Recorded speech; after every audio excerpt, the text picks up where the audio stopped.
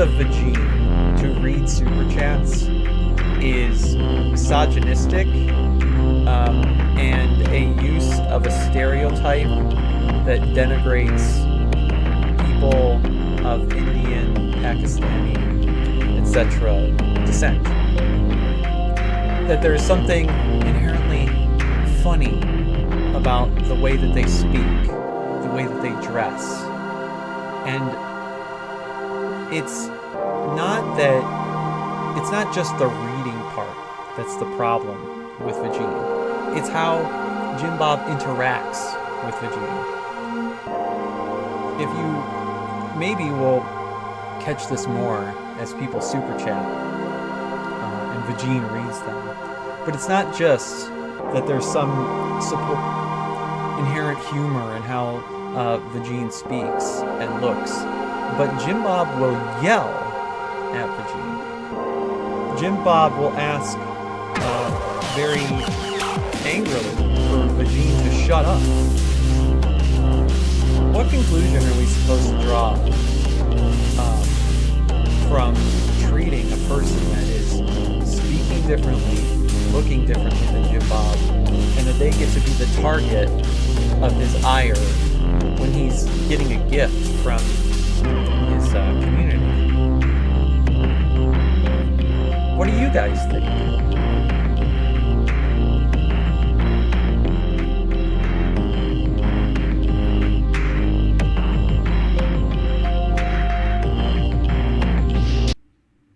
Yeah. What do you guys think? Make sure you make it known what you guys think, okay? We want to know. Nitty needs to know. Everyone needs to know. Shout out Vegene. Shout out Vegene. How you doing, Vegene? Vegene, you doing okay? Yeah, pay for my therapy. Yeah. As you may have seen on the title, the stream has no purpose. But even though it's completely a purposeless stream, we're gonna learn more about the body, because the further you look into the human body, just the human body, not even all the other animals,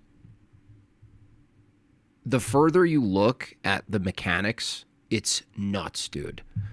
I went into a deep dive of the vestibular system. Have you guys done that before? Have you guys done that? Oh, man. The vestibular system is nuts. So when you think about a human and how we maintain our balance equilibrium, you go, well, yeah, you just do it. We're walking around, duh. It's not a problem. We do it, obviously, so that's something. But once you look into what's required as a necessity for maintaining balance, equilibrium, turning your head, and you think about that from the evolutionary view, forget random mutation producing a liver for a second. If you guys thought that the specialization of filtering toxins in the body was, a pretty impressive task, being that it was produced randomly, wait until you hear about the vestibular system. Incredible. It's incredible. Now, I feel like some of the opposition is sort of teetering out here. I'm not going to maintain drama just for the sake of it. But, I'll wait for the attacks, or I'll wait for some counter argument, and I'll wait for Nitty to go back to the drawing board, and I'll wait for Colossus to generate a new video, or whatever. I'll keep debating. Supposed to have a debate with this Ron Garrett professor coming up on Modern Day Debate. And he's even taken a soft approach. Kalshi doesn't have prediction markets for Jim Bob appearances in cut-off flannel shirts, so this will have to do with put me on the funeral pyre, baby. Yeah. Y'all with your funeral.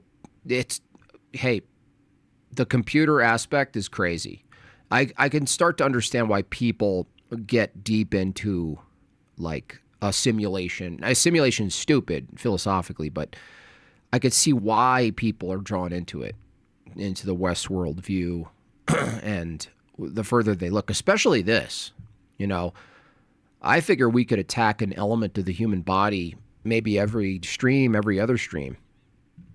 Not as like the main course meal, but like it's worth looking into, because once you describe these things, not only the position becomes absurd to say that all of these systems were produced incidentally, as Nitty would say, that there's no real purpose to them, just like this stream, but that there was a previous version of them, these systems, that maintained their specialization for certain animals and their shapes and their sizes and how they're built. And then those systems maintained their function even in a changing body plan. What's with all this talk about paupers? I don't know, Vagine. I don't know. All right. So let's just look at it for a second. It's pretty wild. So I started looking at that system, the balance system, postural equilibrium and stability. It requires a precise integration of sensory information from multiple systems. Okay, think about this. Just that sentence.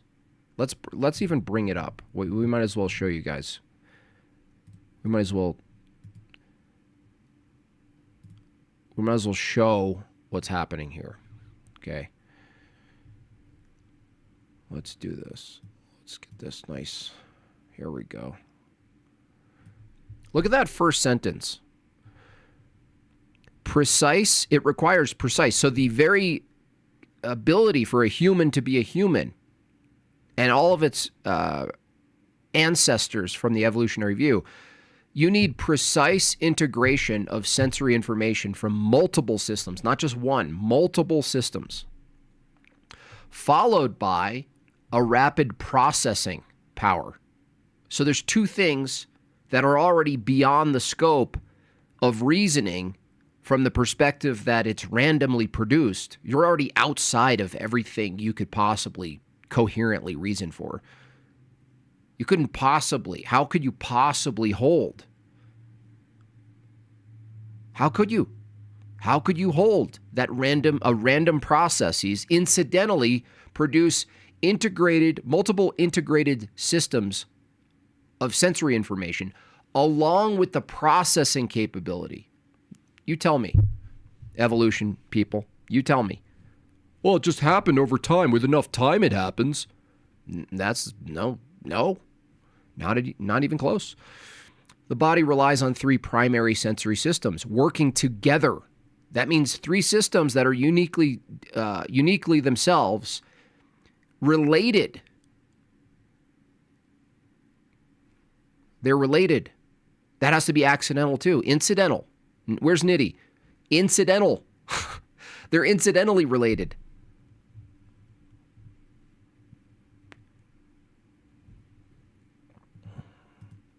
It needs God. No, nobody's arguing need God.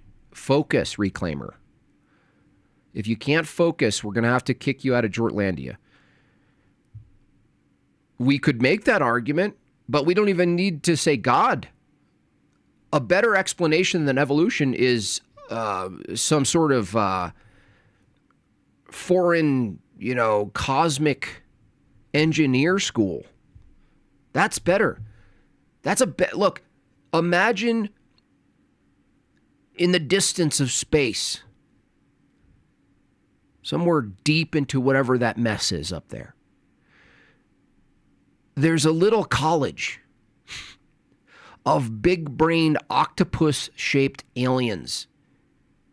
and they were the architects of everything you see living on Earth. That's a better explanation than evolution.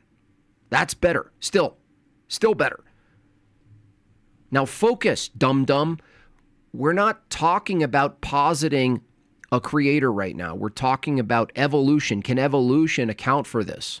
Focus, dum-dum.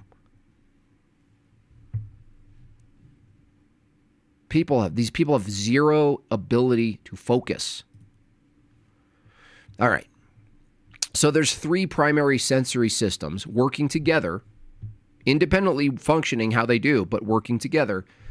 They detect position, motion, and orientation in space, then coordinate adjustments. The 3 integrated systems that are distinct, they coordinate adjustments. This means refined. That means revision.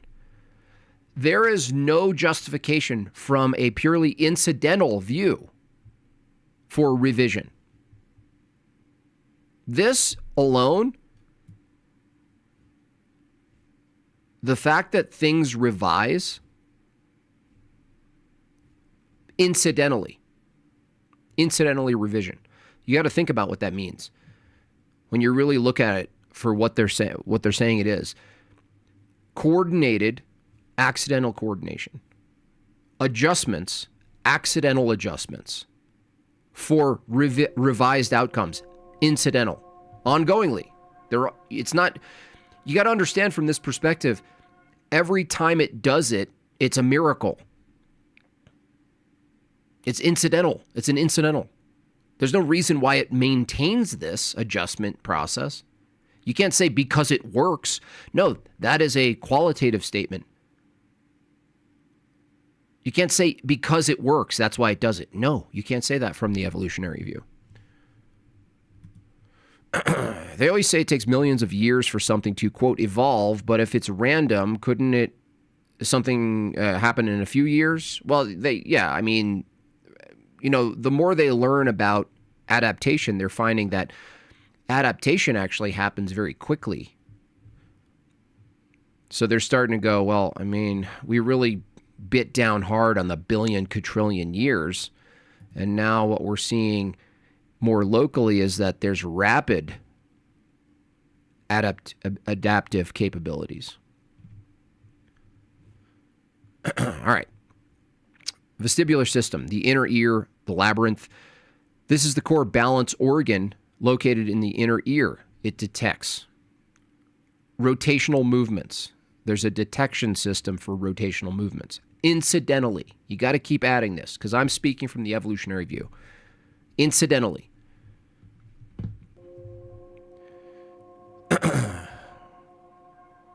Without the functioning vestibular system, balance becomes severely impaired. But if the vestibular system was developed through random mutation, an impaired balance system existed before the balance system. So what you have to argue is before the vestibular system accidentally, through random mutation, built a coordinated multi-sensory system apparatus, before that, it was an organism without this. Just drunk, apparently drunk, a drunk population. Even though, think about balance being a precondition for all other things that you do. Hunting, eating, having some sort of meaningful interaction with the external world, identifying things, predators, prey, altitude. These are required, and yet they have to hold that they were developed through a random process. They have to hold that. They have to say that. Linear acceleration and gravity tilt. So even tilt, right? Like a big gimbal, like a big, what do you call those things? What's the Segway built on? Visual system. So there's another aspect of this. Obviously, the visual system provides critical information about the environment. And here's where the Evotard really fails. They go, well, no, Jim Bob, there are plenty of animals that have rudimentary skin cells that are sensitive to light. Yeah, that's a sense. That's one sense. You can say, okay, there's a reaction to light that certain skin cells have, and some skin cells don't have it. And therefore, the most basic form of a, quote, eye is a skin patch that reacts in some way sensitive to light. No, that's not what we're talking about. We're talking about the processing of the sense. The processing capability of the sense itself. Not just the reaction to the skin, the processing of that reaction.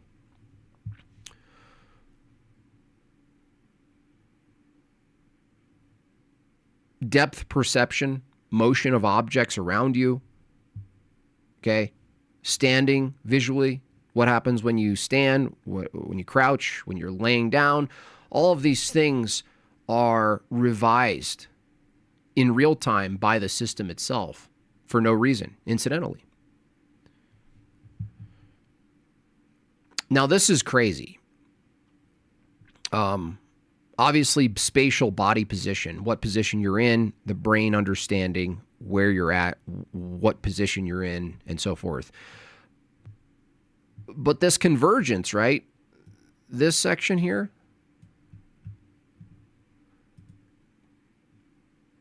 they all converge, but incidentally. You got to keep putting in incidentally. All of these things developed and they incidentally process. It's just an accident that they are so good at working together and revising the perception of reality for the body and correcting, revising, correcting, interpreting. Now, there's some part of this that's so wild. I think this is already completely outside of the bounds of the evolutionary explanation already. These are like highly workable integrated systems with sensory processors. Incidental, okay? Keep using that word, incidental. The vestibular system, some of the components that I was looking at, aside from these semicircular canals that detect rotational head movement, this part's wild when you look into this. Each of these canals are filled with fluid called endolymph. Now it's like this.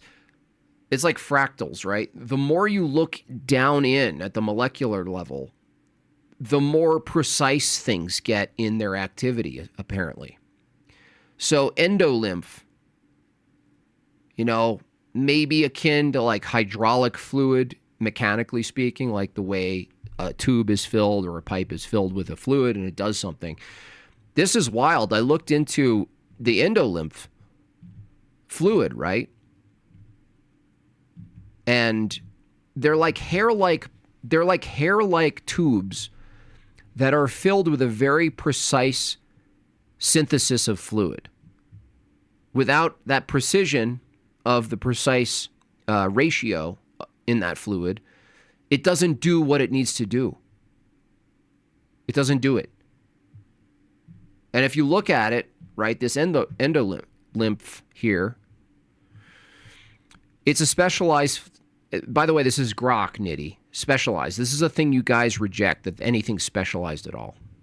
It's a specialized fluid that fills the membranes, the labyrinth system, of the inner ear, including structures of the vestibular system that's responsible for balance, and the cochlea, cochlear implants. The things that, the system that's responsible for not only taking in sound, but then converting it to a path to the brain where it could be understood. Now look at this. It's a very specific type of fluid too. It's not just like, oh, it's just another bodily fluid, just another bodily fluid. The endolymph has a unique ionic makeup compared to most body fluids. It's high in potassium. It's low in sodium. And it contains small amounts of other ions like calcium and magnesium. In addition to that, some proteins. But the thing is, the high potassium concentration is what allows for positive electrical potential. So the ability to detect to a high degree what it needs to is a part of it. That's like an antenna system. That's not even the interpretive system. That's just the antenna system. And it's very crucial. Without this crucial fluid in operation with the sensory hair cells, there is no balance. There is none of this. And from the evolutionary view, you must hold that this is incidental. Incidental.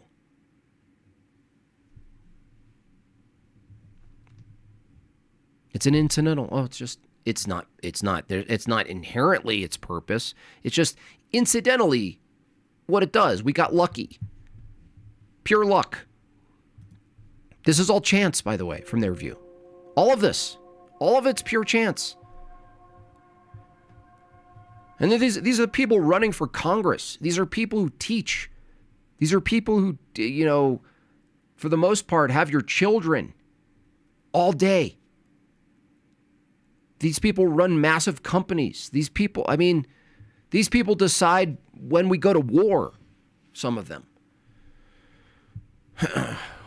Oops, sorry guys, my body chemistry just accidentally dropped itself here on YouTube, but this situation is just like oopsie poopsie. The DNA plan for the inner ear needs to exist before creation. Oopsie poopsie. All right. So this part is crucial here. It's a very specific concoction that does a thing that's crucial for the function itself of the hair cells. And how does it work? Once you get into the operations, forget about what it needs to be in order for it to operate. That's one step. What the components need to be composed of, incidentally, to then make it even possible for this stuff to happen. So this is a precondition. We're only talking precondition. Now, then you get into operations, also incidental. There's no purpose of arguing on Reclaimer's view here. He's arguing with you. Yeah, you don't need to listen to Reclaimer anymore. He already forfeited his ability to reason and think. So, Reclaimer's already cooked. He's more of a like fodder. If you guys get bored, it's like, it's just like, it's like at the carnival where you pick up the hammer and hit the bell and you can do it. And you're like, maybe I'll get a corn dog first. That's Reclaimer. All right. So let's get into the operations, because first is the set of preconditions, the things that need to be the case as they are, what they are versus what they do. From our view, what things are and what they do are inextricably tied. Purpose, function, nature. What something is, what it does, tied together. From the evolutionary view, what something is changes, but its function also changes. And you have to hold with something as precise as the vestibular system, you have to hold that this developed from not itself, from a previous system that wasn't this. And then it developed incidentally into more highly complex and irreducibly complex. In the semicircular canals, which detect rotational angular head movements, incidentally detect them, the three canals, there's horizontal, anterior, and posterior, are filled with endolymph and form closed loops. There's a loop system of fluid that's constantly detecting. It's like a gyroscope. It's like a biological gyroscope that's accidental, according to Nitti. accidental.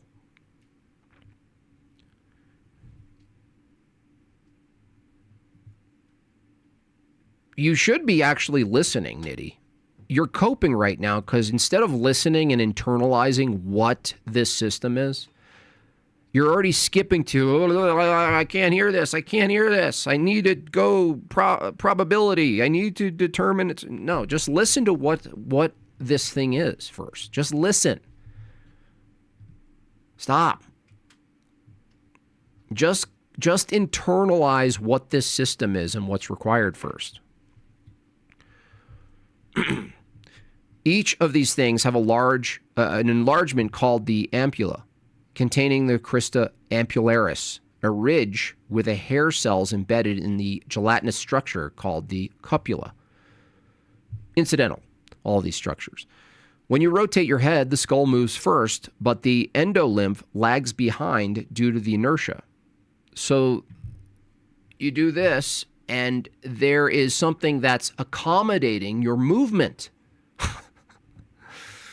which chronologically, if you really think about it, chronologically, you're in another position, from the evolutionary view. Was the animal, in this case the human or its predecessors, whoever the first one was, patient zero, did they need the fluid before they made head movements, or did they make head movements and accidentally develop the fluid systems, accidentally, a superhighway system of 3 cities that have a perpetual relational loop? Does that develop afterward, incidentally? Because the head needs to move, but the head moving is tied to the body's processing ability of the movement itself. Don't animals need to be alive and mobile in some meaningful way in the environment? No, it's just incidental. This relative movement of endolymph pushes against the cupula, deflecting, bending it, right? And the tiny hair projections are affected. Incidental hair they don't exist for a purpose. They accidentally exist in a very crucial, necessary system for the animal to exist, to navigate. To even navigate, they need this. Bending in one direction depolarizes the hair cells, increasing firing rate, while the opposite direction hyperpolarizes them, decreasing it. So there's a seesaw effect that has to be maintained. The high potassium in the fluid allows potassium ions to flow into the hair cells when the channels open, generating the electrical signal. So these are electrical signals by biology. Signals. That means communication. That means it's determined to go in, input, so that there's an output. There's a meaningful reaction to it. Signals. He has to say they're incidental. They're incidental signals. They just happen to work crucially for the animal to walk around and move its head. Incidentally. No, it's just an accidental decreasing fire. I mean, it's crazy. I mean, even though the level of potassium that's inside these channels, these little hairs, the endolymph is accidentally perfect. It's accidentally perfect for the operating system of sending signals, creating signals, electrical currents. That means something.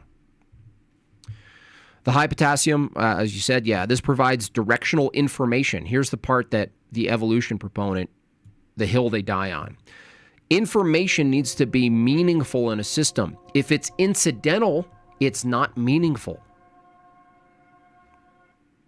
There's no use to it. There's no purpose to it. There's no reason why one set of information would be universally mean the same thing in this system. This is where nominalism gets you really screwed. Not that it's already not crazy, but this is where you really lose it. from a nominalist position. Because directional information itself needs to be a universal, biologically speaking. This. Directional information needs to maintain its identity in this system. The directional information produced by the signal that says this way, that way, tilt, gimbal, move, up, down, altitude, whatever it is. These things need to maintain universally in the animals that have it. That means the information itself needs to be universally static. That means the pattern of electrical signals has to be mapped on to what it means in the system. There's no reason or justification for this from an evolutionary view because it's incidental. So every time something happens in the body where the directional information happens to map on correctly, that's accidental and that's incidental. There's no reason. It can't do it wrong. It just happens to be the case that all of the animals that have this typically are doing it correctly, but every single time they do it, it's correct. But incidentally, because from a nominal position, this is just so you guys aren't lost on the abstract of this. From a nominal position, which means there's only particular events, really. Right? They just happen to map onto other particular events, but it's incidental. From this position, every single signal that's created in this system that says to the animal what it is, where it is, how it is, positionally, spatially, every time that happens, it's a brand new event. It's a brand new event. There's no universal mapping system of what things mean, like a key on a map. That doesn't exist because these things don't have no purpose. They don't have any purpose. It's incidental. Much respect for the education and entertainment on the daily, despite of the lack of purpose. The taxes, yeah, pay your purposeless tax, will you? Let's start another goal. All right. I never hear evolutionary scientists use this word incidental. Well, it's an entailment. It doesn't say anything. It's an entailment. At least Nitty is biting the bullet. It merely means that the process that created all of these functioning apparatuses, it's just incidental that they do the thing. It wasn't purposeful. There's no purpose to them creating these functions. The random mutation process produced the functions. The functions were natural selection catered to the functions. The functions from the evolutionary view reclaimer were incidentally produced. They were accidentally produced. They incidentally worked. That's the view. I've never heard someone use a word. You should be locked up, man. You should be locked up. You shouldn't vote. You shouldn't be able to drive. You shouldn't be able to own a firearm. You shouldn't even be allowed to get married. I would take everything from you. Mudworks, the gut is accidentally the second brain. It has to process, manage, regulate billions of other living creatures harmoniously. It's so perfect, there is an objective right and wrong operation. Yeah. Wild stuff. Wild stuff. Mud. All right. So you have all of this, right? This provides directional information about, this is what's crazy. A physicalist, Nitty, who's going to take a nominalist approach, physical events from their position, there's no aboutness. This is where they fail in their epistemology, in their metaphysics, in their system itself. Their paradigm doesn't justify aboutness. When information is about something, you're cooked. The moment you say this information, biological event, that's purely materialistic, is about head rotation, you're done. There's no justification from the evolutionary view to develop something called aboutness. It doesn't exist. There is no aboutness at all. A simple test Ev cannot answer is why can we make dog breeds from a wolf, but you cannot make a wolf from any dog breed, including its most closest genetic relative. The answer is the same as why Ev doesn't work. Reclaimers, dude, this is an entertainment show. Autistic people, man. You know, autistic people. All right, so here's some of the schemas about this stuff.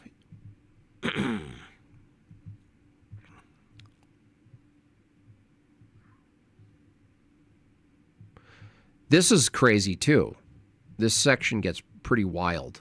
If you look at this section here, thanks, Vagine. Jim Bob, is it true that you joined Breakfast Taco's atheist cult? No. Join a cult? No.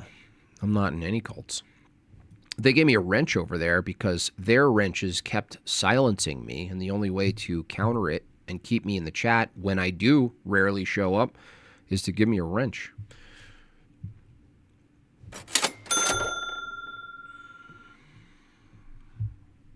Atleen, if you have some time left today, could you please do a convincing AI segment where you convince Grok or ChatGPT that evolution is fake? Folded hands emoji.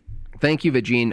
I've done that actually for most of the time I've engaged with ChatGPT. They start off by laughing at evolution. Apparently, I didn't even train it to. I don't know what's going on with the AI systems, but they're they're laughing at evolution too. Okay, so look at this part. This is another interesting accidental feature of nature. When you look at the system and the required vestibular system for balance, orientation, spatial awareness, right? There are these maculae covered by gelatinous layer topped with calcium carbonate crystals. Like you have like a crystal system inside of your spatial awareness system. And then you have the endolymph fluid that surrounds that. Layers of function, dedicated tasks that accidentally maintain their systemic roles in the processes.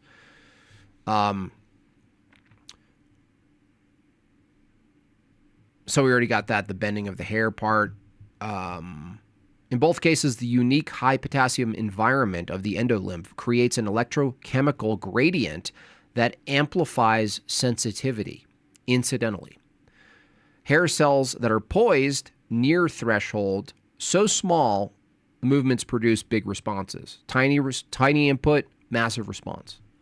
The conversion or the interpretation of the data goes from super sensitive, but catalyzing a response that's massive, a movement correction, a massive movement correction. So this is key because not only is revision a key argument against physicalism, in fact, it's a really good epistemic angle to attacking physicalism because revision in the sense of correcting one's views toward truth, that directionality, the ability for that directionality is not justified and can't be justified by physicalism itself because there's no teleology, there's no purpose in physicalism, and there's no aboutness of pure matter. And this is an angle here. You can take the same angled attack and take revision to the mechanical level. There's no reason for a system to revise itself. Now, from an engineering perspective, there is. Revision is built into the engineering. That means that if the engineer has the concept of things going awry, going south, they can put in a corrective element. So all of our body, our entire body, is simultaneously in its functional state, and part of its functional state is its corrective state, that it corrects. But from the evolutionary view, as I've developed pretty exhaustively now with these people, there's no incorrect pattern. There's no such thing as correcting. It doesn't exist from the evolutionary view because there's no purpose. You can't have a corrective thing. You can't say something needs to be corrected if the thing you're pointing to that needs to be corrected doesn't have a purpose in what it does. There's nothing you can point to in the world that has a proper function that you can correct. Like there's nothing in the world you can point to that you can say it's incorrectly doing a thing, you're incorrectly using it or whatever, without it having some type of intended purpose. It's impossible. And this is also a defeater against their epistemology, because of course, if you hold an evolutionary view and you think your mind, your brain, I shouldn't say mind, your brain is just doing a thing incidentally and includes what you think is thinking, you can't say there's incorrect thinking. Now, people were getting hung up on the word proper, but use incorrect. Can anything in biology act incorrectly, behave incorrectly? No.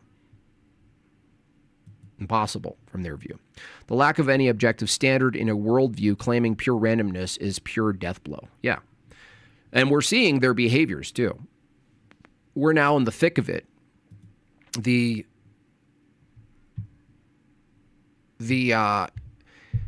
consequences of this nihilistic, materialistic view is very much in front of us all day. No meaning, no purpose, no standards, no decency, no tradition, no values, no origin story, no telos, no God, no truth, nothing. There's just nothing.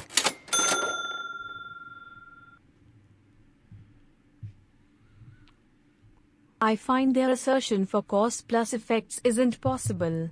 These are not physical but an extrapolation based off interpretation and judgments of one state to another. Right. Any claim made of X being in a select state asserts stability within the ever-changing flux. I understand using the term incidental/accidental, but those still grant causes plus effects. I ask them how they justify how they know any act occurs, when any observation is itself an interpretation and judgment. Chase Yes. Crosp. Yes, Chase. And that's one of Mello's arguments, if you've seen some of his arguments, is that you're right. If you hold to flux, there's nothing invariant. And if you grant, and if there was something invariant, like a law, that would require an interpretive system that allowed for correct and incorrect interpretation. How dare that white knight Neddy try to save me? I'm quite happy dealing with all your poop and being put in my patriarchal place. That's right. The Cine one. Yeah, have you ever thought about that, Nitty? Have you ever thought about the fact that maybe there's a bunch of women who like to be inside of a hierarchical system?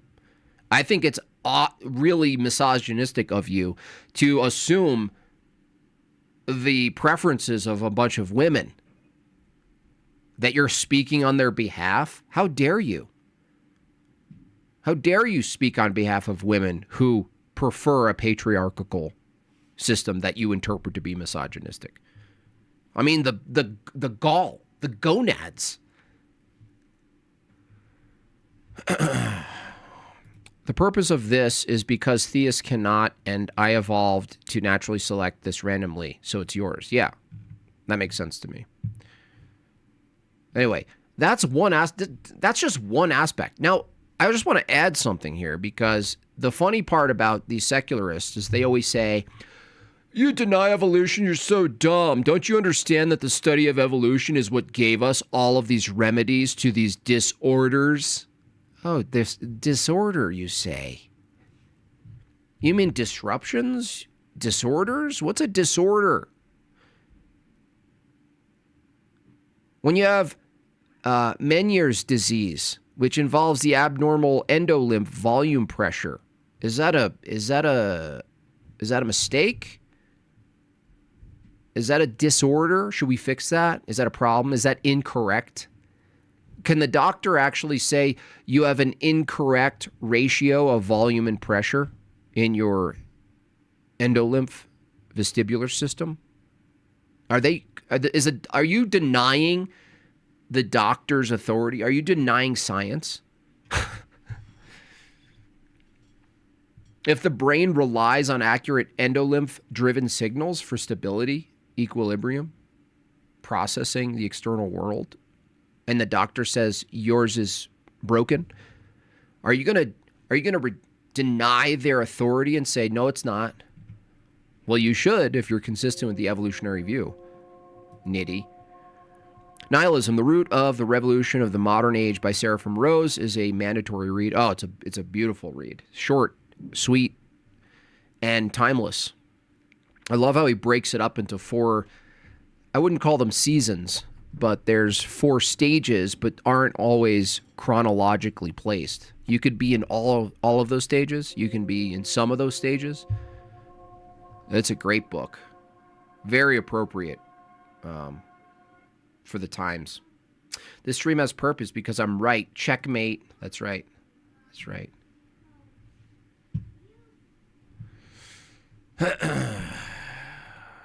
Reclaimer. We don't expect you to know anything, Reclaimer. We don't treat you like you're an ordinary human anymore. Are you still made in God's image? Probably. But based on your performance, we know that we're more so looking at you like, like a handicapped person. You're just a handicapped person to us. And we care for you. Now it's more sympathy. We know now that you're incapable of even being our enemy. You're actually mentally incapable of being our enemy. So you're no longer on the map. You're just kind of like in the room. Ask ChatGPT about the evolution of this. Yeah, we should do that right now. How did the vestibular system evolve from a state of not existing into a state of existing?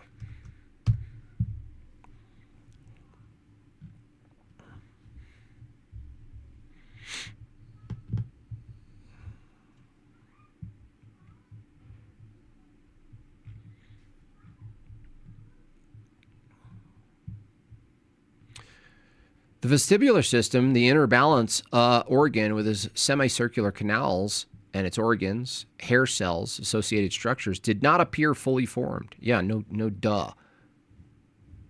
Let me guess. It's going to grant a protosystem. Every time. It goes to ancestral roots. It happened already. Every time. Watch. I don't even need to read ChatGPT anymore, but watch. Jim Bob, from your perspective, how is there anything that is empirical or physical if all perception is through the lens of immaterial categories? That's not a dilemma. How is anything empirical? Well, you can have empiricism. You can have correspondence and coherency. I don't separate the two into either or. There is, from our view, God created everything, visible and invisible. So there's the invisible reality, which is conceptual, and there's the visible reality, which is empirical. And you can't access the empirical without assuming the immaterial, but it doesn't follow that the empirical is the immaterial. There is material. Just because you use, that's like saying if I speak and sound comes out of my mouth and perturbates air and hits the vestibular system and the ear or whatever, how could I believe that words exist Or how could I believe actually it would be reverse. The question that you had is reversed. How could you say that an apple exists if it requires a categorization for an apple? Well, from our view, we're given our bodies and minds and souls, and our bodies can operate in the world physically. We can physically move things. In fact, from a Christian perspective, we actually participate in the sacraments through matter itself. So this question is a good one, but it's a worldview question about metaphysics. And you have to have a metaphysics system to justify the relationship between empirical and immaterial, physical and non-physical. And there's no other system that can do it but Orthodox Christianity. I was about to ask if you think the root of evolution is nihilistic. Yes, until I heard you say it. Pretty wild that there's people that are so passionate about teaching things that ultimately have no purpose. Yeah, they have like events. They raise money. People fly on airplanes to argue that their existence has no purpose, that debating has no purpose. It's like a big joke. All right, let's get back into it. Gravity and acceleration sensing predates vertebrates by hundreds of millions of years. That's a cool claim. Simple gravity detectors, staticists, appear in these things, jellyfish. Right. So what do you say? You just grant yourself a previous system that does the thing in question. That's all you need to do every time in evolution. That's all they do anyway. That's what Forrest does. That's what any of these guys that I'm debating, all they do. That's what Dave did. How do you get this from not this? Well, you start with this. No. How do you get this from not this? Well, you start with this every time. Emergent, they say. They say emergent. That's not a biological term. That's a philosophical term, emergence. It's just emergence. The vestibular apparatus originated in the earliest vertebrates. They just say it does. They just grant that it exists. So I go, how do you get this from not this? They say this every single time. They don't answer the ever. Well, you start with it, duh. Oh, that's a really good question, Jim Bob. Have you watched Forrest Valkai? Hey, that's a great question. How did you get this from the evolutionary view of not having it? Obviously, it's a system that needs to develop from the evolutionary view, from not itself. That's a great question, Jim Bob. Have you ever considered it already existed eternally? What? Okay. Well, it just existed. Cool. What a justification.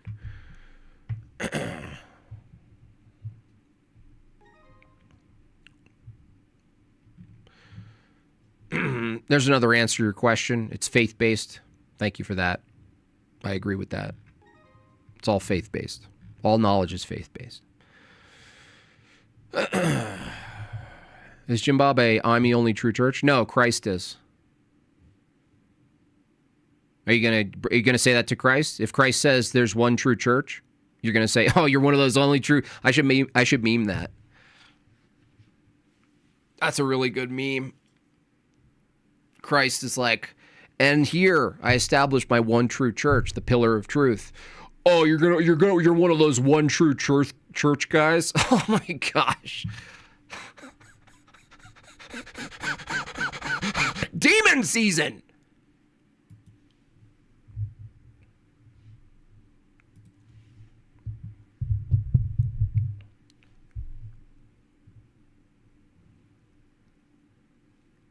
It's demon season.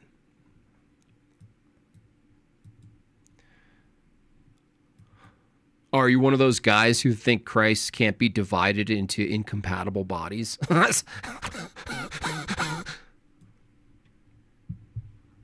What are you, one of those guys who thinks that Christ's body is whole and complete and impenetrable by Satan? It's like, gosh, you're such a bigoted dummy.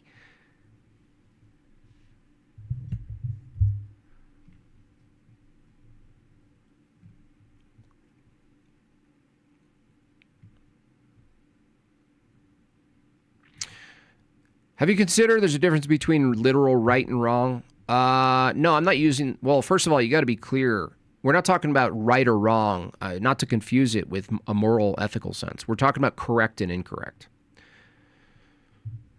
And no, there's no non-philosophical right or wrong or correct or incorrect.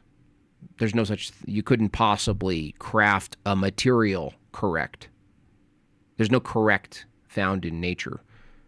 Like you can't find the thing correctness. You have to look at the system and say, is there a correct way it behaves and doesn't behave? Is there a correct way? Is Jim Bob paying these dummies to come say crazy things so he can have content? No, believe it or not. No. I asked Jay about this. When using science, you would have to first assume nature itself is a natural prior to science starting point. Yes. Regularity of nature, yeah. Yeah, that nature, well, first of all, nature, as Jay points out, may be synonymous from some views as reality, nature, the external world. Maybe nature would be more like local sense, like, in the colloquial sense, nature, I'm in nature. That's, first of all, a metaphysical claim. Nature, reality. These are a metaphysical category. Nature itself, or reality, has to be composed of a set of particulars, but the relations between the particulars isn't grounded in the particulars themselves. The behaviors of how particulars act relationally is also not grounded in those things. So, yeah,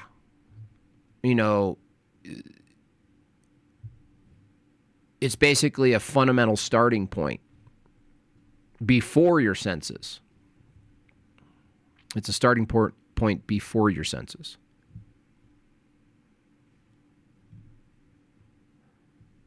I'm a paid actor that pays him back. Thank you. Yeah, I'm glad you got your check this morning. Thank you so much. Jack the Guitar God, I really appreciate you giving it back to me. Okay? Thanks so much.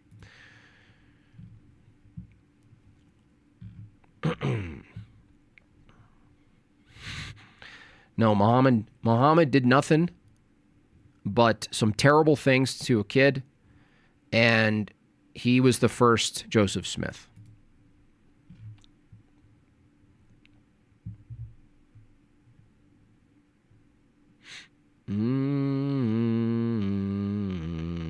Pseudo Risto. I'm sorry if I was a little aggressive with you, but you really gave me a good layup there, a good softball. So no, it's not personal.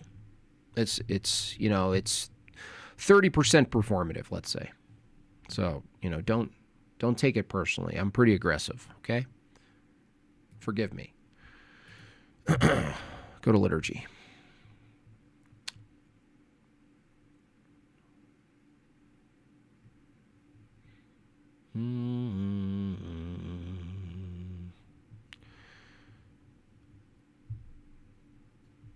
Some atheists will deny what they use. Well, that's consistent, at least. I mean, yeah, that's what nominalism is. That's what naturalism is. You have to deny things that aren't justified or found in nature. And they're like, I don't believe in anything supernatural. And you ask them, what do you mean? Remember that guy yesterday? By supernatural, do you mean non-physical? Surely you believe in something that's non-physical. Certainly. Big old $20 super chat. Through orthodoxy, I learned to have empathy for the Evo materialist in the same way I have compassion for the Down syndrome child. Having an episode in line at the grocery store is a spiritual defect. Yes. Yeah, that's actually, it sounds like rhetorical chain, but you're right. Like, it's not even a mean position once you internalize that. I actually have a hard time being consistent with that view myself, Chain. Because you'll see me beating up a Down syndrome, essentially, metaphorically, figuratively, I'm beating up Down syndrome people with helmets in public. Maybe that's not such a good thing, you know? Does Oneness Unitard ask me what is a person regarding the Trinity? How would you respond? A Oneness Unitard asked me, what is a person? No, who is a person? What is a person is kind of malformed, but the question, you can use it, Acularis, to distinguish between what something is and who someone is. So for the Trinity, what is God? God is what? What person is. Who the person is distinct. So who and what? Personhood is who. God is nature. Nature is what? The nature is what something is. The person is who. So we're all human. What is a person? We're human. We're human. Who we are is not the same, but what we are is the same. Nature, person. Important distinction. Now, when they criticize the Trinity, often they'll be like, well, it's all God. That means it's the same person. You go, are you a human? And they go, yeah. And I go, am I a human? And they go, yeah. And you go, so we're the same person because we're the same nature? No, but with God, in my mind, God is a singular person. And that's what I'm critiquing the Trinity from. It's like, you can't. That's question begging. Also, why didn't you call my mom this week? Because she's not your mom? Are you going to say she's not your mom? Well, based on your reasoning, she is your mom because she's a mom. That's a category.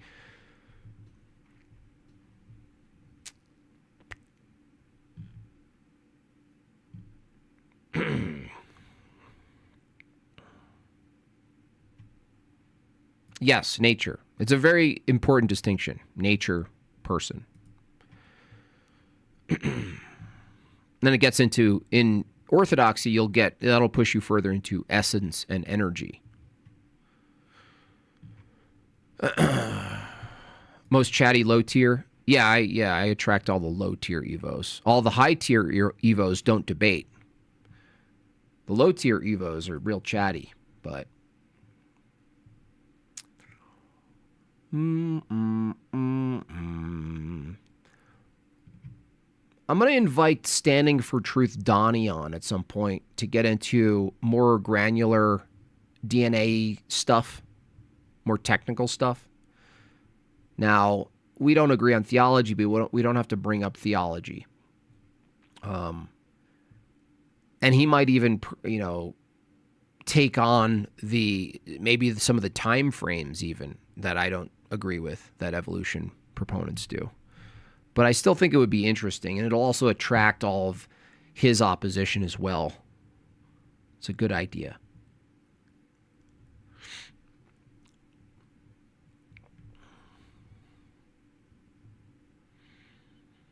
Yeah, we get all the low tier, unfortunately. We get Average Lizard and Reclaimer. It's a rough one. It's a rough one.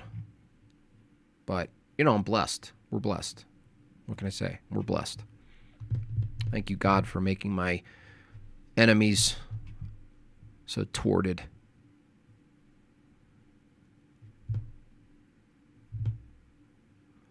So thwarted. Thank you. I don't mind getting beat up. Well, good. These geckos. Yeah, we get the geckos. Whatever. They need a place to go, too. That's fine.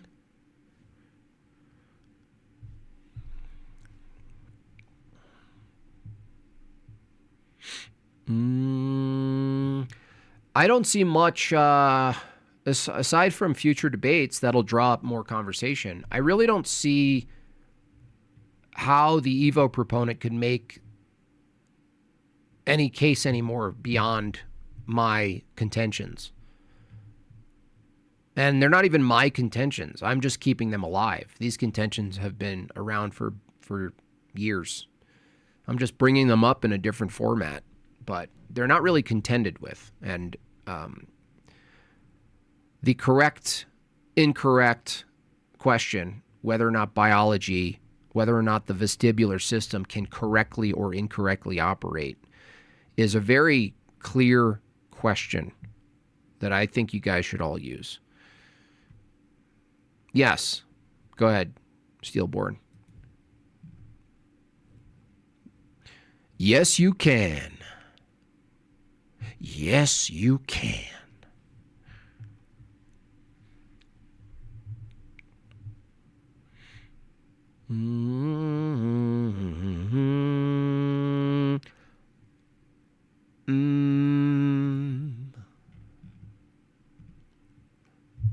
Aaron Ra talking about the Bible. Poor guy.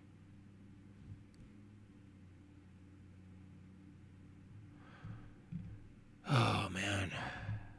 So I'm having a hard time finding opposition, honestly. Maybe it's the season.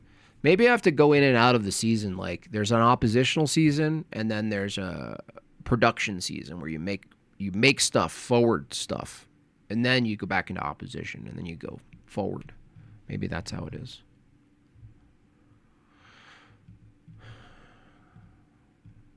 Because I feel like a sniper waiting in the grass, you know what I mean? Just waiting here. Where in the Bible does it tell us about molecular biology? It doesn't. Why? Why would that be? The Bible, Christopher, is a liturgical tool. When we worship God and participate in the sacraments, we're not doing science. It's just a category error. What are you talking about? Where in science does it give you the preconditions for science? That's like me asking that. Where in science does it give the preconditions for science? Where in science are these preconditions justified? Huh? Where in the science text do you get the regularity of nature so that you can do science? Where in the science text can you justify through science the categories that you have? Glory to God, making my enemies so weak. It's stupid, man. You're just a bunch of dum-dums. Just a bunch of helmet-wearing dum-dums. All right, y'all. Come over to my channel on Friday, 6 Eastern Standard, to watch me debate Destiny. Ooh, Destiny. Trump is the greatest threat to free speech in America we've ever seen. Wow. So he's taking that approach? Man, there's so many angles to that debate.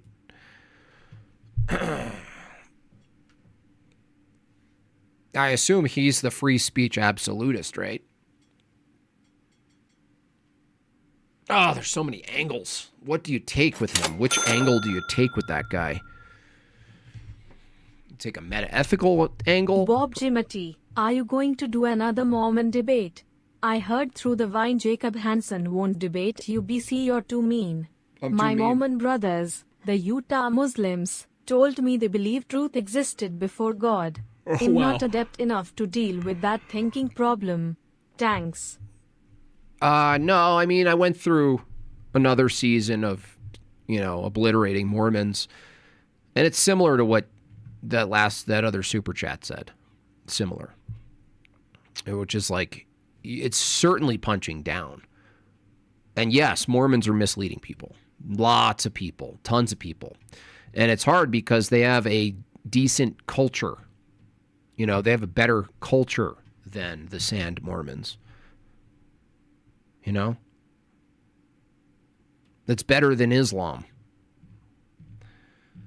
But they can't really defend their ecclesiology or their metaphysics, and I kind of ran out of opponents. So maybe there'll be more. Who knows? Yeah, I saw something recent with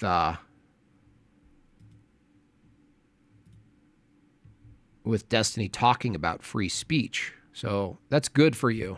That's going to be good for you to be debating him, because it's relevant right now. He's talking about it, free speech or whatever. By the way, did you know that Wick is a Mormon? I rewatched her debate, couldn't stop laughing. Is he, though? Is he actually practicing Mormon? I don't believe anything from that guy's mouth.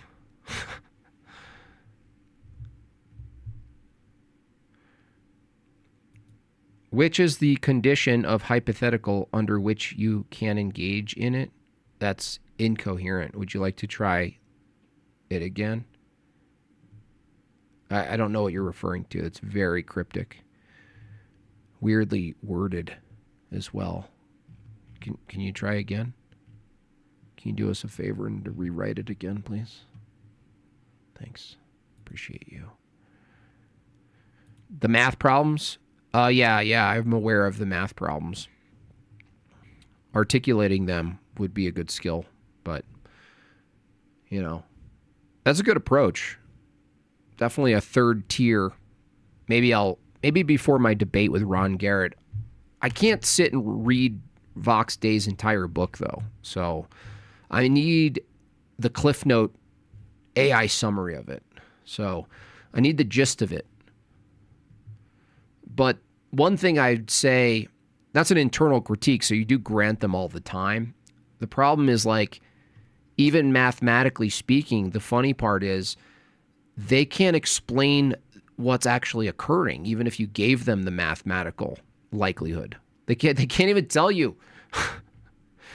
They can't even tell you what's happening. They're just saying it happens. It's something I noticed very early. They just say it happens. It just happens.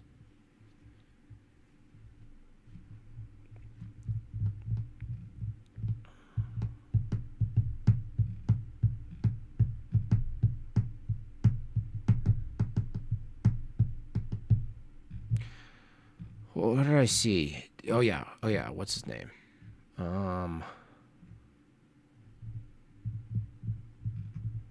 Where is it?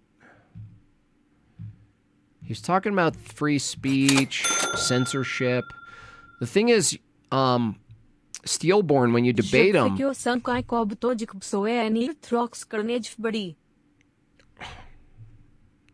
Vagine, just keep quiet, would you? The use of Vagine to read super chats is misogynistic, and a use of a stereotype that denigrates people of Indian, Pakistani, etc. descent. That there is something inherently funny about the way that they speak, the way that they dress. And it's not just the reading part that's the problem with Vagine. It's how Jim Bob interacts with Vagine. If you maybe will catch this more as people super chat and Vagine reads them. But it's not just that there's some inherent humor in how Vagine speaks and looks, but Jim Bob will yell at Vagine. Shut up, Nitty! Jim Bob will Hey, Nitty, I think you talk funny. I think there's something inherently funny about how you look and talk. Am I a misandrist now? Am I racist against whatever nationality you might,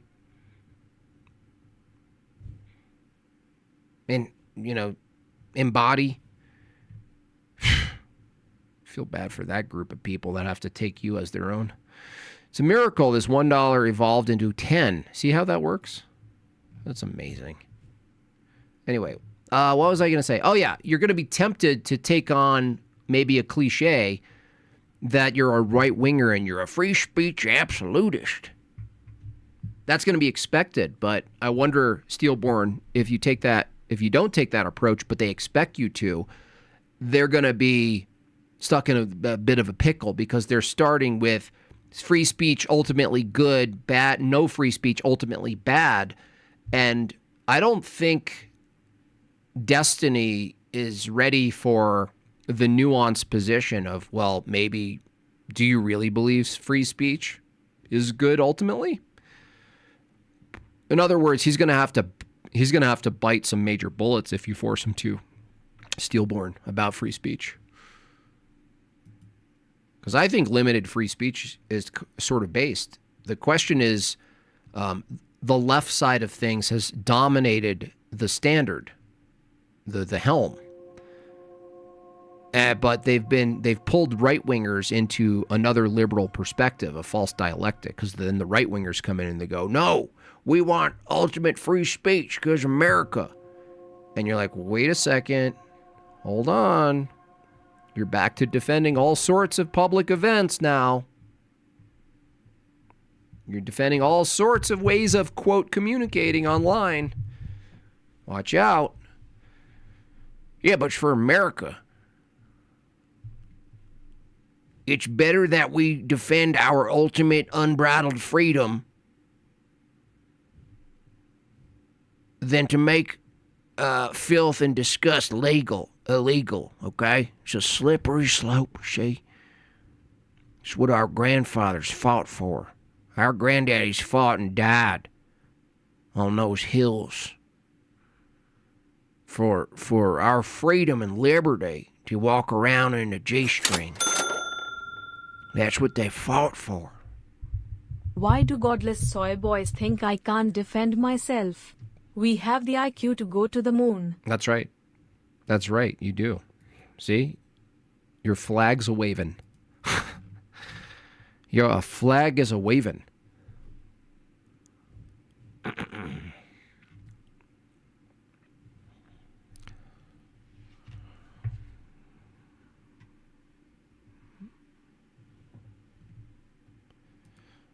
My grandpappy fought for G-Man and the Skittles. Listen, I don't agree with it. I know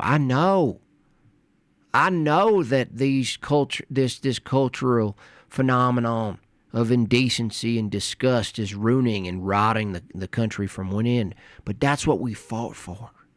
We fought for their right to set in a mold for society, a decay. That's what we fought for. No, I don't agree with it. No, I don't like it in society. But we have to fight for their right. We have to fight for little Susie's right to start OnlyFans when she hits 18. We got to fight for it. That's what a little mean mustache man. That's why we fought. We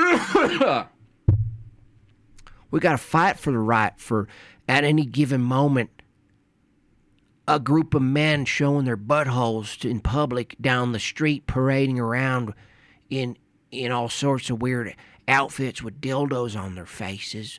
That's what we fought for. That's what your grandpappy fought for. For their right to do that. That's why America, I'm proud to be an American, 'cause at least I know I'm free. We fought for Epstein.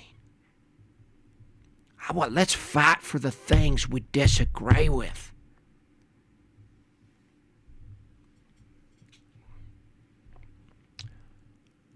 We fought for it. We fought it for it. Shit.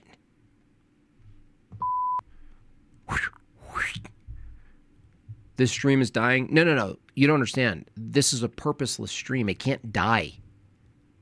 It has no purpose to live or die. It's purposeless. And no, watching your stream is like advocating for self-deletion. You had your little spotlight reclaimer. You took what you took. You got what you got. And you get no more. You know what I mean? You're nobody. Crash Course has a hilarious video called Human Evolution. We didn't evolve from chimps. It's like 12 minutes. Even the first second made me laugh. Sounds amazing. Let's do it. Let's do it.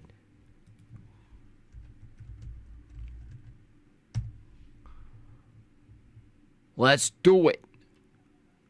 Peer review, scientific, shapeshifters. Wow. Animals and shapeshifters. Amazing. Is that what it is? Wait, where is it? We didn't...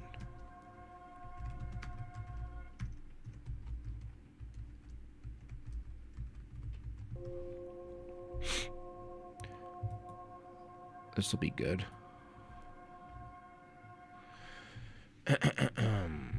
I did that on purpose. Thank you, Planet. Tubor. Proto gift. Thank you for the proto gifts, y'all. It's my right. That's my right. This is my right. Well, my granddaddy was a gunner on a tank out there in Poland. And he fought for, you listen here. He fought for little Timmy to cut his junk off. That's why he died. Look at them pictures. You go visit the graveyard of my dead ancestors who fought these wars, and you tell me they didn't die for nothing. They died for Timmy to become a Tammy. They died for Cindy to become Chris. They died for them young girls, chopping them tots off, sewing them up like a suitcase. Your grandpappy died for them. Ain't no one gonna stop me from making sure that they didn't die in vain. We're gonna make sure that every child, every adult, every man, woman, and they, them, and Caesar has the right and the opportunity to mutilate their genitals. Because that's what Pappy William died for. And I'm not going to sit here another Thanksgiving with you. I don't care if you're blood. I ain't going to sit through it. Your grandma don't make this big old meal just so you can spew all over the table. Defecate on the death and life of your ancestors.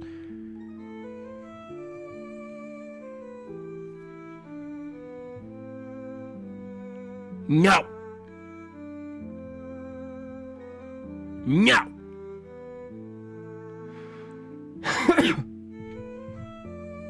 I will not. I will not tolerate it. You get out. Anyway, where was I? What was happening again? What happened? Just lost myself there for a second. I will not tolerate this. It is not. You will not disrespect Aunt Millie.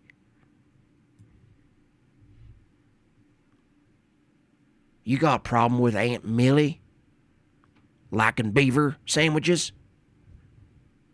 You got a problem with Aunt Millie liking beaver sandwiches? You get out, Daryl. We don't need your kind. Around 300,000 years ago, a brand new species of ape made its debut. Is that a biological term?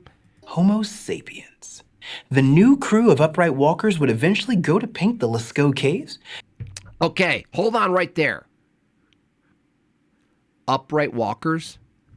Did I just tell you guys about the vestibular system and how the precondition for, quote, walking in this sense would need to be in place? So what is it? What is it? You have an adequate vestibular system for walking, for operating that way? Where does this... How do these things play together? Well, they just do, Jim Bob. Did you get to check Eli and Dan Barker debate yet? God bless. I don't think so. I'll check it out. Thanks, Rich. Build Machu Picchu and invent credit scores. Hey, not everything can be a hit. But before all of that, Homo sapiens, that's us, by the way, we're just the scrappy new kids on the block, joining at least 3 other close ape relatives already walking the earth. We think that they were a lot like us. Some of them learned to control fire and started cooking their food, and later, some of them even buried their dead and made art, just like we eventually did. We might like to think of ourselves as the fire-wielding, tool-making stars of this story called humanity, but for nearly 90% of our species' time on this earth, we've had company. And those long-ago neighbors complicate the idea of what makes a human, well, human. Hi, I'm Dr. Sammy, your friendly neighborhood entomologist.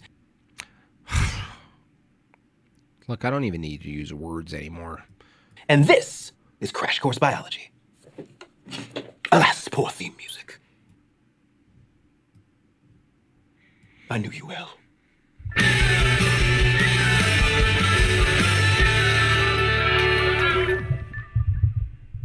Some scientists only use the word human when talking about Homo sapiens, but some scientists use human to refer to other species within the Homo genus as well, including those close relatives that we share the planet with, which leaves us with the burning question, what is a human? Well, for starters, all our closest kin Let me guess, you're not going to be able to answer it. have been extinct for at least the last 40,000 years. So By the way, I was raised by my mom and her two sisters. Daddy wasn't around. It's very clear. today, we humans have more in common with chimpanzees and bonobos than any other living species. We share about 99% of our DNA with them.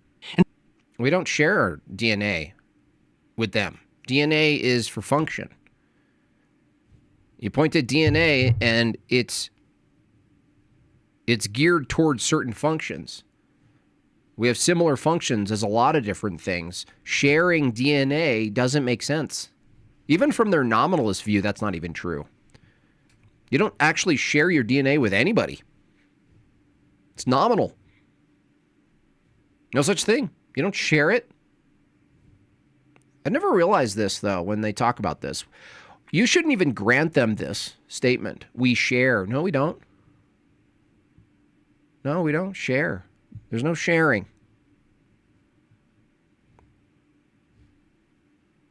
That's like saying like all of our bones are made up of similar like calcium structures and whatnot. And it's like saying we share our bones. We share composition with all these other animals that have bones. We share it. You know, you don't. In fact, chimps are more closely related to us than they are to their gorilla cousins. Humans and chimps are both members of the large primate group, which includes our distant cousins like lemurs and tarsiers, and also some not... Jim Bob's got a lie to deny evolution. Tell me one lie. I bet you can't. You going to accuse people of lying? Watch the irony here. Watch who ends up being the liar here. What's the lie? Roop-a-loop. What's the lie? Reference it, please. Be very clear, sir. Or lady, or ma'am, or they, them. Whatever you are. Freak. I'll just keep that up until you say what the lie is. so quite distant ones like gorillas and orangutans. But humans didn't evolve from chimps, or any other living ape for that matter. Chimps and humans split from a common primate ancestor around 7 million years ago, and we've each been moving along. Jim Bob lied about whether we share DNA with other animals. No. I'm saying that the term share is meaningless. If you take the position that DNA informs behavior, all you're saying is we share different structural similarities and behaviors as other animals. But that would be true even at the rudimentary level of like animals that need air. We share? No. I'm telling you, the term share is very ambiguous purposefully. All it really means is life structures, organisms have similar life structures, including DNA, similar. But that's just a functional. They don't actually share it, because sharing is smuggling. Sharing is smuggling ancestry. So it's actually the opposite. It's actually you lying. We don't share. We don't share it. It's not shared. We don't share the DNA. Our DNA for each organism is our DNA. You don't share it with anybody. Along our own evolutionary branches ever since then, alongside many other branching species, some that survived to today and many that didn't. So yeah, there's no straight line from chimps to humans, but there are a lot of branching ones. And there's still a lot that we don't fully understand about our branch, the hominins. We know of at least 20 other hominin species from fossil and DNA evidence that have lived across the past 7 million years, but we're still working out how those hominins are related to each other and to us. Like, they're all your relatives, but they're not all your ancestors. Sort of like you didn't descend from your grandma's sister, but she's still part of your family. Love you, great auntie. We do. See what I'm saying? Totally raised by her aunts. I have a No good hunch bother. that one of those fellow hominins, Australopithecus afarensis, was basically humanity's grandma. Lil Afarensis lived about 4 Lil Afarensis, that's a rap name. Little Afrolenses. million years ago Little Afrorensis. in Africa. They were only 1 meter tall, with Language? No. Language isn't analogous with DNA. What did I say? Function. Even if I took your analogy, you've just proven my point, not yours. Function. Is language functional? That's what it is. It's two people who are independent using the same function, right? English. You just proved my point. Functional doesn't mean that we come from each other. You use it, right? So DNA serves a function in the body, and there's creatures that are dissimilar that have very similar functions. arms longer than their And it's like, yeah, we don't share. That's what I'm saying, is the ambiguity, the obfuscation, equivocation. That's all these people do. You don't share the language. You use language. It's a tool. You both use a language. If I have my own hammer and you have your own hammer, we don't share the hammer.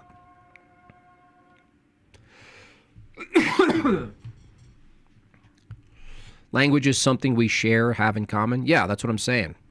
Similar. That's all you're saying. It doesn't follow that you have a common ancestry because you use similar things. Okay?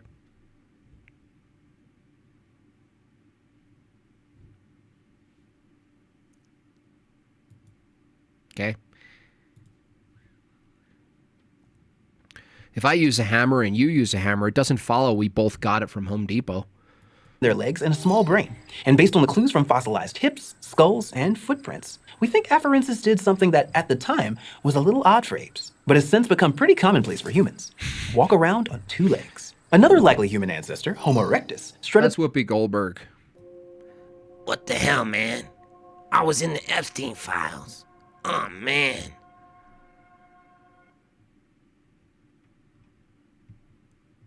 I was in the Epstein files. They associate the social and the biological only when it's convenient. Absolutely. We would share the condition of owning. Yeah, but you keep using the word share ambiguously. All you mean is we both occupy something. Yeah, everything in life has DNA. Okay? their stuff starting around 1.8 million years ago. They had a head about twice the size of Afarensis, with body proportions roughly equivalent to modern humans, great for long-distance walking. In fact, they were the first hominin to make the long trek out of Africa. Dude, it's called using your reasoning. No one's saying hammers evolved. Oh my gosh, dude. Look, dude, this is really simple, easy, loop-a-doop. But we know Rope-a-dope. boys get pregnant and make apes. That's right. No one's saying hammers evolve. We're trying to isolate your reasoning for using the word share and what it means. If by share you means two things have similar components, fine. But don't say they share, and be precise. If you mean share, they just share similar function. There are animals with similar skull shapes that aren't from your view come from each other or don't have a common ancestor. Yet they share a skull shape from your view. There's nothing being concluded about that other than two things are similar. Out of what? Function. Things are similar out of what they do. Now, this is what's so fascinating about the evotards is that things are similar in their function and what they do, in what DNA does, where DNA is, where things are in the body, what things do in the body, and where they are in the body. These are all functions. Even by Forrest Valkai standards, there are markers that tell you when something starts, where it starts, what it does.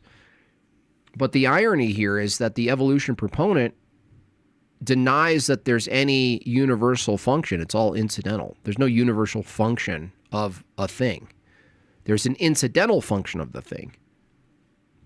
That's the irony, is that they tried, their entire philosophy of common ancestry is drawn out by anatomical phenotypical similarity, which has to be incidental also, and also DNA, which is incidental and nominal.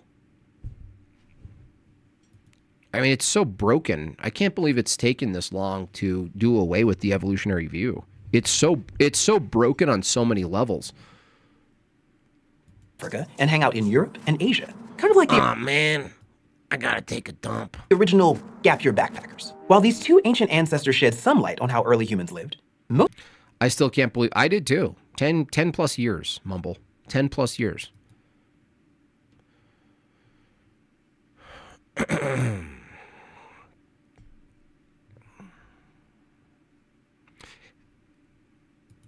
Great, we agree, Sherry. No, Chad put it in quotes. You dishonest gecko. You greasy gecko. I can't even watch this thing, dude. I can't watch this person. I can't watch their mumble rap. It's all so bad.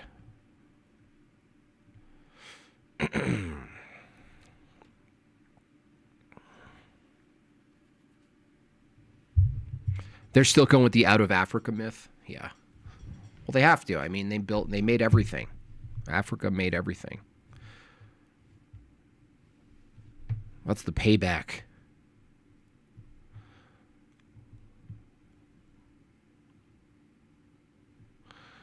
Toilet bowl Earth, is that really you?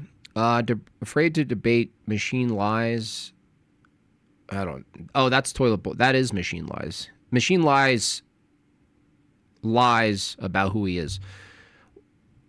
Don't pretend to be other people, you filthy Muslim. Why do you do that? Why do you pretend to be other people? Don't do that, machine lies. And no, machine lies is like so incoherent that a debate is actually not even possible. It's actually not even possible to debate him. So incoherent. It follows from reproduction, inheritance of genes, and mutation of genes that evolution must happen. No, that's not an argument. I can say the same thing. Watch. It follows from reproduction, inheritance of genes, and mutation that evolution doesn't happen. Isn't that interesting how I can do that? And you can't say anything back? Oh, man. You don't deserve food.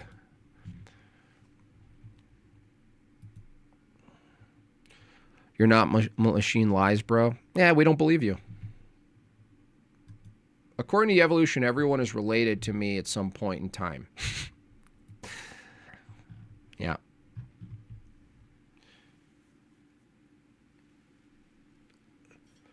Let's focus on microevolution for a time. Does Jim Bob believe in it? How are the differences? Well, the thing is, microevolution, what you call microevolution, usually is referred to as an adaptation, that existing populations that are of existing categories have variation, but also internally have some ability to adapt to their environment. I don't know anyone who denies this, but calling it microevolution is more ambiguity of language in what we're talking about. You got to look at what it is being claimed at the micro level. What are you claiming at the micro level? And then what are you extrapolating out to make that mean about the macro level? Almost every time they're using a line of reason that's fallacious to say what's true of the micro level part must be true of the whole. That is to say, if we see any type of changes inside of a human being or a population of human beings, it follows that what's true of the part, human beings, individuals, must be true of human, the category itself. This is a basic fallacy. It's a composition fallacy. It's not true. Doesn't make any sense. It's not true for anything.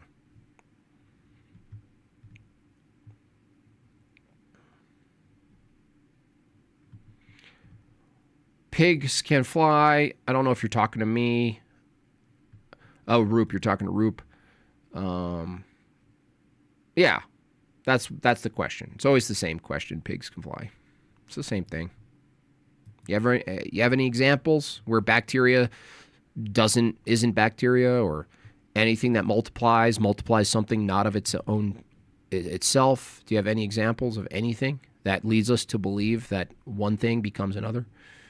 Jim, well, we don't believe you. So it's like, I'm not lying. I just don't believe you. I'm not lying. It's not a lie to say I don't believe you, dude. You don't even know what a lie is. What are you talking about? No one's interested in debating machine lies. It's a mess. It's a mess over there. Bad culture. The whole thing's filthy.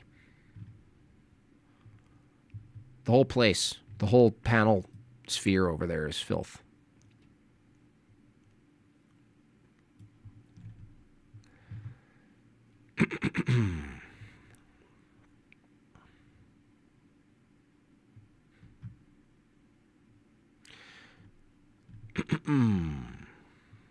Humans building robots? No, a robot's not a species.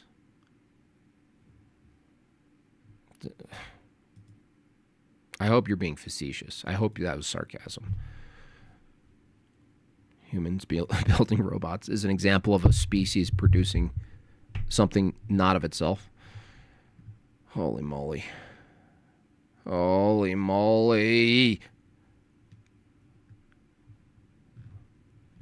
How far can we go back before we can have our proto-selves as pets? Yeah, that's the question I actually asked to Redeem Zoomer when I debated him on the compatibility of evolution and Christianity. He had to bite the bullet and say Adam could have turned his dad into like a shop dog.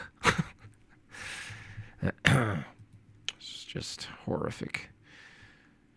Shale rock is 18% carbon. Human body is 18% carbon. We share 99% of the carbon composition as the shale rock. Therefore, we share common ancestor. Exactly. Exactly my point. Thank you for putting it so concisely where I couldn't, Sergius. I'm going to remember that one. Thank you. Thank you so much. Same thing with chromosomes. You look at the chromosome chart, it's all kind of wacky.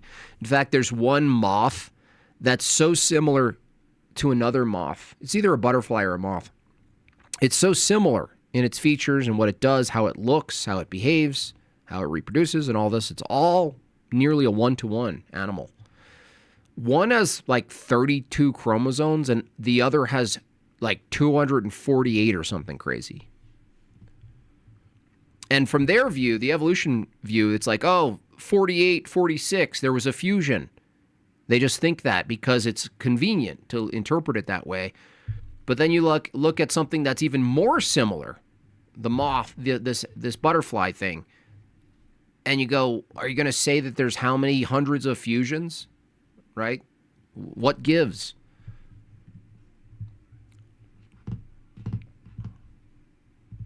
It's not meaningfully different. The RNA producing the first DNA is an example of evolution. Humans producing robots too. No, robots are not biological. You're outside of the category, dude. A microwave is not a biological animal. A calculator is not a biological animal. We're talking about, in biology, through the evolutionary view, there is a meaningful distinction between a tool and a biological byproduct.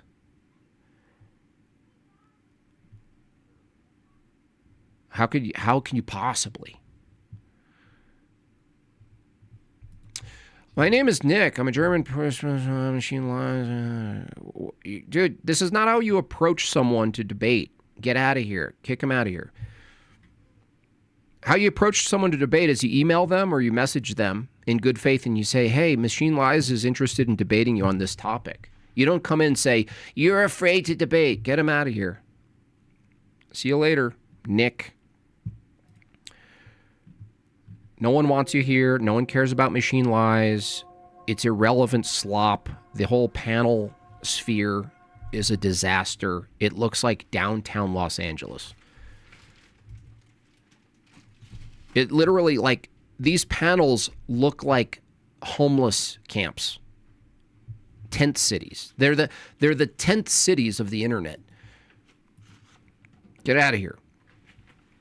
Still waiting for the epistemic justification for how they know evolution to be true using their incidentally evolved brains they blindly trust to be operating nominally according to their view. Yeah, it's a killer.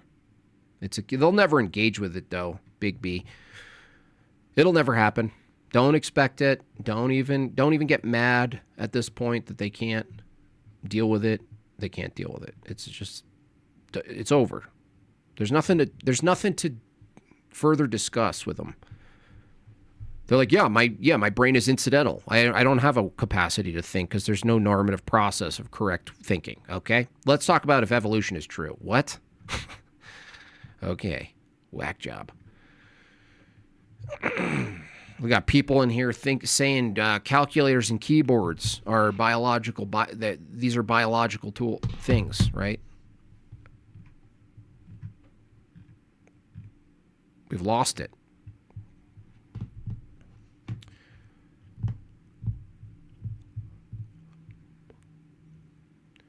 Skid Row, it is. It's Skid Row. My name is Mohammed Yakamakuri Bordelicki. Why no debate machine lies? Yeah. Why? Exactly. Why don't I? Why would I? Why would anyone? Why would anyone?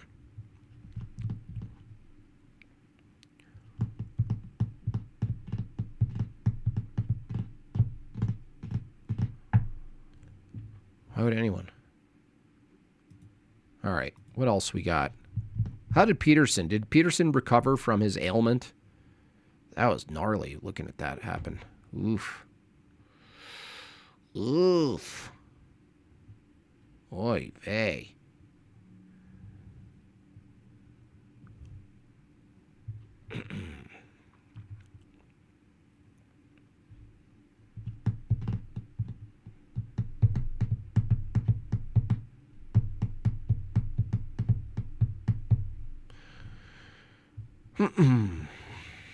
You missed that guy? Yeah, go say hi to him.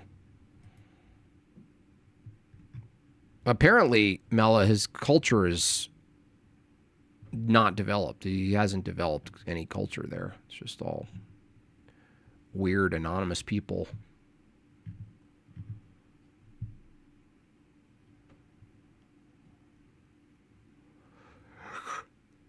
Ooh. Oh, Vagine. Hello, Vagine. I can't wait to own a clanker. Going to put that clanker to good work. They aren't people after all. Lol. Lol. Lol, lol, lol, lol, lol, lol.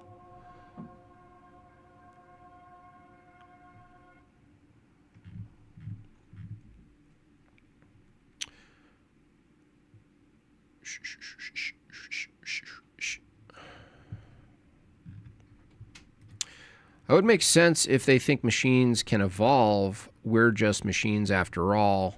Yeah, from their view, maybe from their view, we're just machines. Accidentally developing machines. But still, it still doesn't follow that a machine is biological, categorically. Unless they just deny that biology is a thing that exists. Some people do. I mean, I've heard some people say there's no ultimately any real knowable difference between inanimate matter, inorganic, and animate organic matter. I've heard people take that position.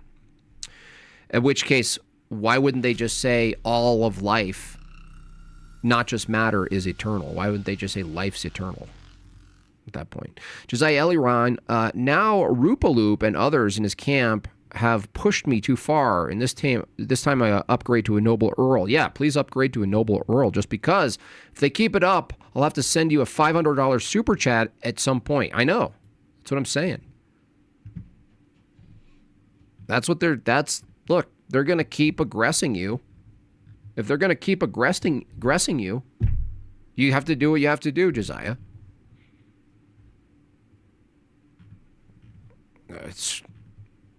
Don't pretend, atheists, that you didn't ask for this.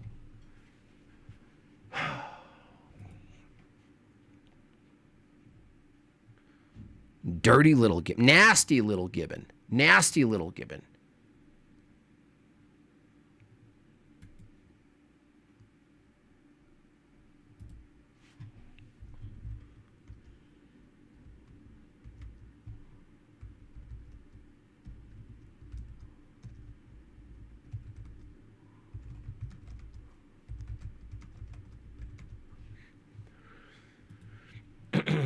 Nasty little gibbon.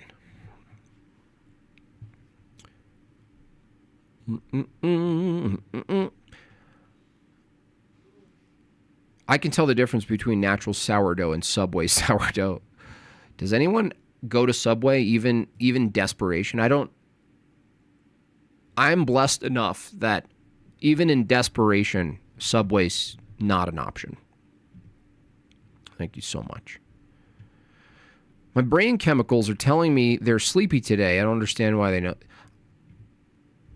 Some of them are in the chat. I mean, remember Answers in Atheism, who I used to call old balls? He's still, trying to defend evolution. He can't defend it. Nobody can defend it.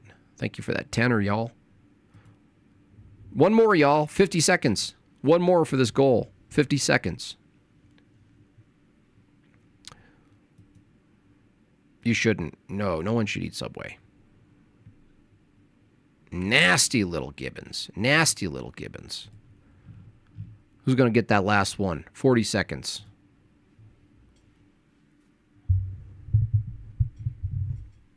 Oh, you bought Subway yesterday? Oof. Jersey Mike is okay. Once you have a Snarfs around you, it's over. It's just done. The whole thing's done. Once there's a Snarfs, it's over. Oh, dude, remember that? Oh my gosh, shout out. He said morality, you can smell morality. That was the best. That was the best. There it is. Thank you so much, y'all. Appreciate you. Thank you.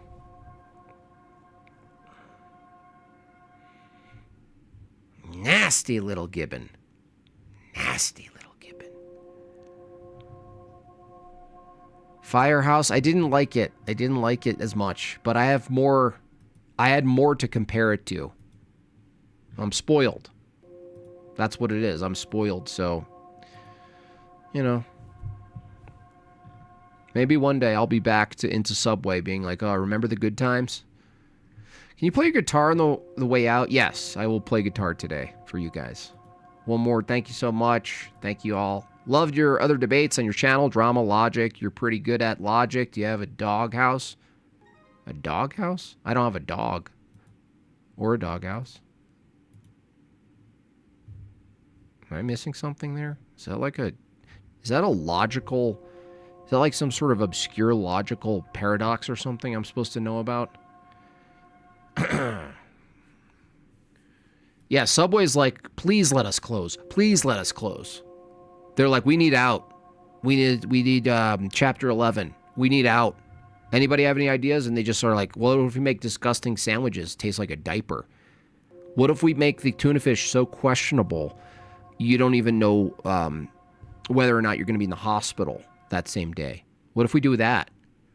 What if we make it smell like old socks in the Subway? What if a teenager is picking their wart and making your sandwich and then sneezes? What if that? What if we do that? What if we do that?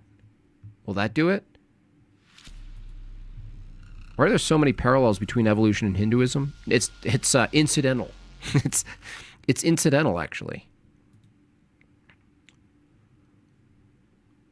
What?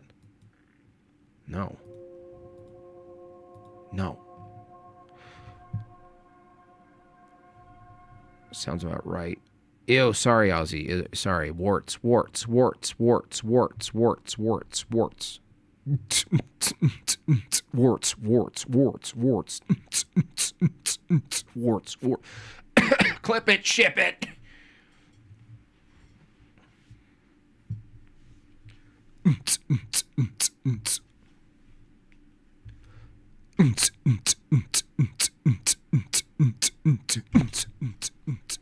Warts.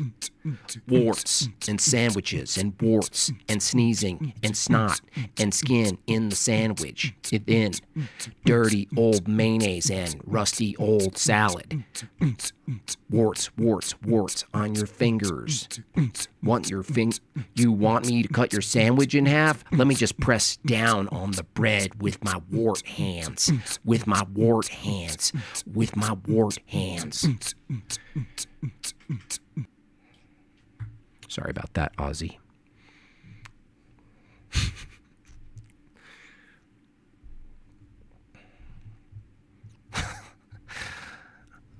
I like warts in my borscht.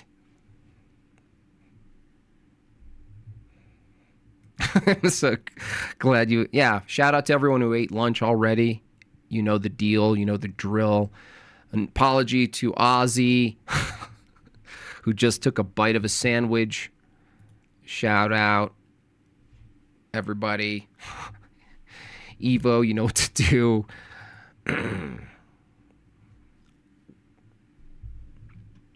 You're not Tony. I know I'm not Tony. But Tony could influence us. Nobody can be Tony, but we can try.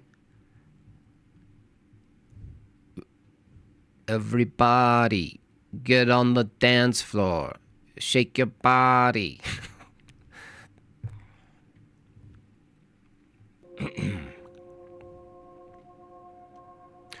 Oh. Sorry, man. I apologize. I just didn't access it in time. Can we see Tony sing again? Oh, totally. Tonally. Absolutely. Oh, absolutely. Are you kidding me?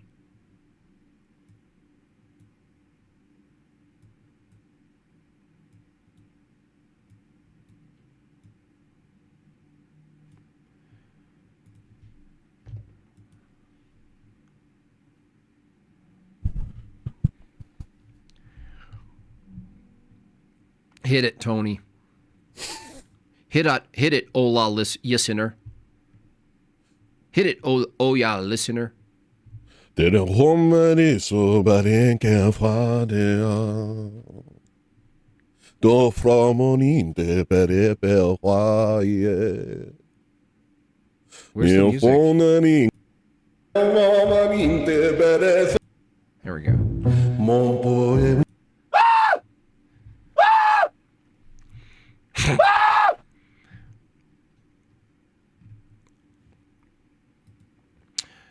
You worked out how to explain what a soul is yet, matey? Or are you still vague, spooky, supernatural? We already established this with you, bucko. I told you, the soul is the being that animates the body. The person. You asking me assumes that you have such a thing as well. That can't be empirically validated. So, like, if I asked you, where's the you, YouTube gloop? Can you give me this weird, vague, spooky, supernatural thing called the you? Can you tell me where that is? It's no different than me saying a soul. You think there's a you. That's spooky, according to naturalism. That's spooky, bro.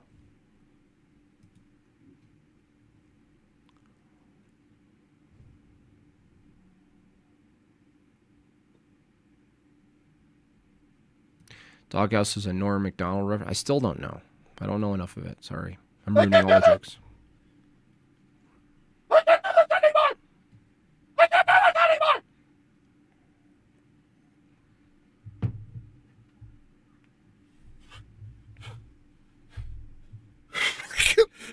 freaking crap? What the freaking crap? Ah! Ah! Ah!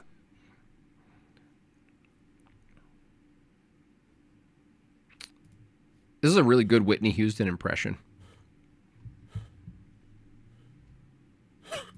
We have a fair understanding of a mechanics of consciousness. That doesn't answer my question. You goblin. You greasy gecko. You pile of bile. You chode. We have a fair understanding of consciousness. Beep boop, beep boop, beep boop. What's the you? What's the you? Consciousness, is that universal or is that nominal?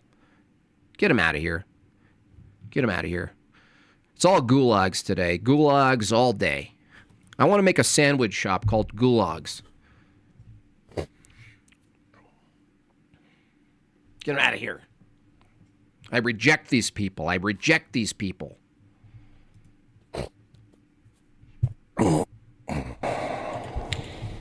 Hit it, Tony.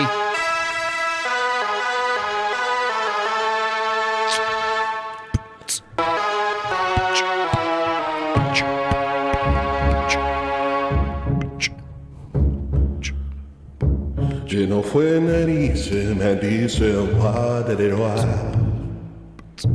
Mon poème vont continuer nos Before that I laugh, it's when playing contre me. What? What's that? What did you say? Mon for narices, body marijuana. De no de ide, mo en puedo. Me for narices, que tu eres tu sueñamiento manifestar en el mundo. I want to try something.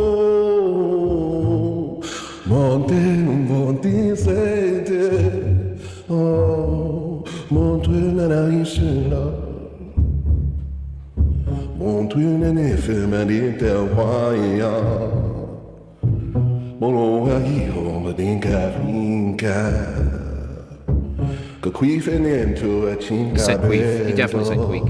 Yeah, he definitely said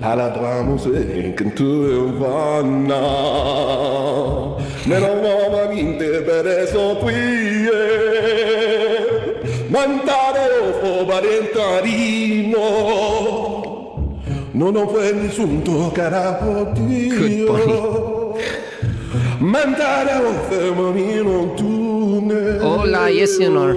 Oh, yeah.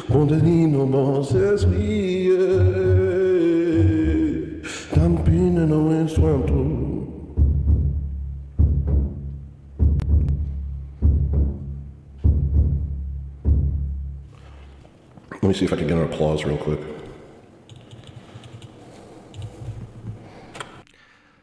I increased the tempo. I was like, well, I have a vision for this. He really is. He's having a great time. It's good. When we see Tony having a good time, we all sigh. It's like relief. It's like our shoulders can go down a little bit. We can sink into our couch a bit until the next door breaks. Until the next car alarm goes off. Until the next glass is thrown. Until the next stream is canceled. Is that Portuguese? Makes me want a sandwich. That's for sure. That's one thing it wants. It makes me hungry. That makes me hungry. Not bella be no mesimino. L'alimentarlo nam nilelo. Las herna manor na picchiaio.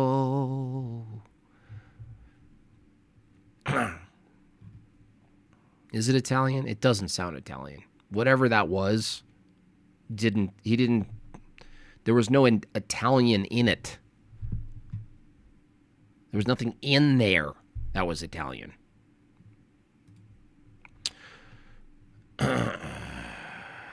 Another InfoWars bot. Why debate? Look, I'll ask. Debate machine lies on what?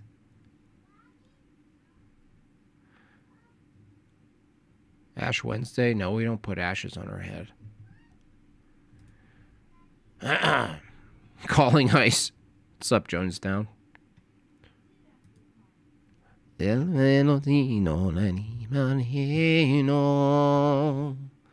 saranno mezzino bat ameranno. Burrito. Burrito. Who did I piss off? I don't know. I don't know how I do it. Honestly. Savage memes. How many we got in the chat? Nice. My voice command works. That's good.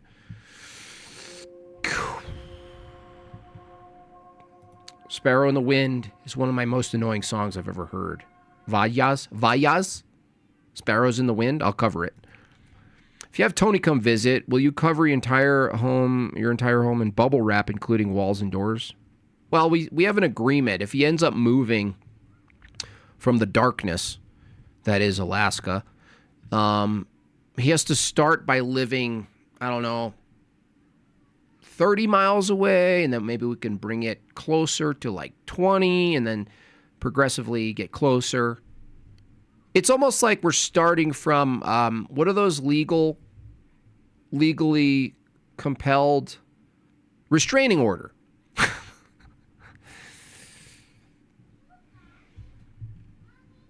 It's like we have that. It's like we start from that perspective, and then things could only get better. I think that's smart. Jim Bob, I'll debate you on evolution if you call into my stream. I don't do moderated debates because they aren't productive, but you have time, I can mute you. I have a feeling we're not going to be hearing from Valkai anymore. They've convinced their audience that they were justified in saying no to a proper debate. Okay?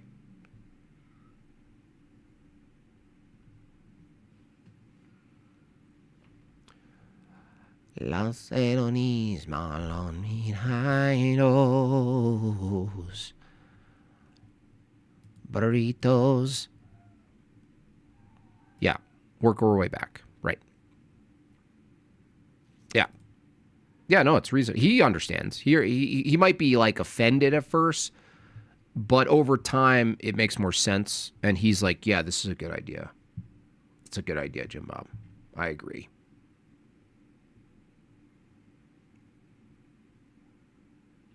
Mazolini manamahino.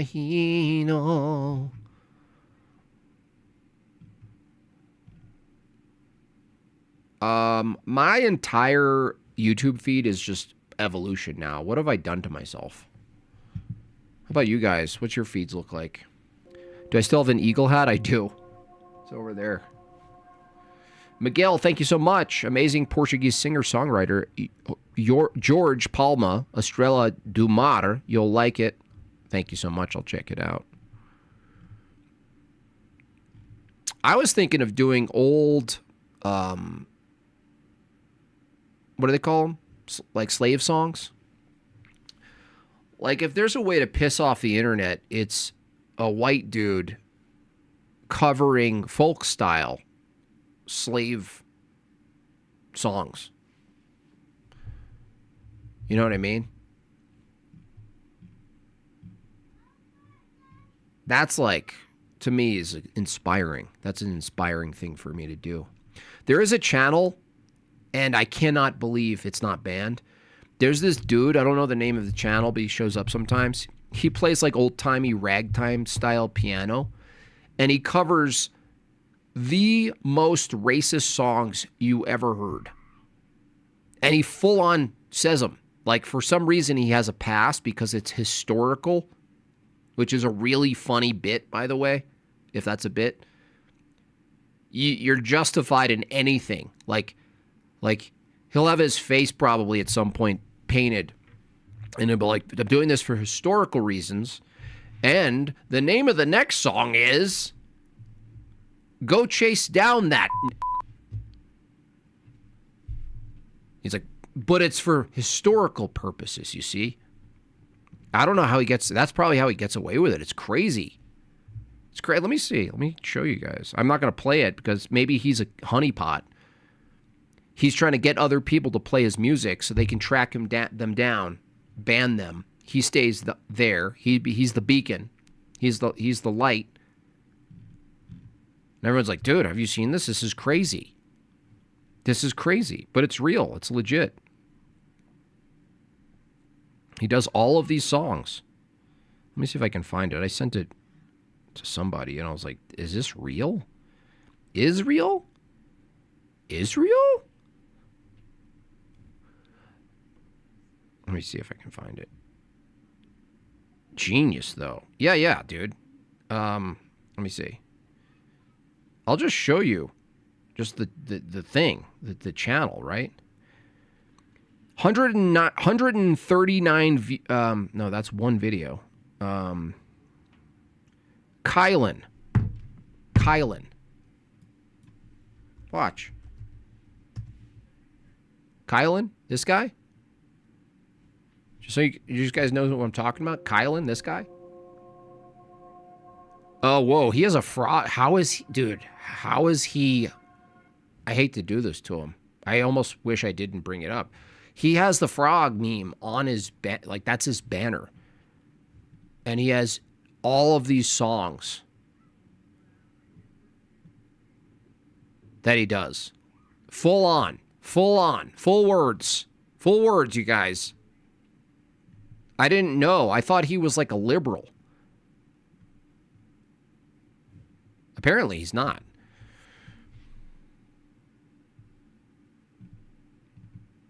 Apparently not.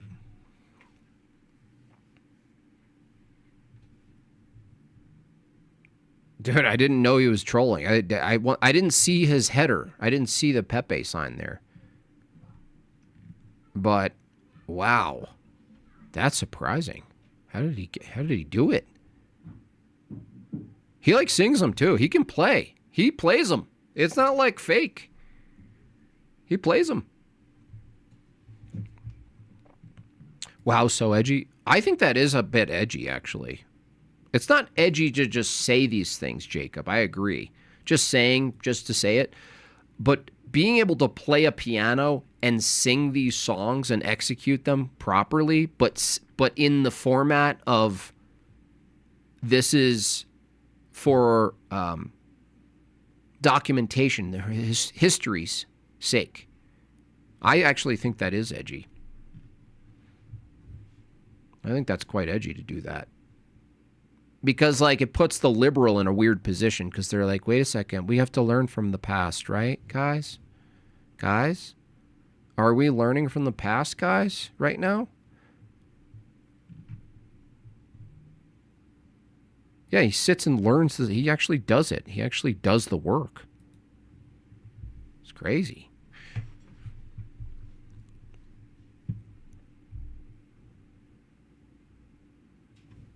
Hello, Zeta. That song's stuck in my head. Thanks a lot, Tony. Thanks a bunch, Tone. Rampant.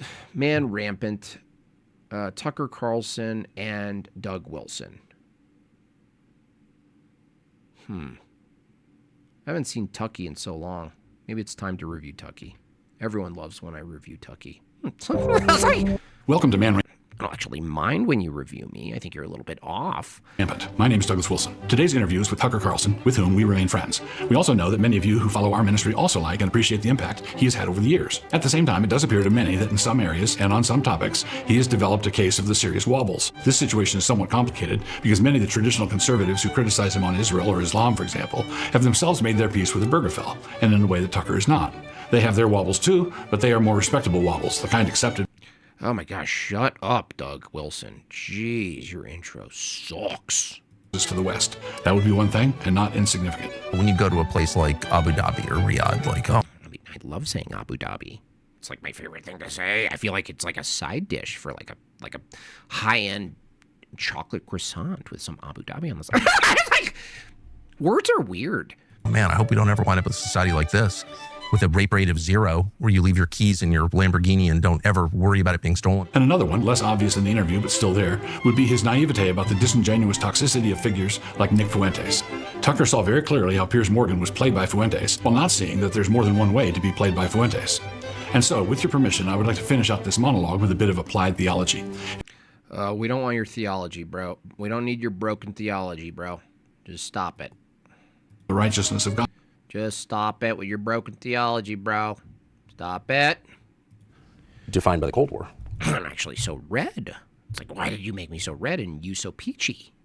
Did you do that on purpose? Looks like I was fried in the sun. Okay. You know, the binary Soviet I American. look like a fruit roll-up. And I What? It's really interesting. Why is it that you don't look like a fruit roll-up and I do? I feel like this is a psyop. grew up in an intellectually intense family, very Conservative family or? conservative. Oh, man. If you have any spine, you'll show up to my live streams. Dave's Opinions, Cooking, Dave show up. Buck. What? Why don't you have your name in your stream, in your bio? Dave's Opinions or Dave's Cooking Show. Look, it's like I'm being invited to all these red carpet events on the internet. I mean, I think I made it, you guys. That's a good sign that you actually made it. People are inviting you to all these places, calling you a chicken. Bok, bok, bok, bok, bok, bok. It's like, did chickens always make that sound? I mean, there has to be a time when the chicken made more of a dinosaur sound, or maybe a dinosaur made a chicken sound. I mean, that's pretty. It's like, imagine a T-Rex chasing down a smaller animal and sounding like a chicken. It's so weird. Yeah. Nonconformist. Okay. I would say even radical nonconformist, actually. Okay. In a way that would not be allowed now at all. But people with absolutely their own views, not hateful views at all, humane views, decent views, but views that diverge quite sharply from the majority. And there was no sense that this was embarrassing at all, because it was a different country. But to the extent there was a framework, it was the Cold War. It was, here you have the Soviet Union, which is both anti-markets and anti-Christianity, anti-God, right, and the United States, which is its mirror image. And so it's not a hard contest. And our family, both, in our allegiance, but also literally was on one side, because my father worked for the government, involved in. Your father worked for the government? Just say it. Just say it, Tucky. Just say it. The CIA. It's like there are people who do road crew for the government, Tucky. My father worked for the government, just in general. I don't want to actually get into details. In that. So in what sense were they different drummering? Well, I mean, they had all kinds. My father, I say they, had the world's smallest family. My dad, my brother, and me. But my father was, highly literate, hyper literate, and obsessed with books and reading and ideas. And his view of history was totally different from most people's view, from the conventional view. Not in any kind of naughty, disgraceful way, but just it's naughty, not true. Right? And nasty little. So he was convinced, and I am as well convinced, that a lot of the people that we regard as villains are actually heroes, and vice versa, and that in fact, history is a kind of continuous process. It's always being written to bolster whatever the current thing is. Right. Now, the reversal of villain and hero is a pretty safe thing, relatively safe, if you're talking about Richard III, right? If you're gonna less if you're talking about Abraham Lincoln, which was two of my father's many interests were the American Indians and the Civil War, and he was strongly anti-slavery because he was by temperament a libertarian. He thought slavery was like the opposite of what he believed on every level. But he thought that Lincoln was an authoritarian because he suspended habeas corpus, and he was infuriated that no one mentioned that. Right. A president can't just declare himself emperor. We don't have Caesar here. That's the whole point. And hold on, I did find something funny for a second. Just bear with me, because that guy before, he was like, "Why don't you come to my show?" Let's take a look. What the hell? Dave's Cooking Show? What? That's hilarious. That's not even a real, that's just like an actual cooking show. It's not even a political cooking show. Or father was the lodestar in our family. Was very good. It sounds really good to have like a political debate while you're trying to make pancakes or some sort of souffle. It's like, maybe it turns into a food fight. Maybe you guys finish the meal, and maybe wrapping up the meal wraps up the conversation in a unifying way. Very much a patriarch, he was not authoritarian at all. In fact, he was so liberal in the way that he raised us, like, go hitchhike. He was always saying, go, hitchhike. Just, why don't you hitchhike? You don't have a thumb? I mean, that was what he was like for sure, but he was just such a commanding figure and such a remarkable figure that, of course, I adopted his politics. And that's part of the reason that it took me so long to realize that a lot of the institutions I believed in were, in fact, acting against my values, and we're not what they claim to be at all. So let me ask you about that. When did that shift Do you believe in Santa Claus? It's a trick question because you're here with me. begin? The things that you took for granted as part of the stable country you grew up in. Ah, here comes Vagine coming in. Here she comes. Here we go.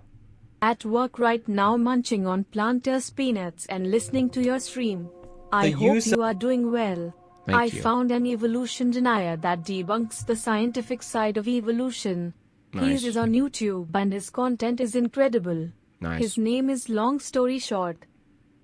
Long story short, nice. Thank you for that. Appreciate it. Everyone, put that in your mind. Long story short, another person debunking the insanity of evolution. Have you seen How to Basic? You may be pleasantly surprised with a chuckle. I haven't seen that. Check that out. When did it become unstable? Nasty little tickler. Nasty little tickler. Well, it really began in December of 2003 when I went to Iraq, and that was behavior of all of this is an effort to defend what the Israeli government is doing in Gaza. This is way too geopolitical for me. I'm a dum-dum. I need dum-dum content. I need, like, funny moments, silly laughter, maybe a little philosophy, but this is like, ugh. Ugh. Stop it. Ugh.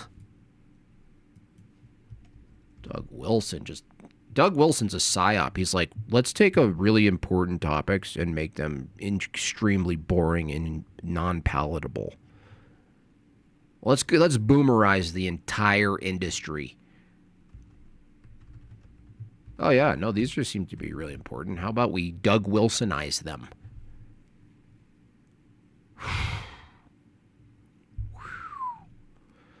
Long story short, I found a music one. It's mostly music showing up, so I'm not sure. Whatever. Austin Titilio, thank you so much. Buonasera, buonasera. Signorita, kiss me goodnight, huh? Lex Freeman, yeah, he's pretty much as boring as Lex Freeman. Welcome to the Lex Freeman podcast. Today we have a guest, Joe Rogan, who helped me gain some notoriety. Otherwise, I'd be stuck at the bottom of the barrel.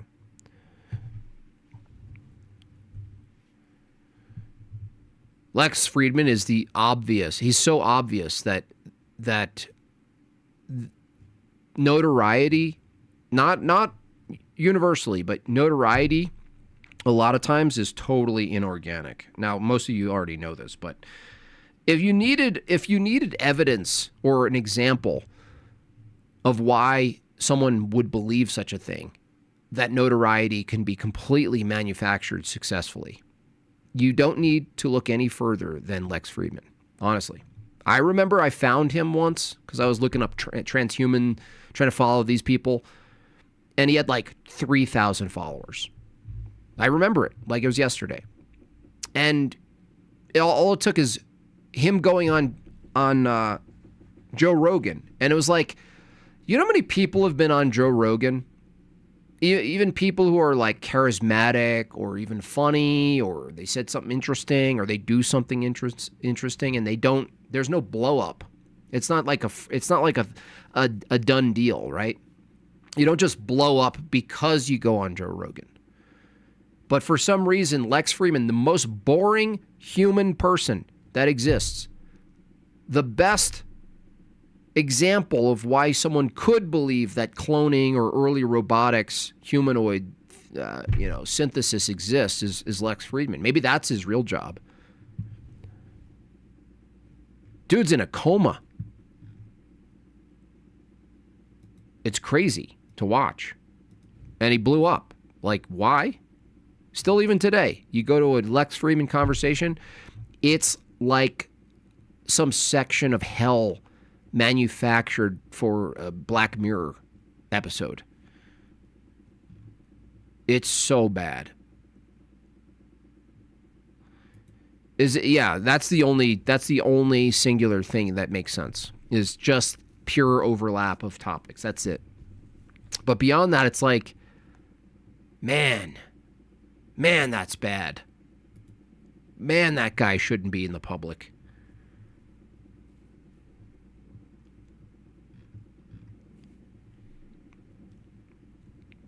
I remember he was small enough where I could ask him I super chatted a question to him when he did a live stream he couldn't answer.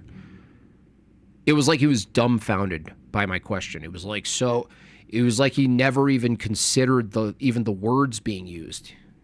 He was like, how would I know I'm in a simulation?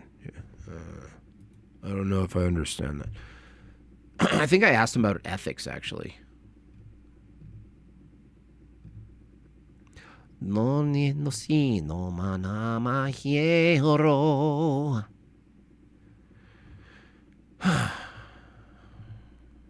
Tucky. Any other suggestions in the chat? Well, you guys have me.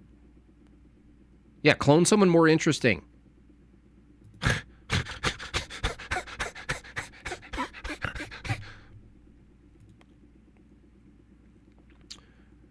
Sabine Hoffman? Yeah, she got recently canceled too. I agree with some of her takes. She's still not getting it though.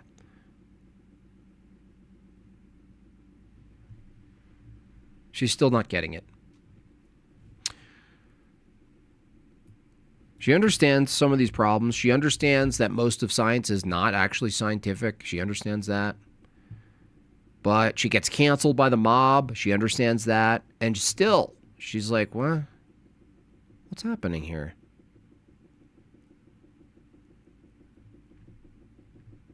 Sabine Hofstetter.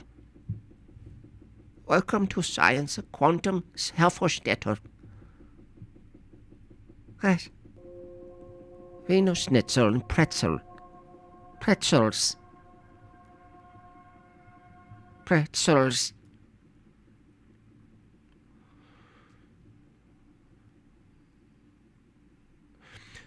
Some dude wrote an open letter to you. I saw that, dude. That was funny. I actually texted James. I was like, how about that nut job? I saw the video of that. That's all they have. Like, they're so pathetic. They're like, no, I got a letter from James from Modern Day Debate to debate Jim Bob, but I'm not doing it because I think he's lists a bunch of accusations. Crazy, dude. These people are nut jobs. Honestly, I don't even want to engage with them because those are the people, like, when you hit lower, right? These are the lowest rung of the lowest. And sometimes when you try to hit back, you put them on blast and then the chats, cross-pollinate. Then they circle the wagons and it's just, like, useless. It's like I'm learning that a lot of these people who get like sort of like kicked up in the dust of an exchange, they're afterwards, right? So there's a wrestling match between me and Professor Dave or Valkai, and then the lowest of the lowest of the lows, they show up, right? Like, for instance, like this one dude emailed me. He emailed me. What did he write here? He wrote this. This is a direct email to me. He goes, your primitive, hateful, obsolete, hostile, homophobic, misogynistic, goat effer deity called Jesus gives you so much brain rot that it forgot to give you the balls to call in the line. It's like someone took the time to email that to me.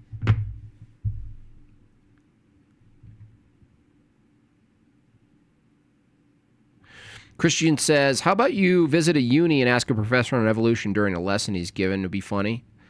If that was possible, maybe, but I don't know. I don't know how you do that and they let you on and it's a disruption.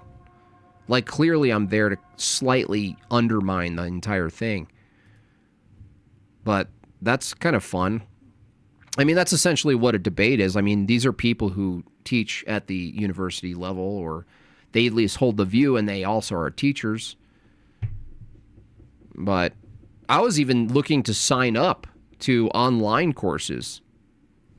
Right? Maybe I can get my Khan Academy certificate in evolutionary biology.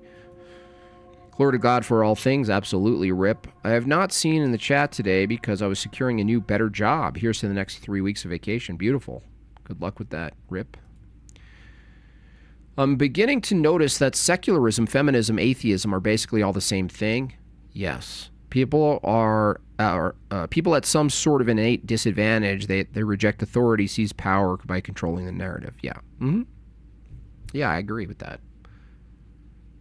I would say it's like all downstream. Obviously, one step is rejecting God, which would include a hierarchical system. But downstream from that, adopting this like purely individualistic view, the first necessary, let's say, unavoidable reason to reject that is usually fatherhood. It doesn't work for everyone.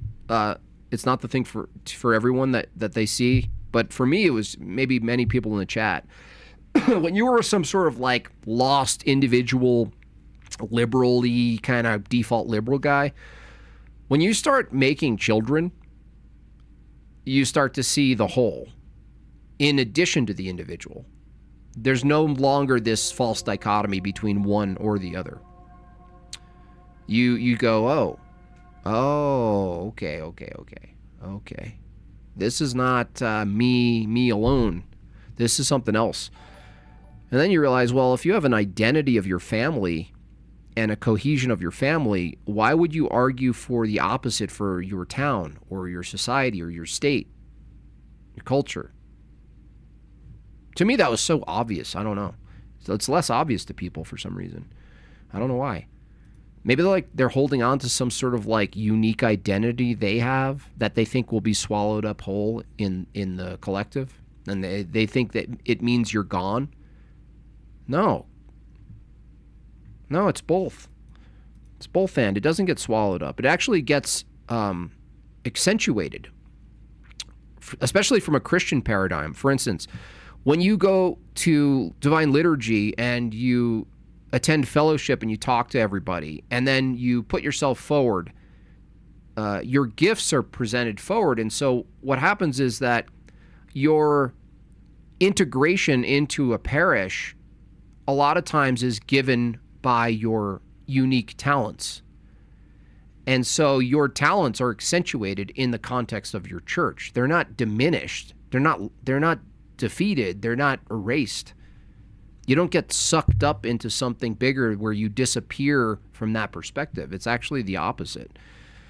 That's the same even outside of a parish, inside of a basic collective. You know, a bunch of random people get together and meet up, and maybe they're on an island or something. Well, very quickly you're going to naturally distinguish what people have to offer uniquely. and then you accentuate that. It's quite beautiful, but individualism seems to reverse that. They're like, no, the individual is for me. And then maybe the society gets the benefit or not. Maybe. Depends what I want. I have no obligation to offer my gifts. But under Christianity, you do. Look at the parable of the talents. You have an obligation to use your talents and bring them into life and not bury them in the dirt and save them. They are the, quote, I didn't like her anyways, guys. Yeah, exactly. Yeah, mostly cowards. That's all right.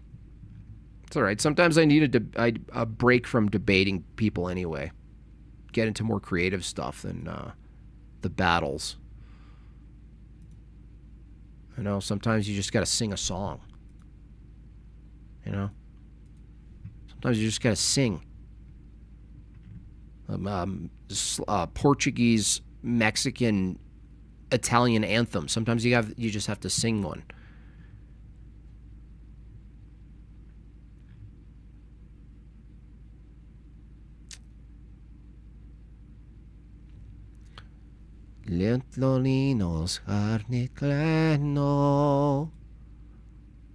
Oh boy, do I despise X. I despise it for what it is, but then I despise myself for checking. You know what I mean? It's like, oh, let me check it. I'm going to check it. Oh yeah, I should check it. I'm going to check X. Yeah, I should check X. Hey, you should do something really useful today with your life. I am. I'm going to check X right now.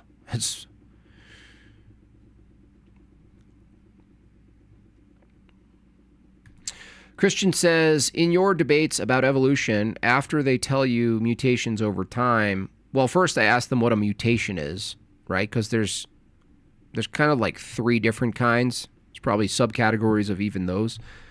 But the ones that they're appealing to are the ones, even from their own view, that are the rarest form, which are these things called a beneficial mutation. Otherwise, a mutation already has it, it's either a copy of something, information that exists, so it's not novel, or it's deleterious and ultimately produces something unworkable in the system, biological system over time. So when they say mutations over time, I would say that's an observation first. And then I would say, can you tell me how random mutations not work mechanically? I'm not saying just ambiguous, Christian. I'm saying, what I'm asking them is, can you tell me how random mutations produce over time these really hyper-specific task-oriented things, like the vestibular system? If you guys missed the first part of this stream, I went through this system, and it's absolutely insane how calculated it is. To say that's incidental, you're basically arguing against you're arguing for being irrational when you look at the vestibular system. Go look at it. Seriously, look at the early part of this stream. I start out of the gates with it. It's nuts. And these things have to be, like, from their view, they have to be set into motion accidentally. And they form accidentally, but they work together.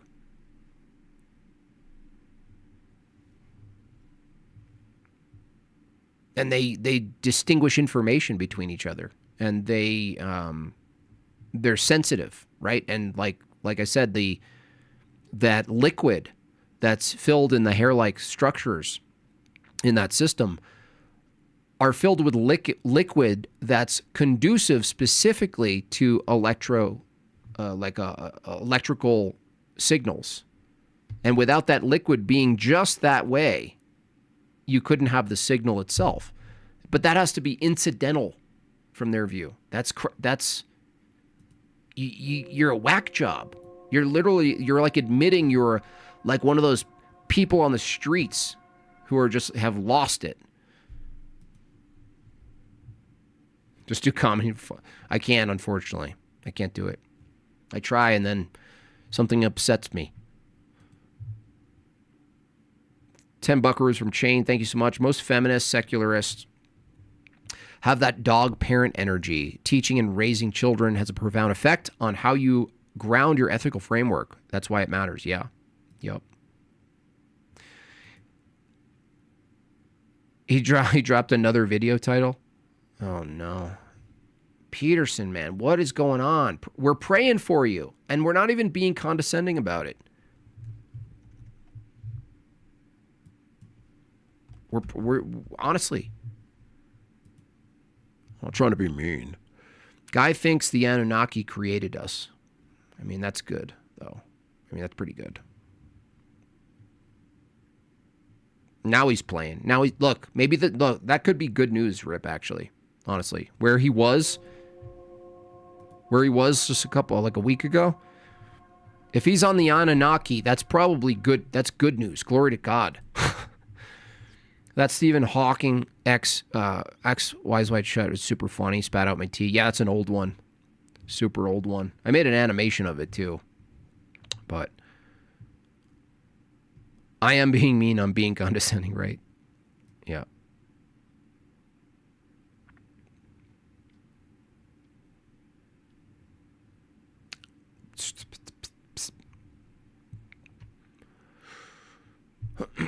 Yeah, I got those artist emotions. Yeah. Yep. I do. Oh, is Christianity scientific? Oh, yeah, he debated someone recently and on Breakfast Tacos.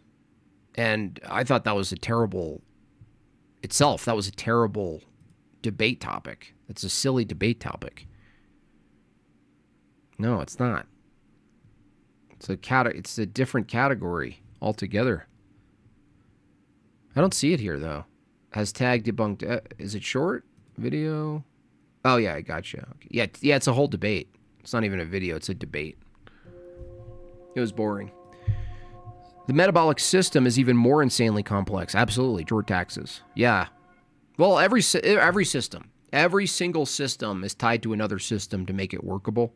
So they always say, well, if you look at the flagellum, this old argument from irreducible complexity has been debunked. And it's like, you're not even close to debunking it, because every system that's like super specialized, that has to have all of its parts to work, is also connected to another thing. And that thing's connected to another thing. And this thing's connected to another thing.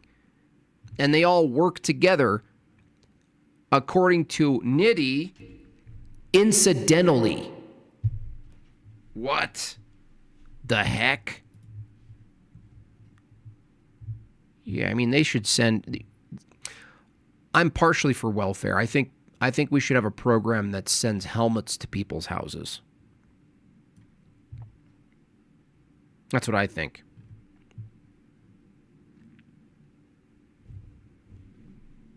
Seriously. People are nuts. They completely lost their minds. And what is it? There's a scripture on this. Like, if you deny God, it leads you to the most absurd, asinine conclusions. If you deny the true God. Go for my prompt. What prompt, Nitti? Prompts assume logic. Did you ever get out of your epistemic problem? I don't think you probably did it overnight since yesterday, Nitti. What prompt?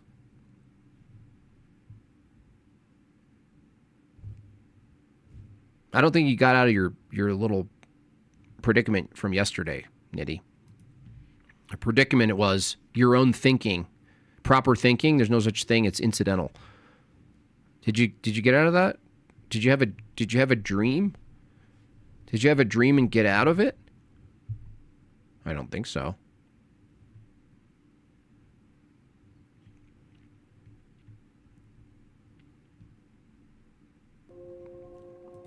Evolution was what made our immune system better?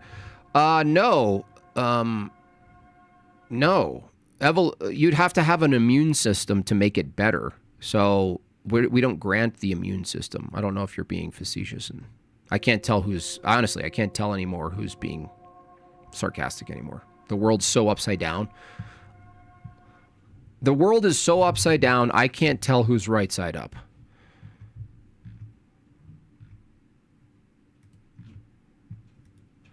I didn't have kids, parentheses, I would have if I could. Having kids is great, but you don't need them to care about society. That's true. You only need to semi-well-read and accept Christianity. Yeah, no, there's everyone has a position, a part in Christianity. Everyone can have a part in Christianity. I'm just saying before, like, if you do have kids, specifically as a man, something alters when you see the part and the whole relationship. The part and the whole relationship changes. You can't unsee it, basically. Maybe it's just easier to see if you do have kids than if you don't, maybe, as far as a path is concerned. Sent you an Evo disproving channel on Discord. Let's let on parlo battisarlino. Malinto te sharta parte llanos. Belletianos cabiti quello. L'anima cielo llano magia. Lemoncello. Lemoncello. Right? Right, you guys? Wow, nice. This guy's awesome already. I love his channel aesthetics. Look at this. Very kid-friendly. Like the cartoons. Oh, I even watched one of these. See? I watched this one. Yeah, let's take a look. Already good music. Charles Darwin and some modern scientists think that life started all on its own. It sort of just happened spontaneously. It's called chemical evolution. They say it started with chemicals forming building blocks and then combining into polymers like DNA and RNA. Incidentally, these previous videos detail just some of the... Listen, long story short, remember to write incidentally in your script, please. scientific problems with that ever happening. Anyway, let's wave our little magic wand.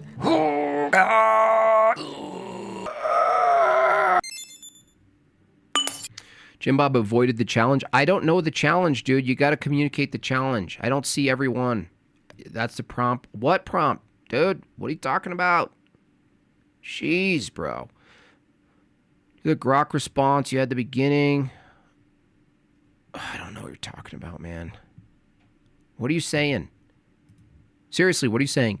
There, do that, do what? It says glory to God above you. Do that with the grok response you had. I don't appeal to grok, dude. Grok is explaining something. I rely on grok to some degree to explain what's occurring. I don't appeal to grok for argumentation of whether or not something can happen, occur. Grok just grants things. I don't know what you're talking about. What prompt? Dude, I don't understand why you're even debating. Nitty, how are you still debating if yesterday you conceded that your own thinking is nominal and there is no universally proper way to think?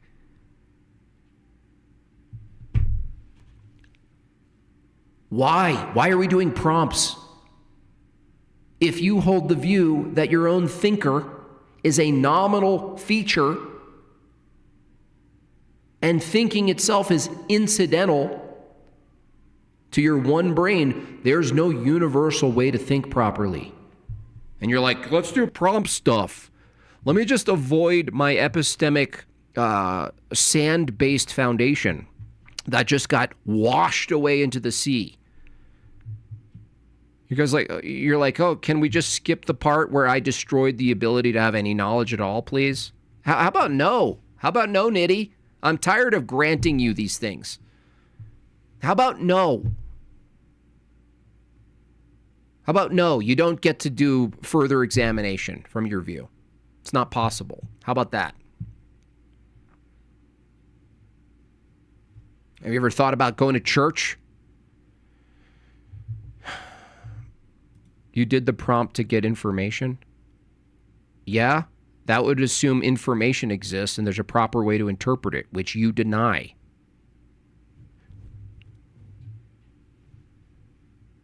Yeah, I got information. Yeah, and you know how I got information? Because I accept a system that's not yours. And if I accepted your system, I couldn't actually believe I got information at all. Information would require meaning. It would require a proper methodology for interpreting words and sound and all sorts of references, context.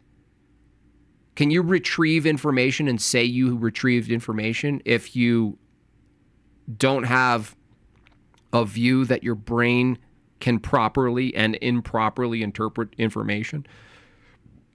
What is it with you people? You have goldfish minds. You have goldfish brains. And say all those... You're like, yeah, well, can we just avoid the fact that yesterday you completely destroyed my ability to have any knowledge at all? Can we avoid that part, guys? Those challenges... Because that was yesterday. This is a new day. ...have been solved for now. We don't have life yet, but what are the next steps toward life? Well, just like eggs have a hard time turning into a chicken without a shell, and water balloons are not much fun without the balloon, living things need a cozy little house of their own to keep the good stuff in and the bad stuff out. We're talking cell membranes. All living things are made up of cells that are surrounded by a cell membrane. Life simply cannot exist without membranes. Origin of life researchers claim that cell membranes are easy to make and that they have demonstrated this in the lab. They point toward experiments where these molecules called phospholipids are placed in water and they form into a spherical shell. That's right. Kind of like a cell membrane, all on their own. Wow. But is it really the case that cell membranes are so easy to form? Let's take a look more closely. Professor Dave brutally mogged him. No, you have no idea what mogging is. When you get someone to say their brain has no purpose to think, they can't mog anybody, dude. I got Professor Dave to deny that his own brain has any real purpose to think. Closely. You think we came from a fish and that your brain doesn't have a purpose to think. You won't steelman language of that material without teleology language and it being coherent. We're not talking about my view. Your view is language itself isn't you can't interpret it properly. There's no such thing as interpreting language properly. Material, what does that mean? Information? You need a proper way to interpret information. You're using words that under your own view, Nitty, for the last freaking time, your system can't have. You can't have access to this. You just keep granting the thing that you don't have access to. Why are you doing this? Jeez. Real quick, if you're new here, Long Story Short is about explaining science in an easily digestible way. If that sounds good to you, consider sharing this video with a friend and subscribing for more. Okay, cell membranes, needed for life, supposed to be easy to make. Is that the case? Membranes do a lot of essential things to keep the cell alive. If any are missing... Here, hold on a second. We get this one. Let me just move. There's one that I did see that was better. Where is it? Where is it? It's the whale one? Oh, this one. This one was great. This is one of my favorite ones. There's been a lot of back and forth about whale evolution. Here's the 30,000-foot recap. The whale series is claimed to be one of the best lines of evidence for neo-Darwinism. We gave two arguments why whale evolution is actually quite weak. Number one, population genetics calculations say there isn't anywhere near enough time for even minuscule amounts of coordinated mutation. You deflected to my view when all I did was ask for you to show receipts of your audience. What receipts? Everyone who was here yesterday, Nitty, everyone who was here yesterday in real time showed how I walked you through that from your view, thinking, what you call thinking, is not only nominal, but incidental. And if it's nominal and incidental, the entailment of that, Nitty, is that you don't have this thing called a proper or improper or correct or incorrect way of thinking. You don't have that. It's incidental. There's no universal proper way or correct way to think from your view. There's only nominal brains doing what nominal brains do. Okay? You haven't worked this out. There's nothing you said or did between yesterday and today that got you out of this mangled mess that you call your epistemic system. Okay? You don't have it. You won't challenge your own material read from Grok?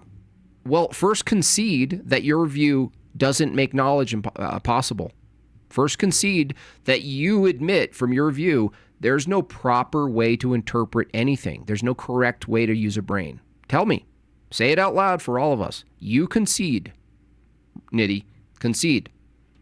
You're from your own worldview, okay? You concede right now. There is no correct or incorrect way to think. Concede.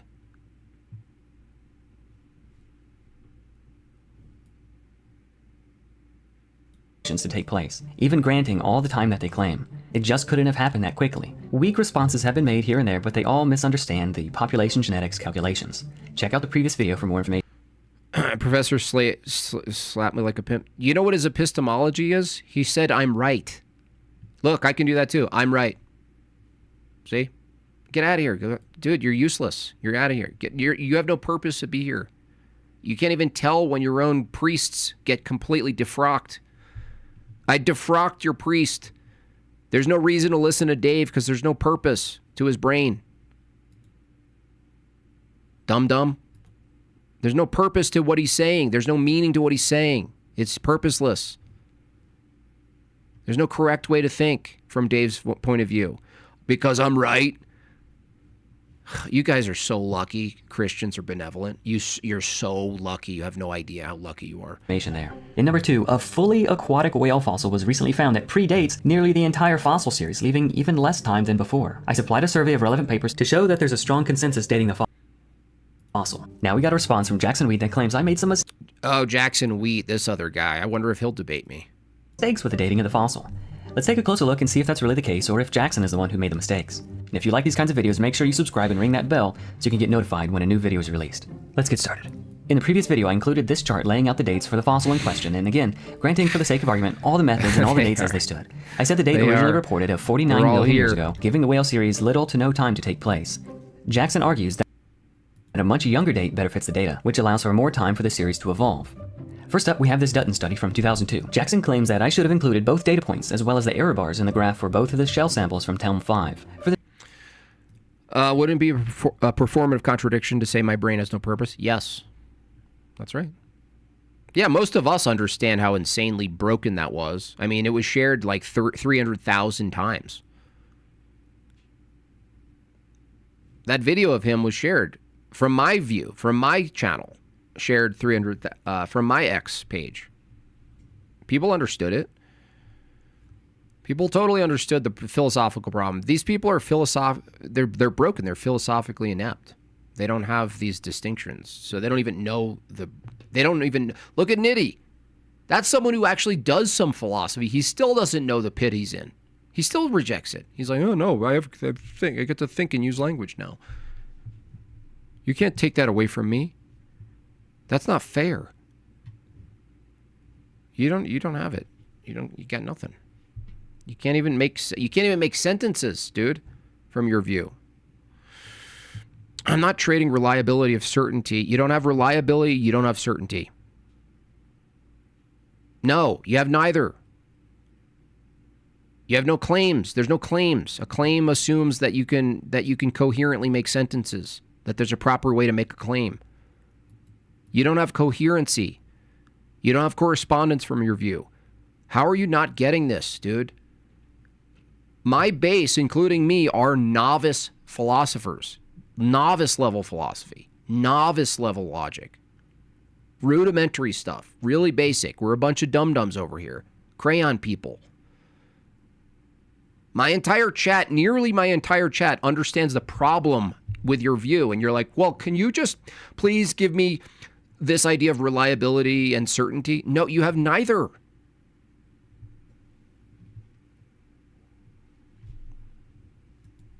That's what I think. That's my weakness. There's no JTB. You don't even have that. You have nothing. He's like, yeah, I do. I feel like I do. I mean, I'm hearing your words. I'm hearing you talk. Do I have to do a drawing board? Do we have to draw it? Look, here, let me see if I can visually make it clear for you. Let's get a nice brain color. Okay. Let's get a purpley brain color. Okay, here we go. Here we go. You ready? Nitty, focus, buddy. Here we go. Here is a brain. That's a nominal singular brain, the only one of its kind. Okay? It's the only brain of its kind. This one.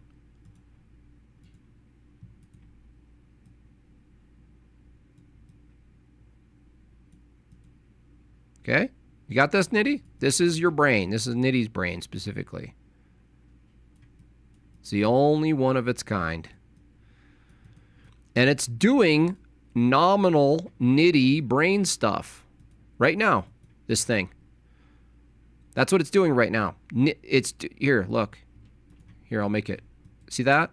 That's to accentuate that it's doing function, just brain function. That's all it's doing. What it's doing, Nitty, is, from your view, incidental. It's just doing a thing incidentally. It's not doing it properly or improperly. It's not doing it correctly or incorrectly. It's just doing what it's doing. It doesn't have a purpose in what it's doing. It doesn't have a direction. It doesn't lean toward one thing or another. It's just operating in some way. That's it. Any and all faculties of my body is in constant flux. Giving birth is equivalent me pooping. Hence That's right. why I cherish every turd like it's a baby. That's right. Vagine gets it. Disgusting. Okay. Are you with me? Now, your view also holds that this brain is not even like any other brain. It's nominal. For you to classify it as a, quote, brain that's like other brains is to say there's some normative way it operates, which you deny. It's just doing what it does. That's it. How it operates might not be like any other thing, okay? In fact, from your view, it's necessarily the case that it doesn't operate like anything else. All right. So this brain does brain stuff, right? Okay. Now, I asked you a question, and you conceded it, dude. The question was, from your view, from the evolutionary view in general, it's not just Nitty's view, including Dave, Professor Dave's view, this brain, there's no incorrect or correct way it operates. I want you to sit with that for a second, because that's the part you just seem to be avoiding here. Think about the statement that your own brain, there's no correct or incorrect way it operates. Do you understand? If that's the case, because you said that's the case of your fingers and your heart and everything else, there's no correct way. It's just nominal. It's just unfolding. Just unfolding. It's not made for anything. It's not there for any purpose. It's just incidentally it does something, right? That's just incidental. Okay? With me so far? Okay. Well, if it's the case that your fingers, the way they move is just incidental, they're not made to move that way. They just do that. And your heart does a thing, and your liver does a thing, and your lungs and everything else does a thing. Your whole vestibular system, as I covered early in this live stream, it's incidental that it can do those things. It's incidental. It's an accident that the vestibular system, as complex as it is, gives you the capability of orienting yourself spatially without falling over and just like curling up into a ball. That's incidental. Well, if all of that's incidental, guess what? Guess what else is incidental, dude? Everything your brain incidentally does, which one of those things is thinking, dude. That means reasoning itself from your view, which is the evolutionary view. Thinking, there's no proper or improper way to think. There's no correct way to think.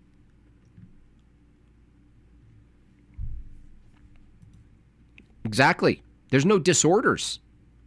There's no disorders. There's nothing to fix. You don't have a broken heart. You don't have an incorrectly functioning vestibular system.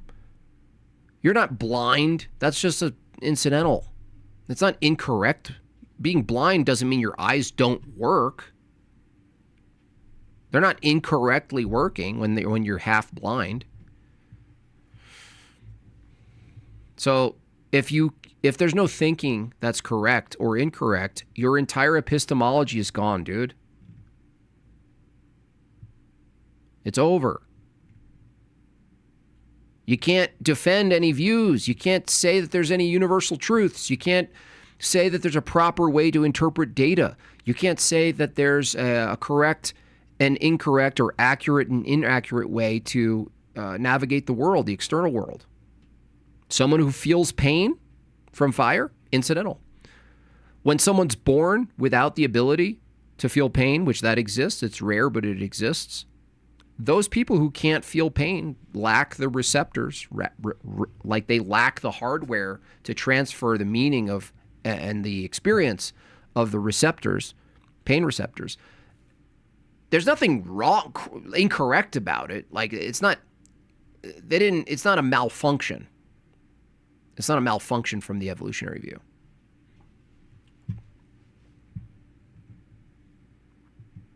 Okay? It's not a malfunction. Yeah, there's nothing. There's no goal. You can't even go toward truth. There's no direction toward truth. Not even in like the greater sense of a meaning, like, oh, the truth and God and teleology and purpose, like this, like, oh, like that sound. Oh, we're not even talking about that.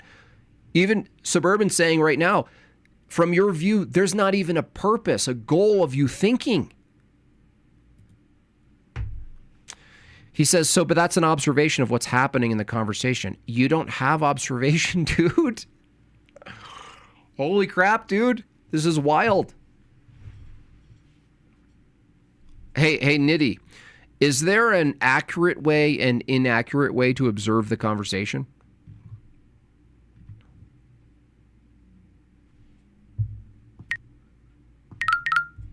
Is there? Is there a correct way? Like, could you observe something incorrectly? Is that possible? Well, we're telling you, dude. You're not listening, but we're telling you from your view, no, that's not possible. It's just like he just keeps granting himself this observation status, that he can do observation and he can make claims about things and he can categorize things and interpret sense data and all this stuff. You can't, dude. He's like, yeah, but can we still talk about this stuff and just get to the bottom of it? No, you can't, actually, from your view. You can't. You can't do that. They could argue their goal is to survive, right? The goalless goal of survival, but there would be a correct way to think in order to, yeah, absolutely. Well, in fact, even not even thinking, like even at the basic level of just organisms and animals responding to stimuli, the assumption is that whatever level of interpretation they do have, whether it's purely reactive or not, it means that information from the external world is hitting them and their body is properly reacting in such a way that gives them a defense to said thing, or an offense to said thing, or to eat this thing. Eat the right things. Oh, you ate the wrong thing. You died. The body has systems that give animals the capacity to eat the, incidentally, it's all incidental, the right food. That their nose is smelling the nutrients that their body, quote, needs incidentally. Holy crap. It's crazy, dude. They don't have goals. I have a goal. 6 minutes to reach it, but it's there.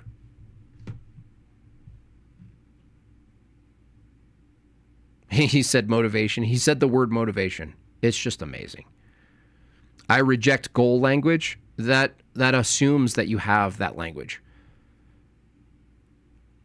If you reject goal language, then you have a reason, right, to reject goal language. But if you have a reason to reject goal language, and it's a good reason, then you have the goal of your brain. I'm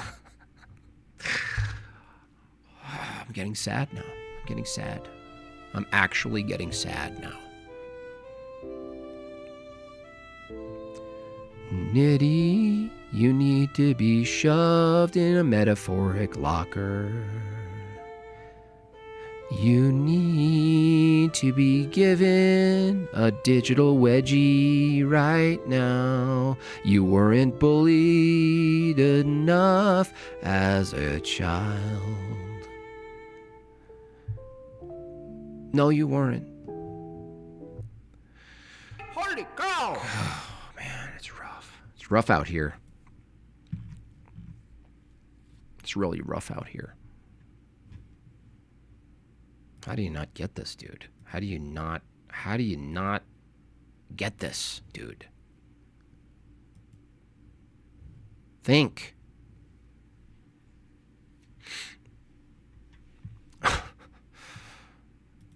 I reject this. Okay. Is that incidental? Hey, Nitty, did you just incidentally reject goal language, or was that purposeful? Did you have a thought about that, and then you're like, this is why I reject goal language? Well, according to your view, dude, we don't know anything coming out of your mouth has any meaning at all. It's just an incidental sound, like a fart. Like, sorry, I didn't mean to fart. It just happened incidentally. That's what you think thoughts are, dude. It's nuts. It's nuts. Nuttery.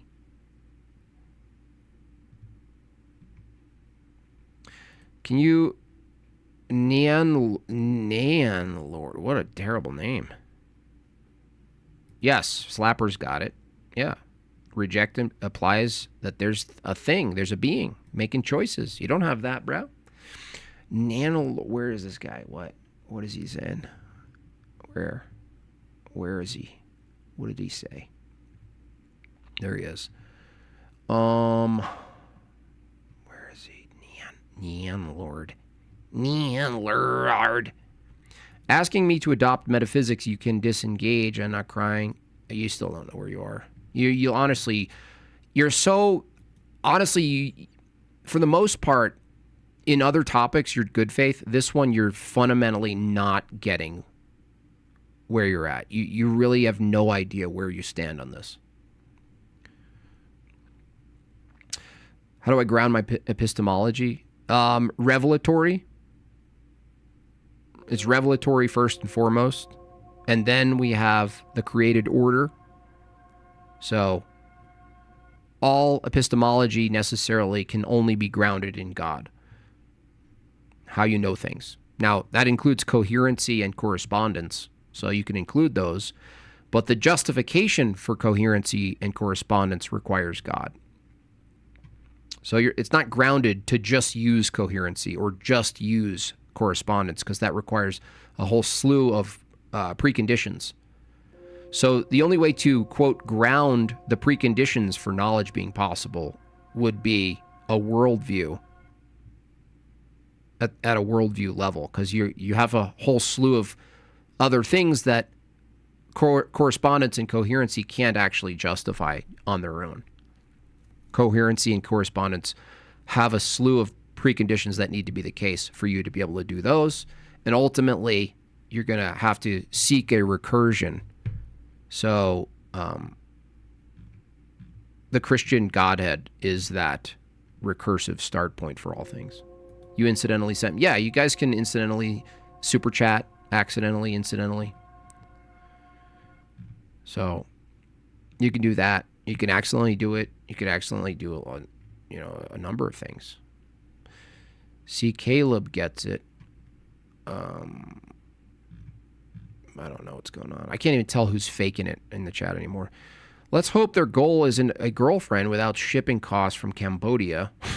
Nice. What's the argument for God knowledge being impossible without God? Well, it's a type of disjunct. It's essentially that no other worldview can account for knowledge. So to even say something's possible or impossible, you're already including something your own worldview can't justify, that something can be possible and impossible. So when you deploy this meta argument, you're actually making an argument for how it's the case we can debate at all. How is something possible and not possible at all? How would you even know something's possible? You would clearly accept a form of an argument that says something can be possible without this. Something can be impossible without this. You accept that that's a format. The problem is your worldview, godless, let's say you're godless, your worldview can't even justify regular arguments for why something can be impossible or possible. You don't have a standard. You have no standard for what's possible or impossible. You have no standard for it. There's nothing there. You don't know. You can't tell. It's all, if it's a non-God world, it ends up being just purely empirical. So it's the impossibility of the contrary. That's what it is. It's an argument for the impossibility of the contrary. And the impossibility is A non-God worldview can't justify possibility.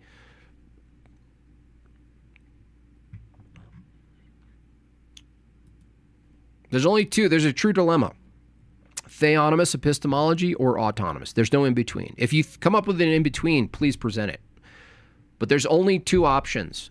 Either knowledge is completely crafted by the human upward, totally built up construction, which means it's subjective completely, which means if it's subjective and you're arguing against the theonomous view of epistemology, it's self-refuting to say, okay, well, we can come to knowledge and there's truth that we can come to. The moment you say that and you try to argue it against God existence, you've already refuted your own position, because if it's autonomous, it's totally a construction. It's an illusion. It's completely an illusion. So that's what's so funny about atheism is like you come to the table as if there's a truth of the matter you can get to, and you're holding to strict rational thinking and reasoning and logic, right? And your own view says those are illusory. That's why it's like it's whack job stuff. Could I just not assert any arbitrary thing as my standard? Why is God the only choice? Well, it would be God. You can try to do it, but any arbitrary thing has to be able to coherently justify these preconditions, and they're transcendentals. So they're mind oriented. They have to have a type of ontology, right? So if you just let's say you just introduce like the common thing from atheists is kind of like a unicorn, right? You have a unicorn even in your icon there.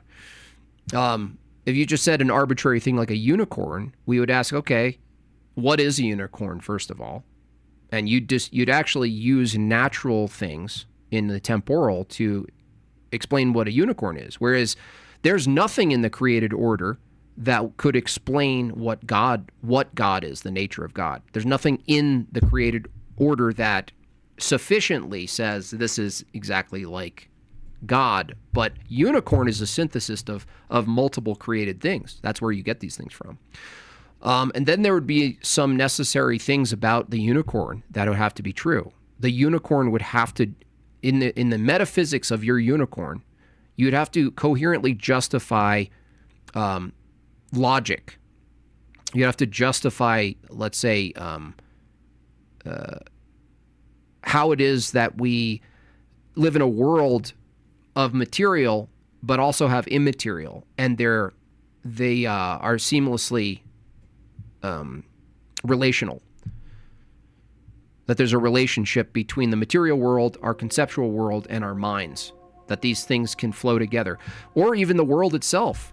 How does a unicorn, an arbitrary thing that you posit as your standard, justify the unity and multiplicity that we experience in the world? How does it do that? Is the unity and multiplicity in the world reflective and related to the unicorn in any meaningful way that's coherent? Well, I would say no. I would say no.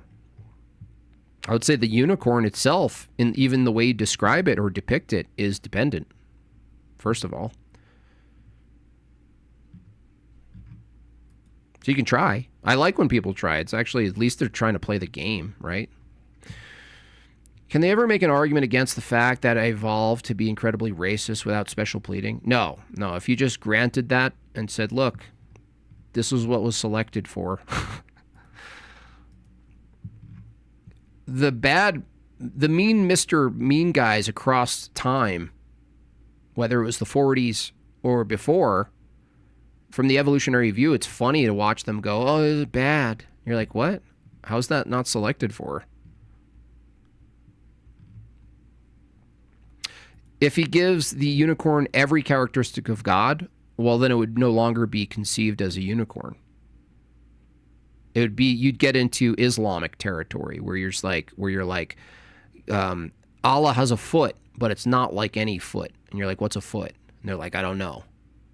And you're like, can Allah's foot be a watermelon? And they're like, yeah, maybe. So that gets into universals. How do you justify universals? The fact that the world, intelligible as it is in the way it operates consistently, such that we can do induction, the fact that the world is regular and intelligible in any meaningful way doesn't grant you the universals. That's another thing that's included in a reality that can be interpreted as universals. So like the thing is, well, what is a unicorn? Well, a unicorn's in a set of unicorns. God can't be in a set. God would transcend sets. God would transcend categories. God would transcend the relation of objects that we have temporally when we use the laws of logic. Unicorn doesn't do that. A unicorn is a universal. There's a universal category called a unicorn, and you could have a multiplicity of unicorns.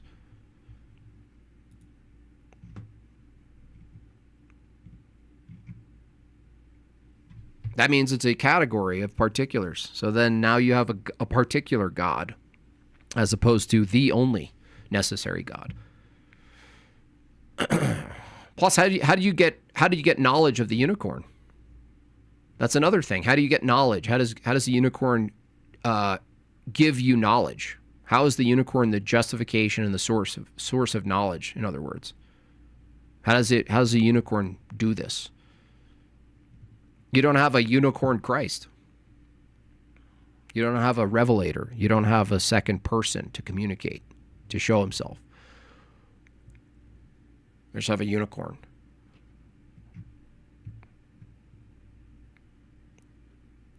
Does anyone believe that I don't have at least a basic conceptualization? Yeah, Steelman it. Here, I'll try to find if you Steelman it. Here. I offered my Steelman. Where? Saying you offered it. Where is it? You don't have performative contradictions, dude. It's worse. Your view is worse than you think it is. A performative contradiction assumes that there's a proper way of thinking. You don't have that, dude. Do you understand?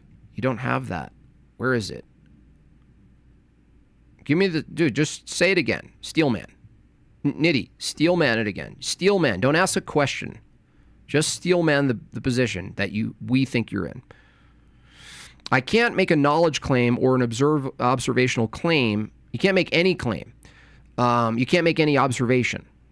If there is nothing objective to compare it to, incidentals aren't truth tracking, and that's self-defeating, apt to subjectivity. Yeah, you couldn't even know that's true. But I mean, that's at least closer, but it's still not as bad as it needs to be. There's no you. Step one. From your view, there's no you. What you can and can't do is already off the charts, off the possibility, because there is no you. That's an agent. That's a me. That's a knower. That's a mind. That's someone who can act and animate their will. You don't have that. First of all, no, there's no you. Knowledge doesn't exist. It's not a matter of making a knowledge claim. You can't do that. You can't observe. An observational claim is after the observation. You can't even observe anything. To say that you can observe something is to say there's a correct or effective way to observe anything. You don't have that either. You certainly don't have the last section, truth tracking. You don't have that either. So yeah, it's self-defeating completely, but it's worse than subjectivity. I mean, you don't even have that. What you have is nominal events in space you have no access to. That's what you have. You have nominal incidental events that cascade in time, and you have no access to those events. Nothing. You have no access to the events. You know why? Because what you call you're just another event too. Now you have to say events can interpret events. That there's a whole slew of dominoes falling, but one has the special capacity to properly interpret what just happened. A domino, an object in space, falling.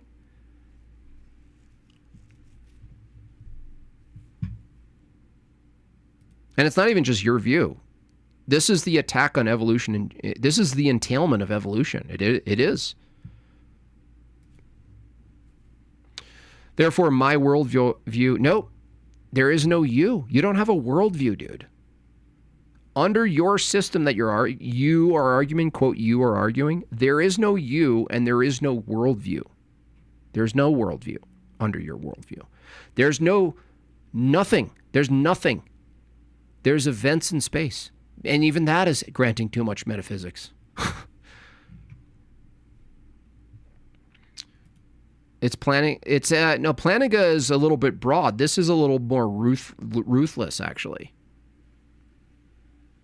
Plantinga essentially was saying appropriately that evolution doesn't lean toward truth itself. It doesn't lean toward truth. I'm saying truth itself and observation or anything properly working doesn't exist under evolution.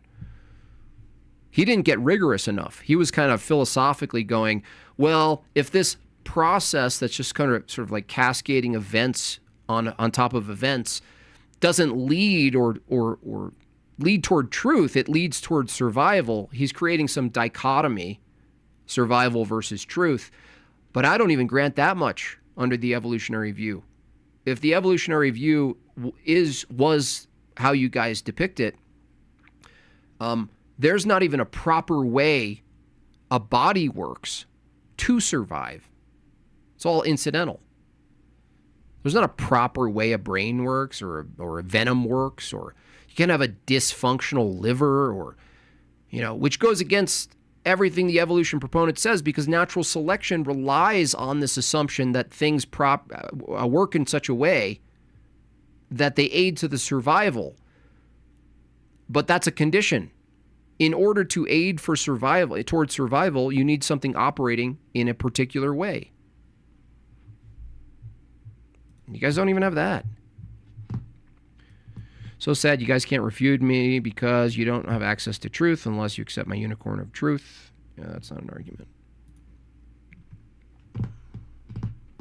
I even said that the I and me would be inaccessible if those things are what we need to be objective. Well, that's one precondition. That's an assumption that there's an I, that there's a knower, an observer, someone who's contemplating anything to begin with. That's one condition, but there's much more than that. There's the observation of reality to do induction. There's logic. There's the actual methodology that you're using to reason through propositions. You don't have that. You're just an it. It's just it. It.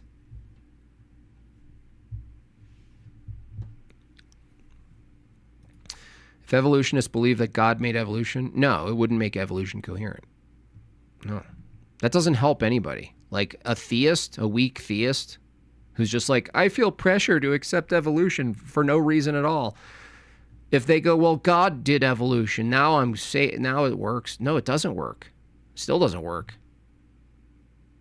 Because you can't explain what the thing is called evolution. You can't explain what's going on. It's incoherent. Saying God did it probably makes it less coherent. Plus, you need to tell me who God is. It's just too ambiguous. Way too ambiguous. It's just like God done it. Who did? Who did it? Who did it? God.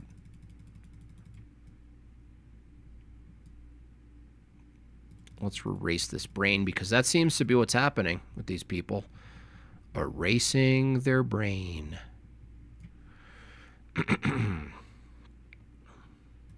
That's right. That's right. They do believe that.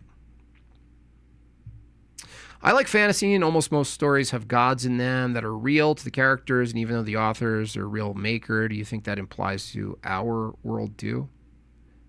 I think what applies is the universality of the human being in particular, having access even conceptually to God. And I think it's in our nature, from a Christian lens, it's in our nature to seek and know our Creator. And even if you're wrong about who the creator is, what ends up being true is that there's a religious nature to who we are, what we are. There's a religious nature to who we are and what we are. Which, you know, you could look at religions and civilizations across time and see a through line of these ritualistic behaviors toward a subject that's higher than them, that they aspire to, or that subjugates them or crushes them. And this is something that the through line of being human, if you said that there was something true across all cultures, across all civilizations, there was some true line that went through it all, even if it was just percolations of truth, there would have to be a worldview that made sense of those little bits, those little moments of truth that showed up. Like, oh, they got that right, or that's seemingly true throughout time, or this, like universal statements about being human. But that if there's universally true statements about humans, then there has to be universally grounded. It has to be grounded in something, or else you can't say it's universal. That's another problem with evolution. It's nominalistic. There is no universal human. There's no universal origin, moment, time of a human. Nothing like that. Of anything that's living. There's no universal origin. They try to. They keep pushing it back. Oh, it's Luca. It's Puka. It's Fuca. They don't got it. They want it, though. That's what one thing I'll give evolution proponents is that they want a coherent origin story. You know why? Because if you don't have an origin story, you have no purpose. They admit they have no purpose, and yet they have this purpose of finding their origin story. Does that make any sense to you guys? Oh, no, we don't have an origin story. It's just out of the ground and it's accidental. There's no purpose to life. You should believe in evolution. We're trying to find the first ancestor. Why? I thought you just said it's purposeless to do that. Yeah, but it's our purpose to find, look, I'm creating my own purpose to find the source of the origin story that says my purpose is purposeless. I have a purpose in life that I created. To find the origin of my purposeless life is my purpose. Okay, why don't you get yourself into one of those straitjackets and we'll throw you into the back of one of those old school 1920s psycho vans and bring you to a rubber room where you belong. How about that for purpose? Shh. I was more talking about deities. Yeah, we believe those are demons. We don't hold that every assumed God is just a fiction, but that many of them do have their own ontology. They're just not God.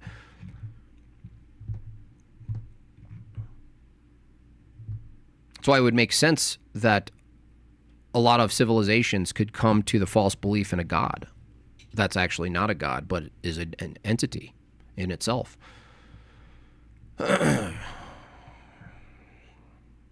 Makes it more exciting anyway. Does anyone in the chat know where I can find the best argument for God? Yeah. Arguments assume absolute truth. Without God, how do you have absolute truth? Tell me.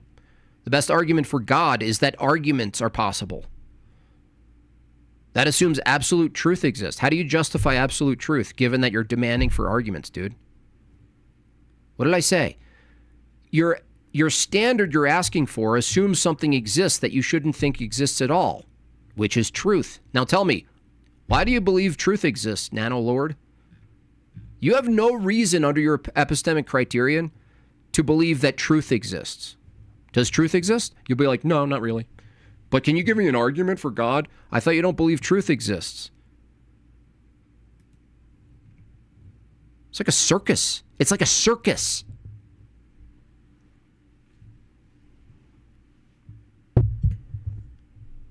You're in a damn mind circus, dude.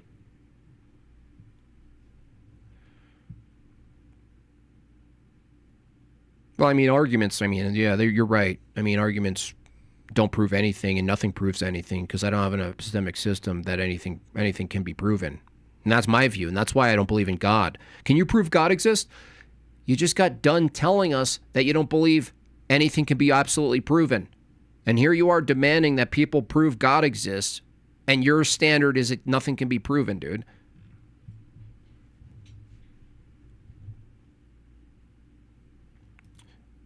We're not in our feelings. We're giving counter arguments in real time. Get him out of here. Get him out of here. If you can't add to the conversation and you're going to appeal to emotions, ironically, get him out of here. Done. Observation and perception of logical coherence is an innate mental process driven by what may vaguely be called intuition. That doesn't really tell us a justification for it. You're just describing what you think it is. We're not really talking about what something is. We're talking about what justifies it. Because observation and perception, you have a set of preconditions for these things, Cam-Bam. Mental processes are dependent, right? So the world has to be a certain way for everything you just described in your comment to be possible. So the thing you just wrote, though, doesn't justify that the world is a certain way for that to be possible. You're just granting yourself, here's a thing I can describe. We have perception and logical coherence, and we have mental processes, and we have intuition. Okay, even if I granted you can have all those things, it doesn't. Those things themselves don't justify how those things are possible. So that's the question. What else now has to be the case for that to be possible? And you keep going back. It's a good point. If the person doesn't believe that truth exists, then why even try to convince anyone of anything? Could be a lie. It doesn't matter. In fact, general specific, they don't have a reason to pursue true beliefs anyway. They pretend to have these atheistic call-in shows where they're trying to get to the truth with Forrest Falkai. And you're like, do you have any reason to pursue truth? Why should we pursue truth if a false belief could give us, I don't know, an evolutionary advantage? Should we hold the false belief?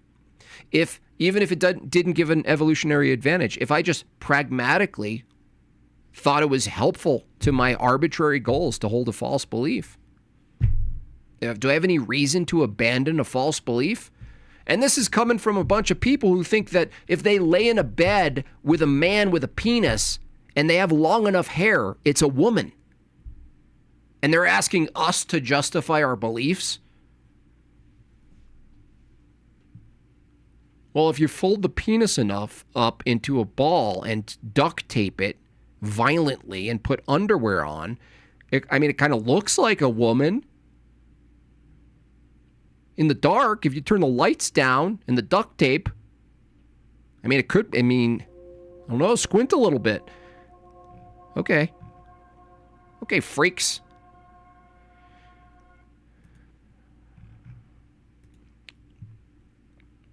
If nothing can be proven falls into total nihilism and solipsism. If solipsism, how could one have a conversation? Yeah, it's constant nonsense, dude. It's a circus. Chase, it's a circus.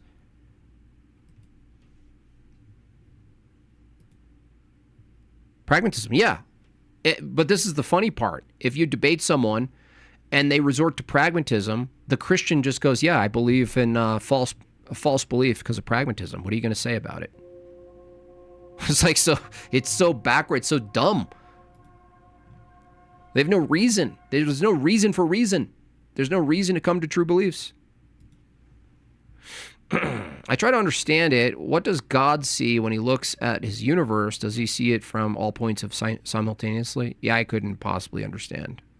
Because we would be transposing our temporal observational lens onto God, which is a very common thing people do.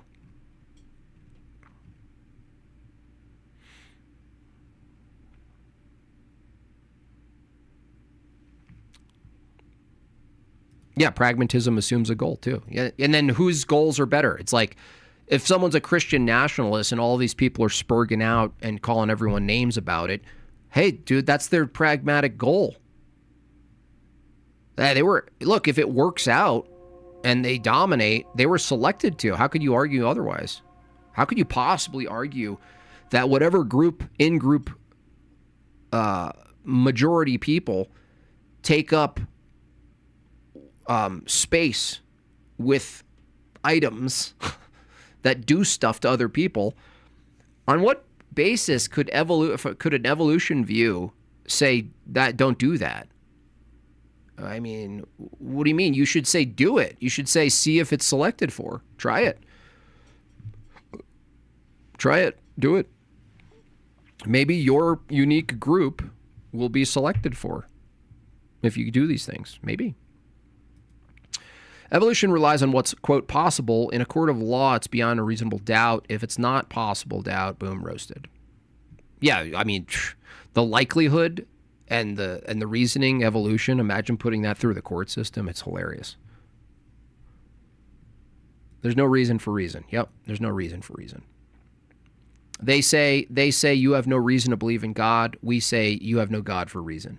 And they can't say anything because according to Nitty, which is a pretty good, accurate portrayal of the evolutionary atheist secular view, that whole cult, I don't care what subtitles. Oh, not all things. You're just saying atheists. And yeah, I'm generalizing. From your view, reasoning is an accidental, incidental event. There's no correct reasoning from their view. Now I'm starting to understand, maybe even subconsciously, these people who are showing up from Dave's chat or these other people doing hit pieces or whatever, that maybe underneath it, they partially understand the entailment. Now I'm being charitable here, but maybe it's the case that they partially, maybe just notionally, intuitively understand that, wait a second, maybe I do, maybe this view is that my own thinking is an incidental, accidental thing. Maybe there is a problem in asking someone else who doesn't hold my view to listen to what my brain is accidentally producing as a sound out of my mouth hole. Why should I listen to your mouth and not listen just to you farting? You don't have any reason. You know what the reason is? These are big smarty pants, by the way. You guys know the reason. Why should I listen to Dave? Everybody together. Why should we all listen to Professor Dave, being that his own brain is an accidental process spewing out sounds? Why should I listen to those sounds? Everybody at once. Let's do atheist epistemology.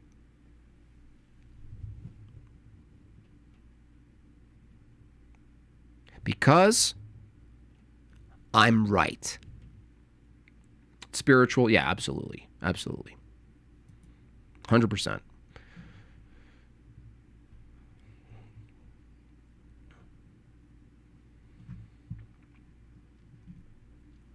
Because I'm right. Now you guys get to use that. You guys get to use that from now on in every debate. Because I'm right. What if I have no worldview at all? I'm asking to understand your view. I watch Bob. I would say it's impossible unless you were like a vegetable. A worldview is merely a position on epistemology, metaphysics, and ethics, usually, and with a bunch of subcategories. But to say I have no worldview, to even posit it, you already have some of the pillars that are active. Like to say, what if, you already have the epistemic, some type of epistemic pillar. To say you have a metaphysics active. So I would say that would be impossible. Unless you were just like, you were born and you were born mindless and we didn't know to what extent you could think at all.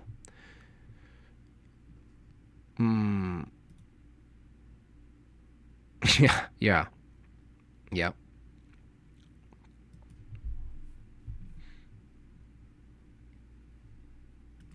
I don't understand why he has to provide you a reason for why you have to listen to him. It doesn't follow from what... No, I didn't say have to. I said, why should we listen? If your brain, if you hold the view, fervent reference, If you held the view that your own brain is in an accidental process and what you call reasoning that produces an utterance out of your mouth it's coming from a purposeless brain. Why should we listen to you? Because obviously if you're debating, you're expecting that people are listening to you, right? I'm asking. He's making claims, right? Evolution is true. You're stupid. You don't understand stuff. I understand stuff. I'm describing stuff. He's the one who said I'm right. When I ask, why should I listen to a bubbling mass of a brain with no purpose to think or reason properly, and it's just accidentally producing sounds out of the mouth, why is that person asking, should I listen to that person or not? That's a question. Should I listen to that person?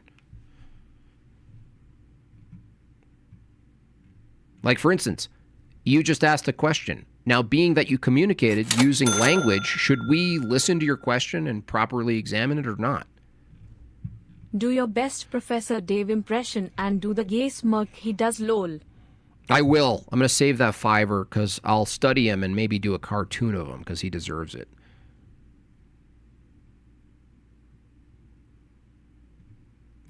That's a good question. I don't have the answer to that, but maybe you message directly Father Deacon Ananias.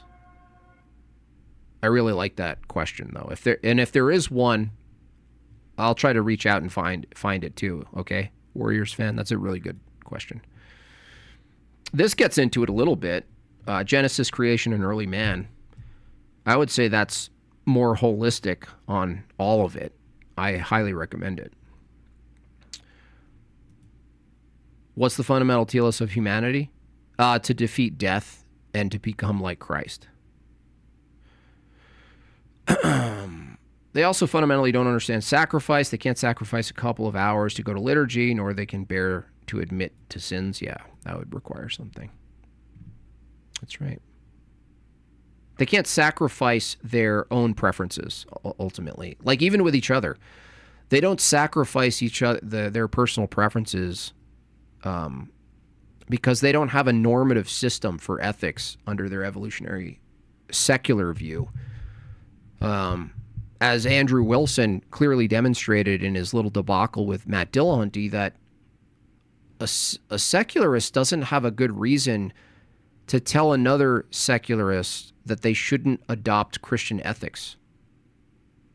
They can't say because it's untrue, because they're not adopting it because it's true. They can't say because it's a meanie pants, because that's a preference. Which is why they gave, Hitchens such a hard time. Not Hitchens, Dawkins, when he said, well, I'm a cultural Christian. I like the candles. I like the hot cocoa. I like, Rudolph the Red-Nosed Reindeer had a very shiny nose. Although it's awfully anti-Semitic.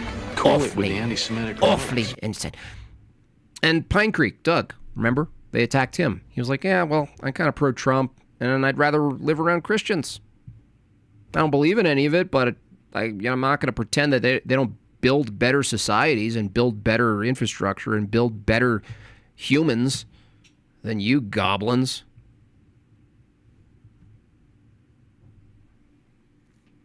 Shouldn't you listen to him because, in your view, Dave's brain has purpose? No.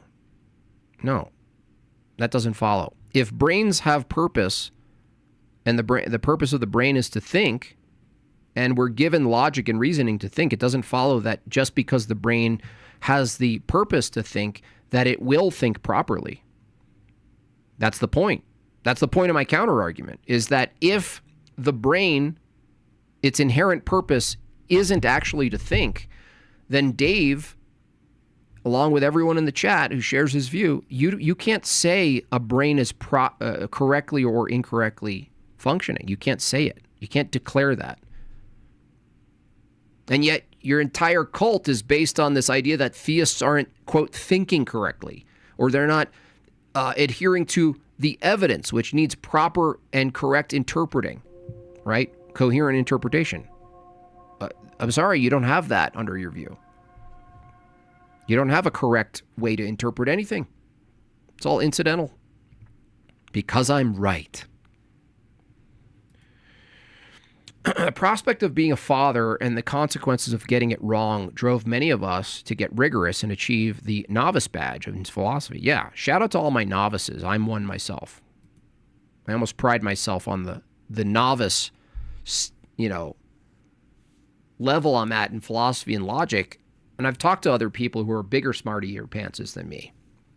And they're like, well, no, there is an angle that you see things because of your dumb-dumbness that other people maybe get caught up in because of they're so sort of enamored and drowning in technicality,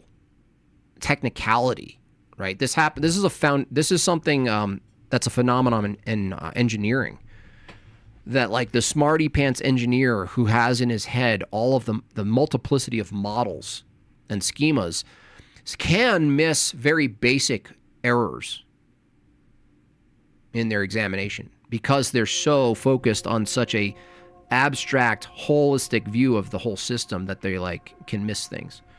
And dum-dums like me are at the bottom, just finding the right lamppost to piss on. And I find them, don't I? I sure do. It doesn't follow from Dave not being able to say his brain has a purpose in his view and his brain doesn't have a purpose. No. Look, listen closely. If the purpose of the brain isn't to think, you can't say whether or not it's thinking correctly or not. Now try it.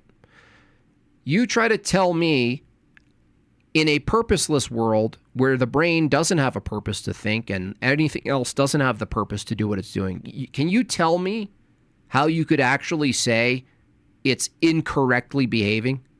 If it has no purpose, how are you going to say it's incorrectly behaving?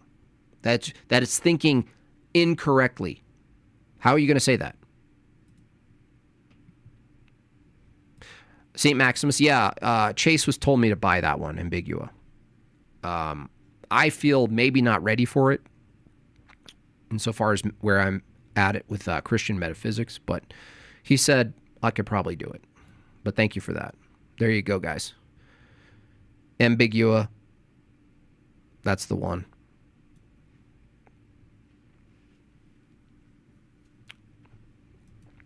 Yeah, under my... Nitty's not learning it at all, is he? He's still saying my. He's still saying my worldview, as if there's a thing called Nitty, like an identity that's a person. No. Under it, say this. Under it... yeah, under quote, your worldview, where there is no you, there's its. There's no reason why its ought to engage or its have better truths than other its. Here's why. Here's my secondary argument that none of you engage with, Nitty. Physical events, states of affairs, they're not truth apt. Just pure physical events are not truth apt. They're not truth apt. But under, quote, the Nitty that doesn't exist, worldview, what you call an evaluation that your brain's doing another event, that event is just another state of affair event that's just happening. That's just an activity unfolding deterministically. You don't have access to truth. Because if premise one is states of affairs aren't truth apt, and your own thinking is a state of affair purely, it's also not truth apt. It's another way to destroy your incoherent, nonsensical position on reality. It's absolutely absurd, dude. Go to church. Go to liturgy, dude. Go to liturgy, Nitty. Go. If you're a novice, then I'm going to restart, yeah. Philosophy and debate is like chess. You don't need a high to dog walk people. ELO, sorry. I was like, what? Sounds like a dog name. Yes, you're right about that. Yeah. Except now chess, it's getting to a point where it's all memorization, if-then statements, and all of the early chess players are disgusted. Can you start saying, say, functioning? I guess there could be a distinction there. Behavior would be more general and granting too much, right? Is that why you said that? Maybe I agree. I think both functioning and behavior is still granting too much.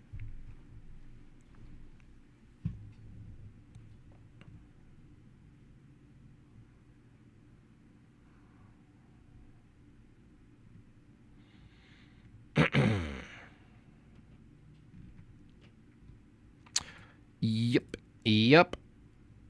I read the same. I was like, Elo the dog? Can you at least accept that it was an attempt to steal man without the meta pronouns? No, I still don't get your steal man. I know that you're trying to steal man. But the problem is, I can tell by the way you're writing it, you're really still not getting the entailment. Like, you're almost there. But I don't think you're internalizing the entailment of how brutal and fatal this view is. But it's not just to you. It's to evolution, because it really is the entailment of evolution. Now, I could be wrong about that, but every which way I examined evolution in what it proclaims is occurring, I come to the same conclusion. Maybe I'm wrong, but my conclusion that I come to is thinking and everything else happening in the body, including the vestibular system, which, by the way, if you're just coming to my stream, please watch the beginning of the stream. These systems only incidentally do what they do quite miraculously well. They incidentally do things miraculously well. Dekral. St. Maximus discusses time in ambigua disputations and mystagogical treatises, where he explores time in relation to deification, the logoi, and liturgical experience. Like most of St. Maximus, it is very dense. Yeah, it's hard. Like, even the cosmic mystery of Christ was like, it's only like this thick. But I was like, hold on. They want to be fence sitters, but don't understand. Satan owns the fence. They shun radical belief, and therefore their life is undercut with mediocrity. Yeah, there's no place for them. There's no place to stand. Just not that, not Christian, not this. Not God. Anything but. Christians have invented and achieved almost every major award. Example, 67% of Nobel Prizes are Christian, 7% are atheists. We fathered almost all fields. Yeah, because there's purpose. There's a mindset and a paradigm for pursuing science, for understanding reality, for understanding the universe, or understanding the universe of molecular. The molecular that itself is a universe in itself. We're understanding the creation we're in, so we can know God. That it gives us at least an indication. I'm not saying that, like, God is the universe, just so you're clear. Just saying, like, it's like a set of winks. But from their view, they say things like progress. What? Yeah, progress? What are you talking about? Oh, no. We need to abandon religion because it's archaic and silly and primitive. No, it's not. Even chronologically from your stupid timeline. Religion is actually not primitive. Religion is a feature of more recent developments, mentally, from your view. The conception of God, even if you said it was false, is complex metaphysics, advanced metaphysics. Theology is advanced metaphysics from the primitive, in contrast to the primitive view of what man is from the evolutionary view.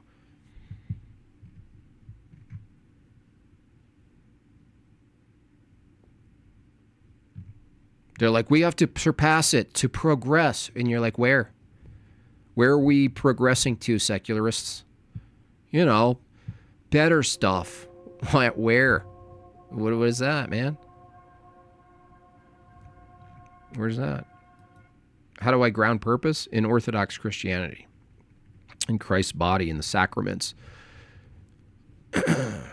Go to liturgy.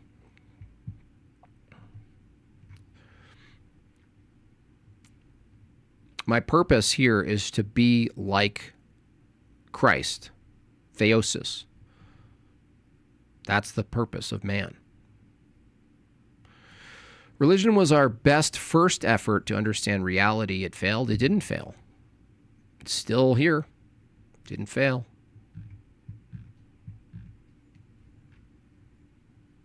The rejection of God leaves you in a position that Niddy's in, which is there's no way to understand reality because that assumes there's a, for the last freaking time, that assumes that there's a proper or correct way to think and interpret reality, to, quote, understand. That's a claim.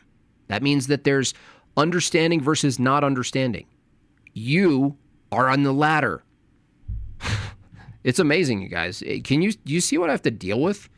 That's why you guys pay me the big bucks over here. Well, you see, religion was the first attempt to understand reality, but we've graduated from that position and we've adopted a position in which understanding reality is impossible because our brain has no purpose, you see. I'm a smarty pants. Foolish. Foolish.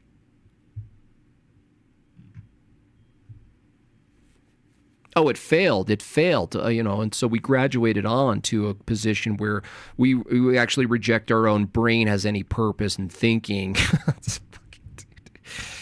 It's just wild. It's a circus. I just hear circus music. That's all I hear, circus music now. But it's not even like the fun kind. It's like distorted. It's like... Uh,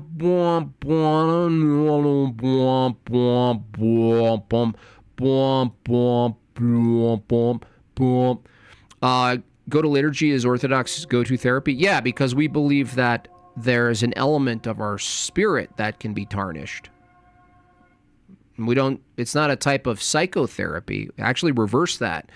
Not going to liturgy, rejecting liturgy, and producing a modern Jungian philosophical assessment where you go to your Jew shrink to talk about your mind or how Well, maybe you want to have sex with your parents, maybe. Have you ever thought about that? It's actually the opposite. Therapy is after. Liturgy's first. Therapy is total modern conception, dude. That's what's so funny about you people. And I mean, you people reject Christ, reject the history of man. You go, oh, it's there. No, it's actually the opposite. If Orthodoxy's liturgy preceded chronologically, historically, therapy, then no, therapy is an inversion of liturgy. Get wrecked, fool. They go, oh, you don't have a spiritual ailment. It's just a mental thing. Come talk come talk. Sit on my couch. Sit on my couch and talk to me. Tell me your secrets. Tell me more about that. Maybe Rick. Hey, Rick, have you ever thought that maybe you're a woman? Maybe a woman. Maybe a woman. That's a 50-minute hour. Dude, that should be it. If someone tells you there's a 50-minute hour,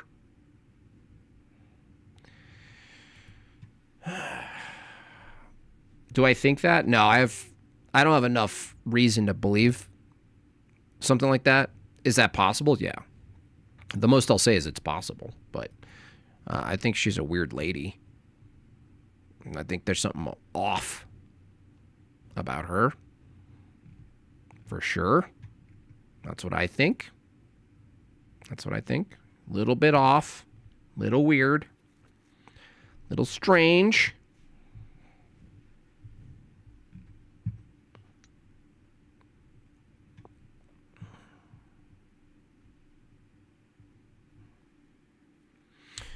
If you have a mental issue, which is totally incurable, it requires you to spend lots of money. Yeah, and it's never a spiritual problem, right?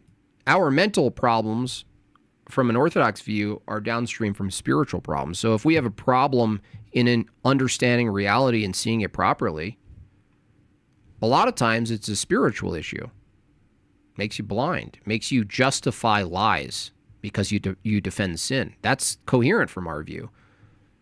You post hoc justify things you did by redesigning what reality is as a post hoc justification for what you did. And you go, oh, let me just be creative with it. And that's basically what therapy is, what psychotherapy is. It's post hoc understanding of the things you did so that you're no longer really at the source of it. And it's not a spiritual issue. It's something that you have to rationalize psychologically and then come up with new terms and then maybe take some pills or whatever. And you're never addressing the problem that it's spiritual. Well, why is that the case? Well, that's the theology. There is no sin. There is no hell. There is no departure from God from that worldview. And you guys know what worldview I'm talking about.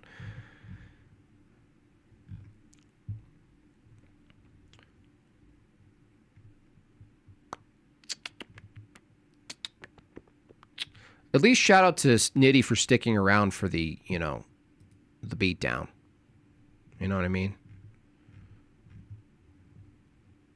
Speaking of Nitty. The use of Vagine to read super chats, shout out Vagine, is misogynistic, and a use of a stereotype that denigrates people of Indian, Pakistani, etc. descent. That there is something inherently funny about the way that they speak, the way that they dress, and debatable. It's not just the reading part that's the problem with Vagine. It's how Jim Bob interacts with Vagine. Shut up, Nitty. If you maybe we'll catch this more as people super chat right now. And Vagine reads them. But it's not just that there's some inherent humor in how Vagine speaks and looks. But Jim Bob will yell at Vagine. Jim Bob will ask very angrily for Vagine to shut up. Shut up, Nitty. What conclusion are we supposed to draw? Shut up, Nitty. From treating a person that is speaking differently, looking differently than Jim Bob. For the last time, Nitty, Vagine's not a person. She's literally... By the way, what's funny about all this after all this exchange is that Nitty, you don't even have a distinction person. From your view, there's actually no difference between Vagine as a set of molecular atoms or whatever and a human being. A human. There's no being to human. There's no person human. There's no purpose. The tools of philosophy and science do radically different things, yeah. The brain Jim Bob is using to make his argument stems from his brain. No. The brain stems from the brain? The brain Jim Bob is using to make his argument stems from his brain? Dude, you guys... It's like I don't need to do any work. The most work I have is to read your own comments. Is a stereotype a fancy music thing you people in the West have? I've never heard of that before. This guy doesn't, he doesn't even know what he's saying, let alone knows what science is. Can you guys just look at what I'm dealing with here? The brain Jim Bob is using to make his argument stems from his brain. Ugh. I'm all pumped up because I watched Braveheart last night.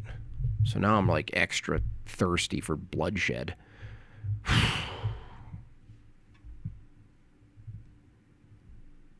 Ugh. You know that brain you're using? That stems from, you know what, Jim Bob? You know what? You should thank science for this. I got this from science.com. Do you know that brain you're using to do these kind of things? Did you know that stems from the brain? Wow. You should write fortune cookies. Have you ever thought about writing fortune cookies? Ugh. Ugh. Maybe you meant membrane. My mind is what the brain does. My boyfriend is a woman.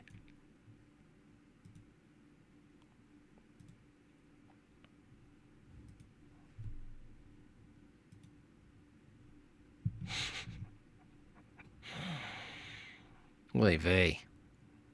Oy vey.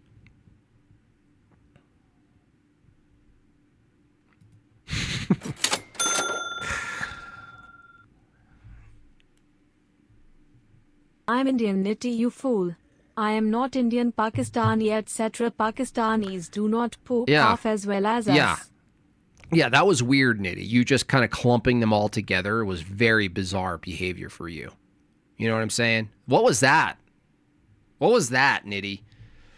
I didn't want to say anything because I was like, oh, you know what? I do it all the time. But I was waiting for someone in the audience to recognize that sort of clumping together of the two, and I was like, nice work, Nitty. All right, here we go. More philosophy. If I'm receiving, quote, correct instructions from a purposeless person, you mean, yeah, not a person, a purposeless brain, a mechanism, not a person, on how to escape a fire, I'm about to die, and I do have a reason to listen to them. Since they're purposeless. No, it's not listen to them. You don't have a reason to trust what's coming from that brain, not the person. You don't have person under this view. There's a brain. There's just an item in space that's doing a thing that's not, there's no design or purpose to what it does. It's not purpose to come to truth claims or give instructions.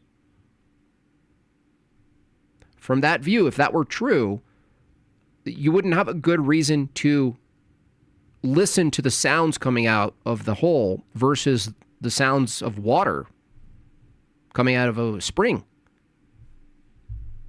Now, I know this is difficult for many of you to conceptualize in a hypothetical, but it's the reason why you just fail to engage in it is that you can't imagine not granting yourself intelligibility. You just give it to yourself, though. You just grant yourself intelligibility. If it were truly the case that brains doing what brains do is purely incidental, and there is no correct way to interpret or give instructions or any of this, this is all illusory. You don't have a good reason, because there's no reason, to listen to the sounds from one thing, hole from face, or sounds from hole in the butt, or hole in a tree. Hole in the ground. Let's say they're all making sounds. If the brain has no real purpose, if there's no correct way to think or communicate or do anything, interpret the world, if that's not the case, there's no reason why one of these holes with making sounds is more, that you should be partial to one or the other, dude. What's really interesting about this is that you could kind of understand how this leads to perversion of all sorts, don't you? Can't you? Shut up, Niddy. You simpy white knight. I don't need a retard like you defending me. Yeah. I'm a creation of Jim Bob and he That's can right. tell me to shut up anytime. That's right. I love my daddy Jimmy Booby. That's right. See? I made her in my image. I made Vagine in my image. But you see, what I was saying is the perversion. If there's no real purpose for this or that, is it really confusing to you guys why there's so much sexual perversion? It's because they're denying that there's any purpose to any of it. Isn't that weird?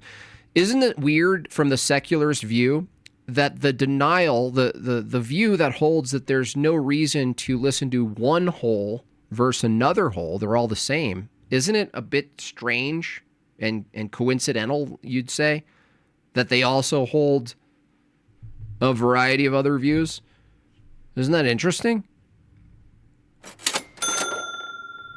Cha-ching. Jim Bob, I'd love for you to listen to the sounds coming from my hole. Wink wink. See, Vagine. Just when I think I should defend you. Just when I think that I should defend you. People also assume, quote, we arrived at the same conclusion. Don't stay in the fire means we got there the same way. Right, that's right. That's another good point. That's another good point. People can arrive at the right conclusions for the wrong reasons. People can arrive at the wrong conclusions for the wrong reasons. All sorts of things. There's all sorts of avenues, but if there's no real normative avenue, there's no correct way to think, there's no reason to listen to any one thing or the other. Listen to the tree cracking in the woods. Listen to a rock falling. Listen to a bird chirping. Why listen to a human? There's nothing there. Vagine needs some milk. Oh, Vagine. Oh, Vagine. Sorry, Vagine. I'm sorry that some guy who doesn't even know you is defending your non-existent autonomy and personhood. I know how that can be insulting.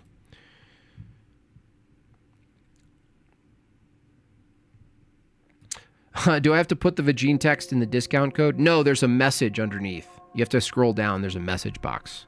Sterling Bellows. Nice name, dude. What are you, a writer? It's like I wouldn't even need the title of the book if someone said, hey, have you read Sterling Bellows? I'd be like, I will.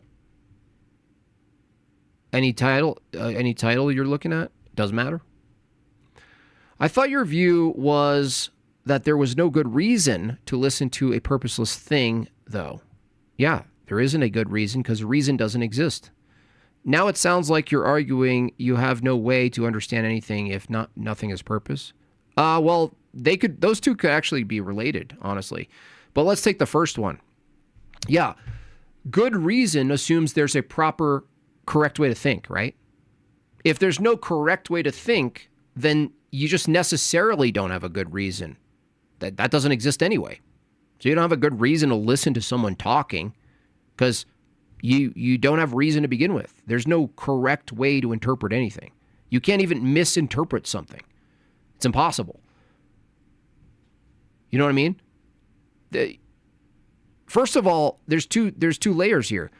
Communication assumes that it can be interpreted correctly and incorrectly. But that's something that you don't even have if there's no correct way that the brain operates. You don't even have that. So it's not just, hey, someone's talking, you don't have any good reason to listen to them, what they're saying. No, I'm saying that reason itself doesn't exist. I'm not just saying you don't have a, quote, good, justified reason. I'm saying you don't even have reason.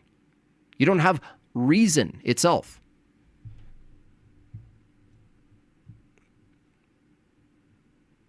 And it sounds like you're arguing you have no way to understand anything if purpose. Yeah. There's no way to properly understand anything if your brain is incidental.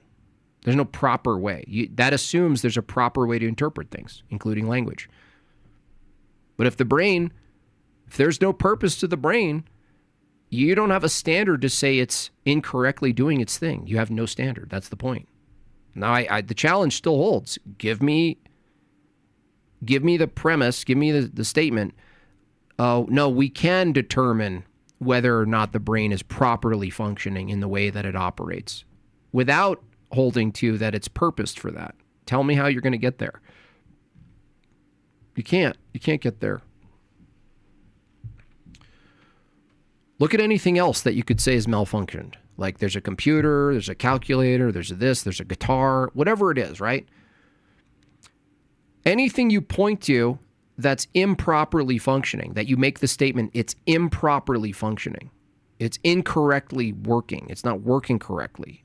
You can't do that unless it's up against the canvas that it has a direction or purpose to it.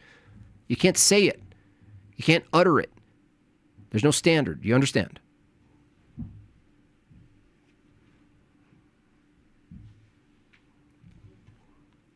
Doesn't work.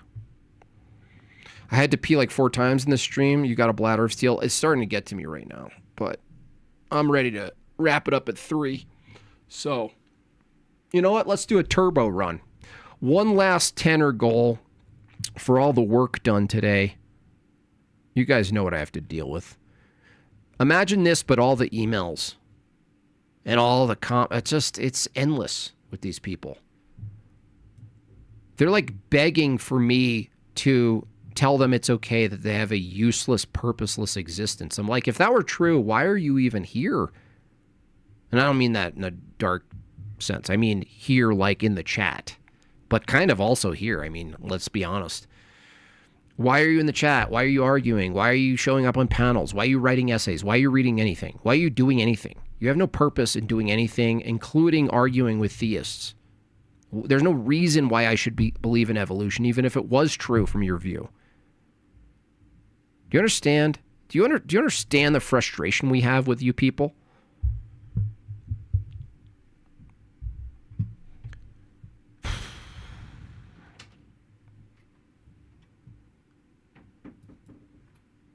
You understand why we're so we're like a bunch of parents, and you just fail to understand the instructions. And you just keep doing the same stupid thing over and over again.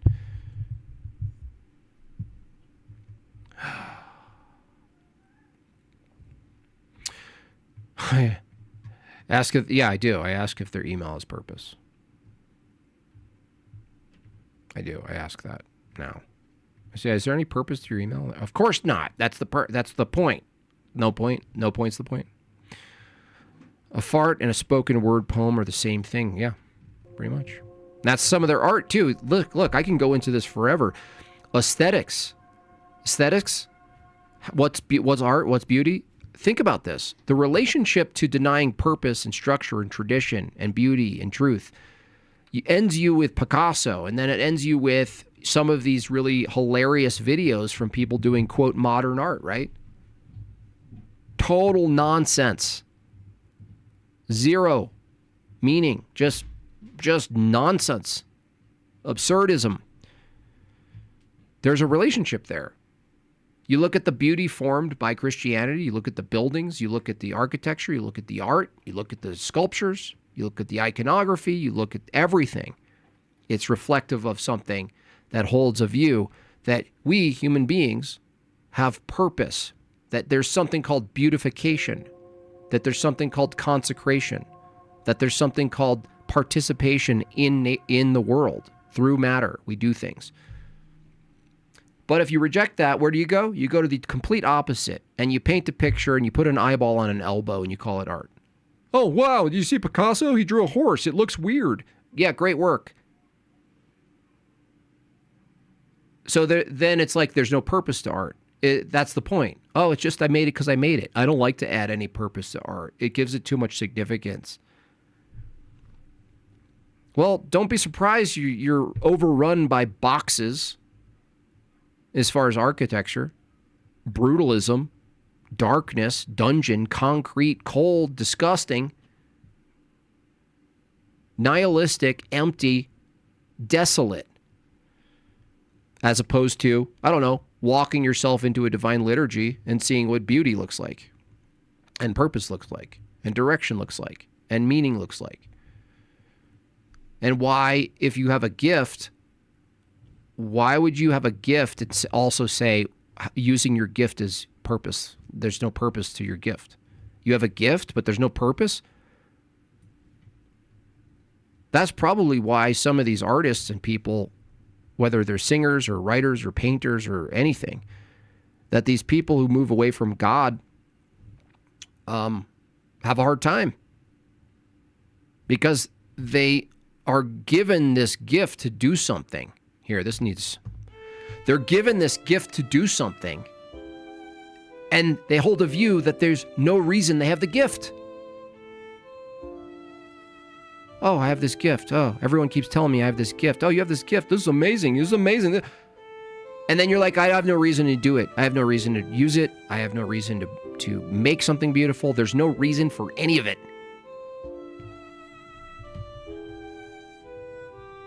And then they wind up on Live Leaks, and you're like, why? Why do they wind up on Live Leaks? Well, I wonder. I wonder why. Speaking of gifts, you guys have less than 20 minutes to fulfill the last of the coffers. Nathaniel, $5. Thank you for the content. It's unique to be funny and teach truth. Beautiful. Thank you so much for that, Nathaniel. I really appreciate you acknowledging it. I need a power stance like Netchel. Yeah, totally. Totally. Volleyball coach level, right? Right?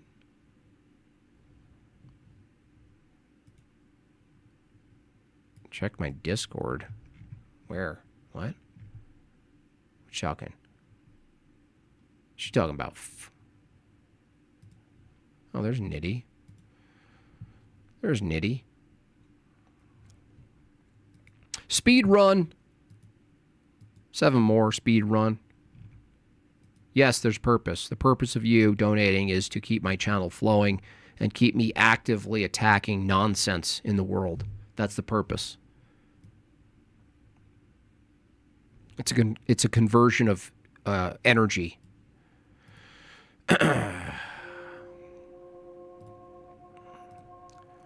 Check out Person of Interest. The Dateline cold case detective looks at the evidence for Jesus as an atheist convinced himself to become Christian. Beautiful.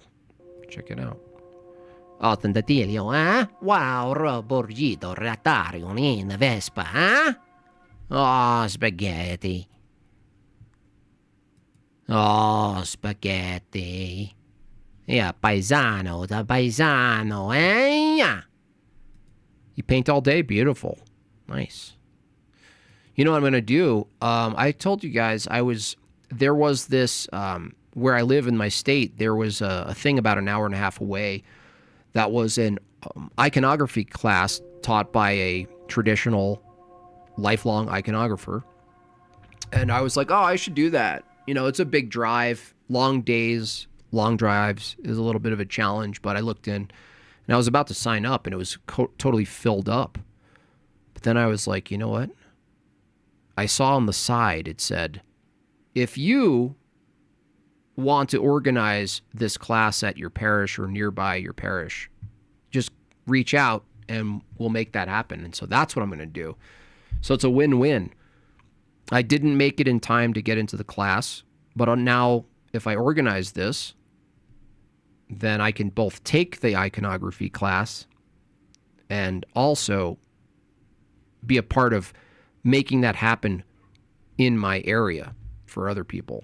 So I'm really excited to do that. Super pumped because I think that's going to be in my future. I think when I finally get white hair and my beard is white and I have longer hair, once I'm over 54, then I'm going to move into that type of, I think I'm going to get into that. It's a slight calling. It's not super strong yet, but it's like that. How do you explain it? Anyone? Anyone ever have that? Where it's like this, it's like a whisper call.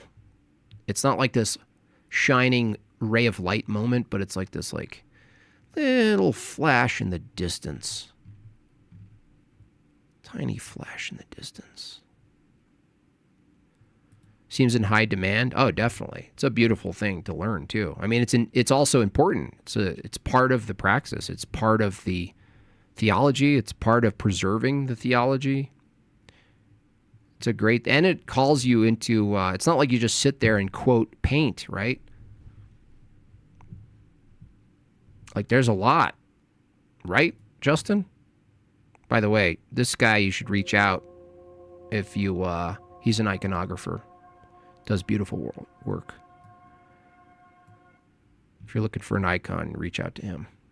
I can't tell you the time frame, but reach out to him. There are 2 pro iconographers from Russia at my church right now. My daughter is very artistic, and they are teaching her how to do it. Yeah, my kids are already interesting. You know, you try to get your kids to participate and focus the entire liturgy. Sometimes it's just not, it just doesn't happen, let's say. I'm not saying it's not possible, it just doesn't happen. But something to do is you get them to mimic iconography. It's something my creative kids do as well, where they'll fill up pages and drawing iconography. So that's something to pass down. That would be great. If I could pass that down to even one of my children, if I fulfill that goal, that'd be great. You're not ready for the old age analogy. I'm just waiting for my pure white hair. That's all. I'm going to look like some sort of old Chinese karate master, honestly.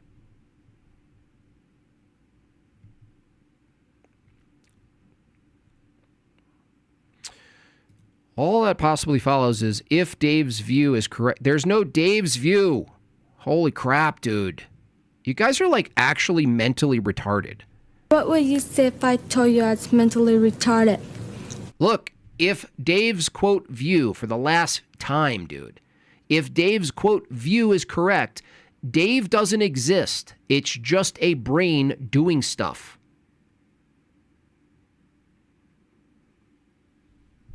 If Dave's view, quote, if that reality was true, there is no Dave's view. Strict inanimate objects that are just in operation don't have views. Events don't have views. Getting so frustrated with you people. It's like I'm holding a cup of water to your mouth, and you're just like, I'm like, I am pouring the water in your mouth, and you're all,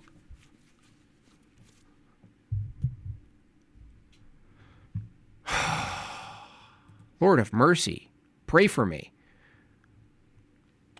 I have that with becoming a priest. We'll see though. Yeah. Well, that's dude, Beef Sleazy, that's way more in demand than you could ever imagine. I forgot the numbers. It's crazy though. Like the numbers are like in the West, it's like you need like minimum like 80 or something in a year, going through and getting right into the clergy and getting going. And we're at like, I don't know, like 3.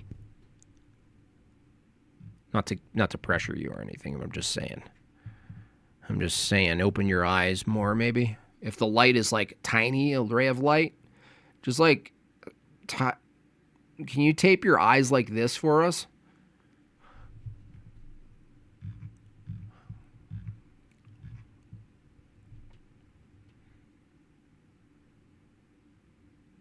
Yeah. Contact Justin if you're interested in icons. No, Colorado. There is no Dave's view. Exactly. There is no Dave's view. Strict biological mechanisms that are not inherently purposed for having a knower. It's incidental. There is no Dave. That's just a brain. There's a brain just doing something. It's just incidentally producing something. Phenomenon. Jeez.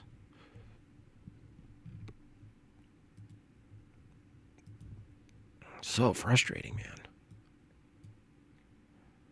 Grant me some patience.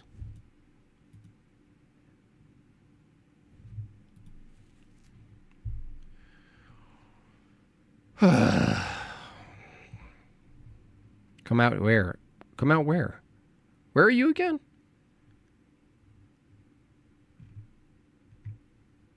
Yeah. If Dave is correct, there is no Dave and there is no correct. Beautiful.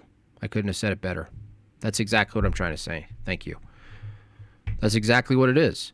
If, quote, Dave is correct, there is no Dave and there is no correct. That's the whole argument. There's no correct. There's no such thing as correct. Yes. Asking the question, should I listen to Dave's View, would be the same as should I listen to a mudslide? Yes. And not the drink. I haven't had one of those. I haven't had a White Russian in a long time. I wonder if I would even like it.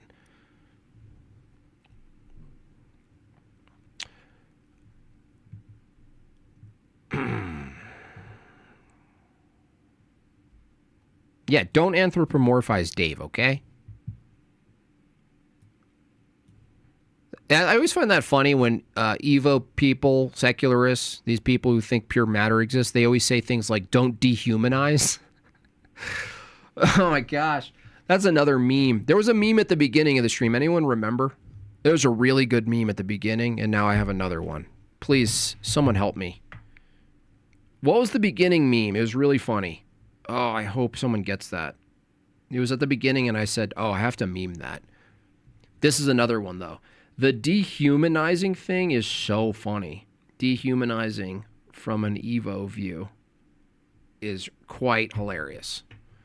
Hey, you're downstream from a clump of bacteria. You're a fish. Oh, Christianity is dehumanizing. It's like Christianity is the only thing that humanizes anything, anybody. Dehumanizing. Oh, there's just something just so rich in that. I have to really just...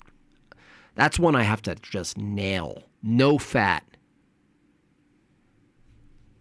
You're dehumanizing me.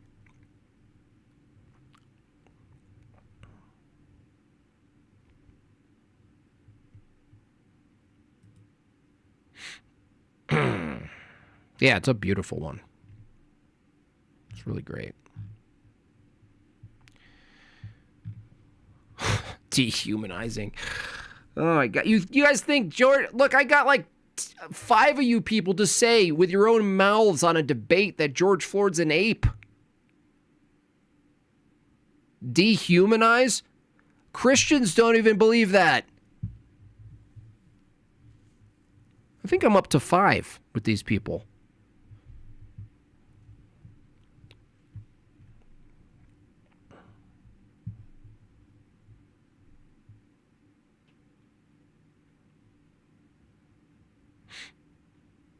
Anyway, 2 more, y'all. I know you don't want it to end. I know, but I gotta shop and see where to send you guys. I'm gonna put you all on a train. I'm gonna get you all on a train off to another place. Okay? Okay. Get you on a train. I'm so human, I come from a fish. I'm the most human. If evolution is real, do you want to know that? No, if evolution is real, you can't know anything. Have you just not been paying attention this whole time? Roop-a-loop? Rope-a-dope? Hey, but if evolution is real, do you want to know that, even though the entailment of evolution being real is that you can't know anything? Would you like to know that if you can't know anything? Hey, Jim Bob, would you like to know if you can't know anything?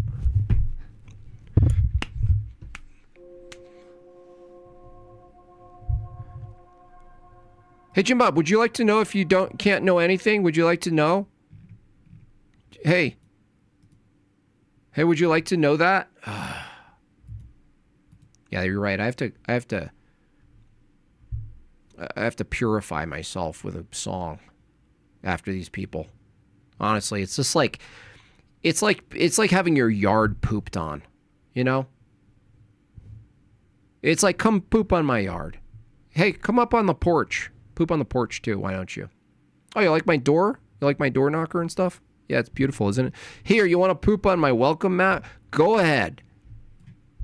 Don't worry, when we finish up, I'll clean it all up. Don't worry about it. You just puke and poop all over the place, and we'll clean it up for you after you leave. Okay. All right. It sounds good, doesn't it? Sounds great. Okay.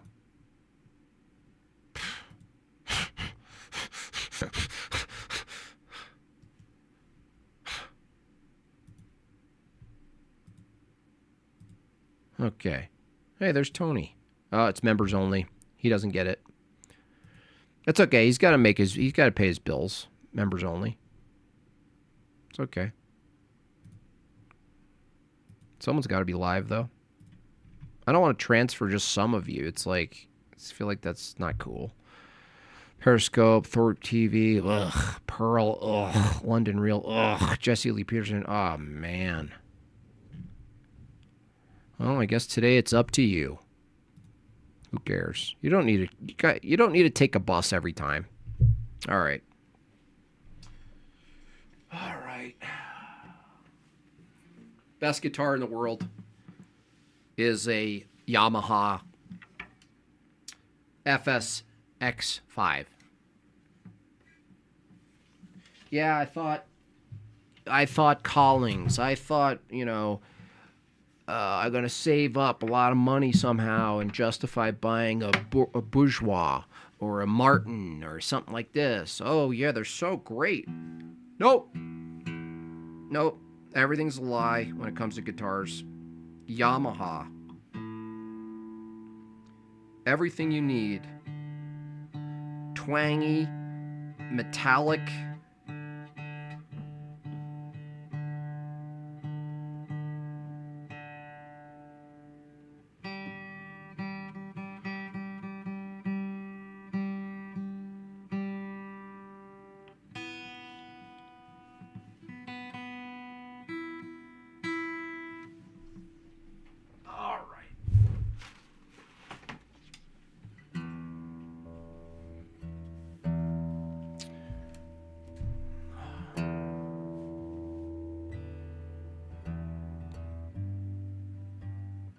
Can you cover the song? I don't know the chords to it.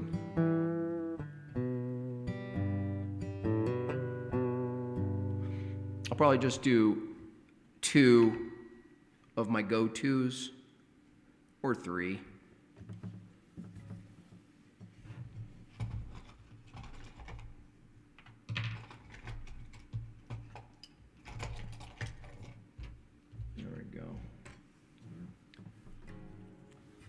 Yamaha's sound engineering team is also responsible for dialing in exhaust note sounds for the Lexus.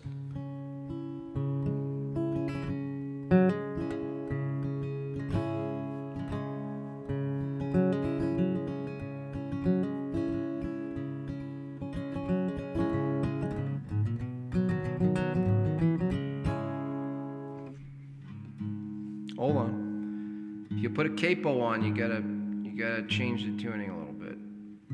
I don't think there's a guitar that exists that doesn't require you to do this. But I wish it did exist.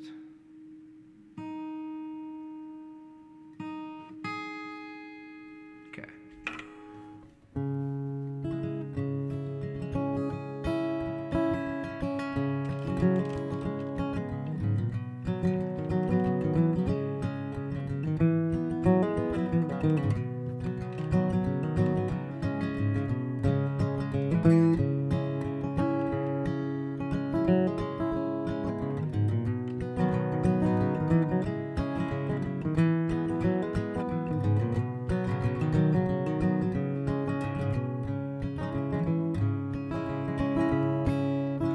Shady Grove, my little love, Shady Grove, I say. Shady Grove, my little love, I'm bound to go away.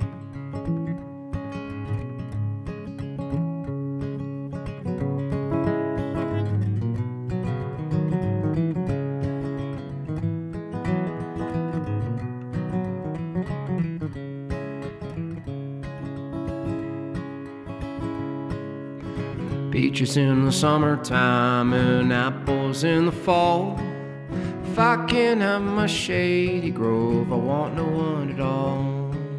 Shady Grove, my little love, Shady Grove, I say.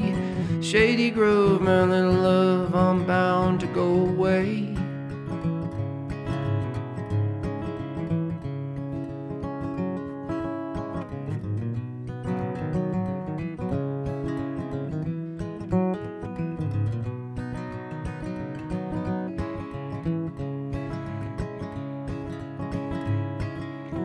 Peaches in the summertime and apples in the fall.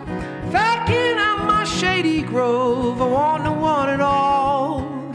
Shady Grove, my little love, Shady Grove, I say. Shady Grove, my little love, I'm bound to go away.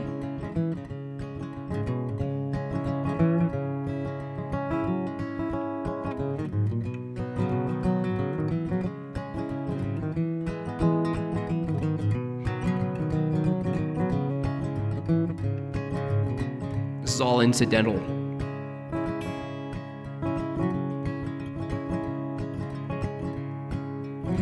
When I was just a little boy, I wanted a Barlow knife.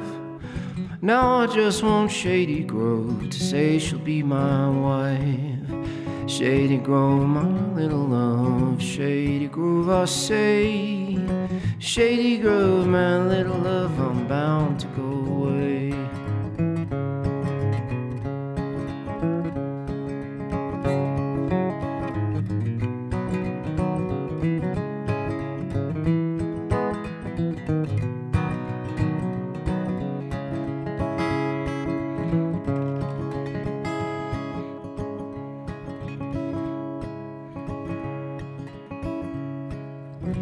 Get myself a big fine horse and corn, feed him on. Shady Grove can stay at home and feed him when I'm gone. Shady Grove, my little love, Shady Grove, I say. Shady Grove, my little love, I'm bound to go away.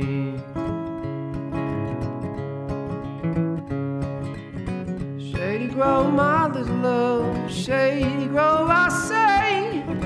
Shady Grove, my little love, I'm bound to go away. Cheeks as red as a blooming rose and eyes of a curious brown. She's the darling of my heart and the sweetest girl in town. Shady Grove, my little love, Shady Grove, I say. Shady Grove, my little love, I'm bound to go away.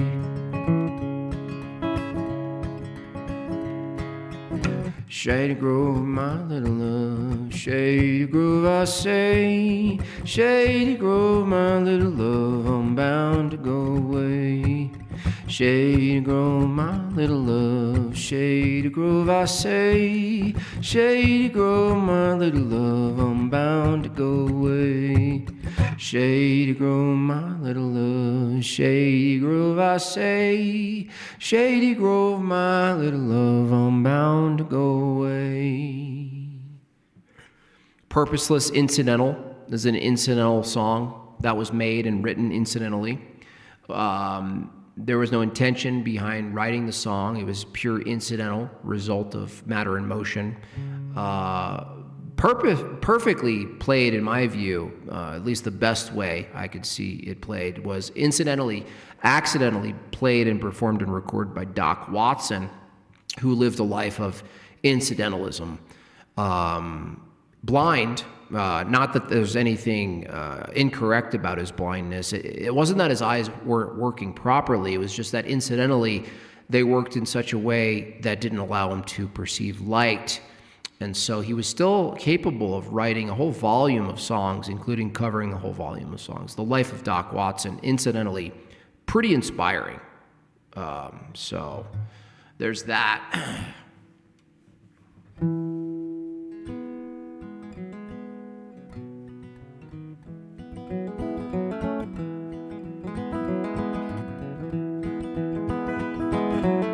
I incidentally wrote this song called Mountain Town.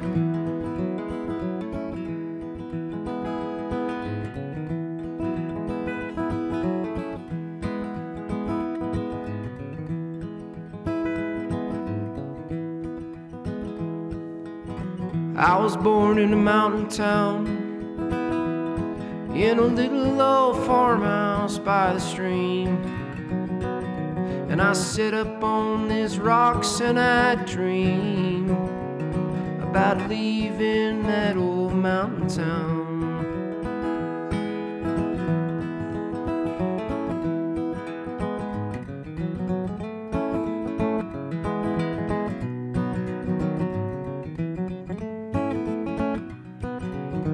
Incidental runs. So I went out to Hollywood land with this old guitar, not a dollar in my hand. And I never made a deal, my soul they couldn't steal. Packed it up and I left that Hollywood land. Time head on down the road. I can't do it on my own. Can't bear this heavy load as I try to find my way back home. Incidentally,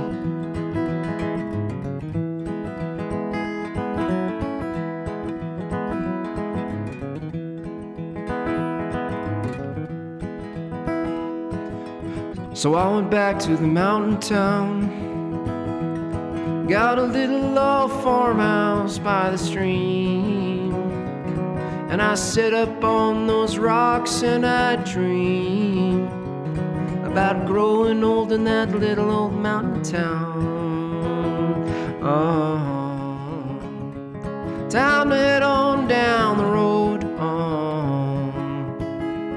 I can't do it on my own. Can't bear this heavy load as I try to find my way back home.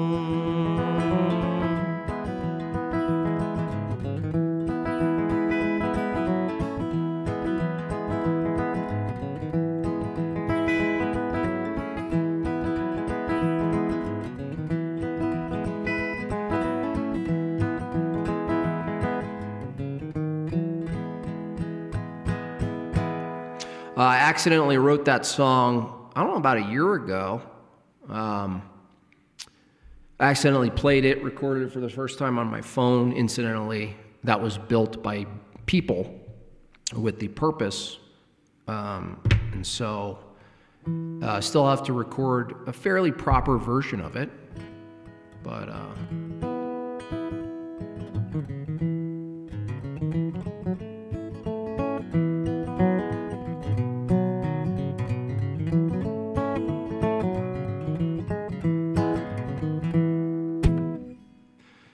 it's a pretty good purposeless stream, yeah. Probably the best purposeless stream out there right now.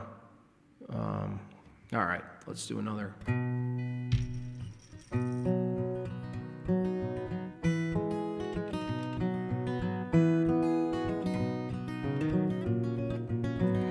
This is another song I accidentally wrote during the whole COVID thing.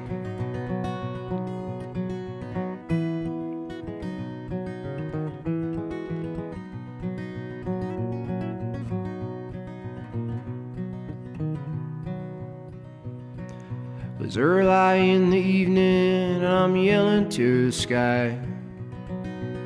Well, I swear I've seen the second sun, I'm telling you no lie.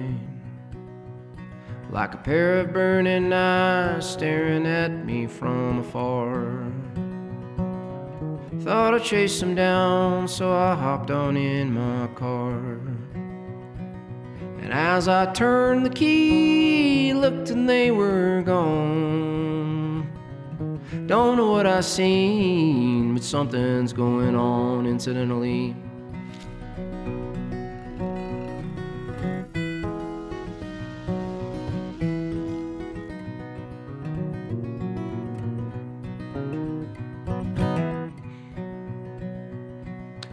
bright blue sunny morning, not a single cloud in sight.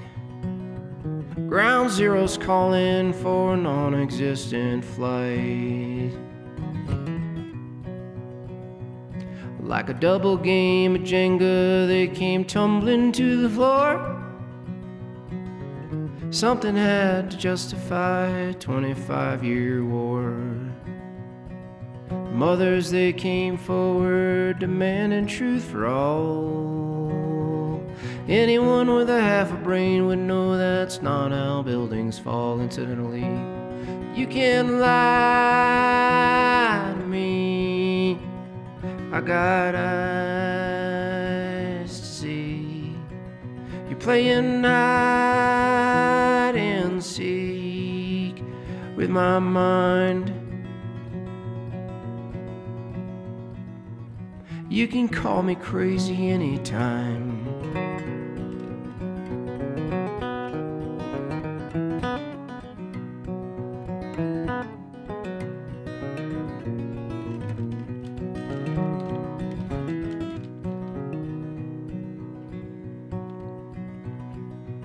"1969 and we're gathered round the tube.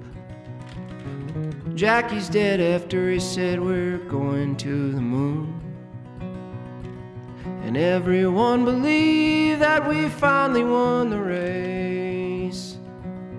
Now the whole world's mesmerized by animated space. Half a century later and we still have not gone back incidentally. But we nailed it on our first attempt in a flimsy chinful shack. You can lie to me, I got eyes to see. You're playing hide and seek with my mind. You can call me crazy anytime.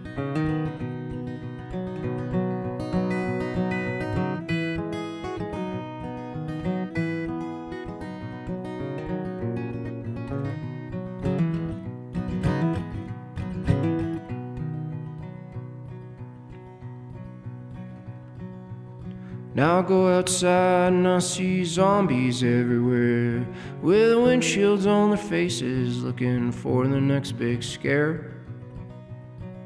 And all their little screens tell them they're close to harm. Big Pharma says no worries, just let us in your arm. I don't know about you, I'm keeping my veins clean. I will not be an extra in your one world movie scene. You can lie to me, I got eyes to see. Playing hide and seek with my mind. You can lie to me, I got eyes to see. You're playing hide and seek with my mind. You can call me crazy anytime. You can call me crazy anytime. You can call me crazy. You can call me crazy. You can call me crazy.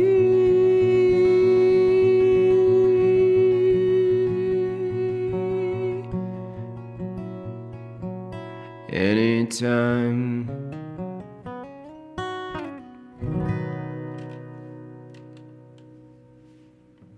You can get that song downloaded over there on Bandcamp. Thank you, Rip.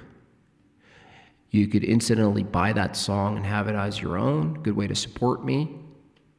There's a minimum price on it, but you can give a tip or whatever if you like the song. You can accidentally buy it. So that's cool that you could do that in this world. Pretty cool stuff. Really good. It's really good that that's available for you guys.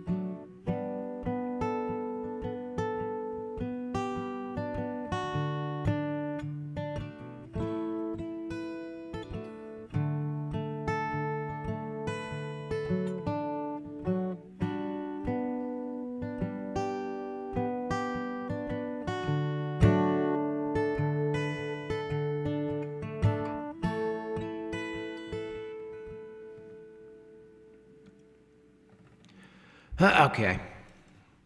I think you guys can find your own way. I don't have a setup at all for you to go anywhere.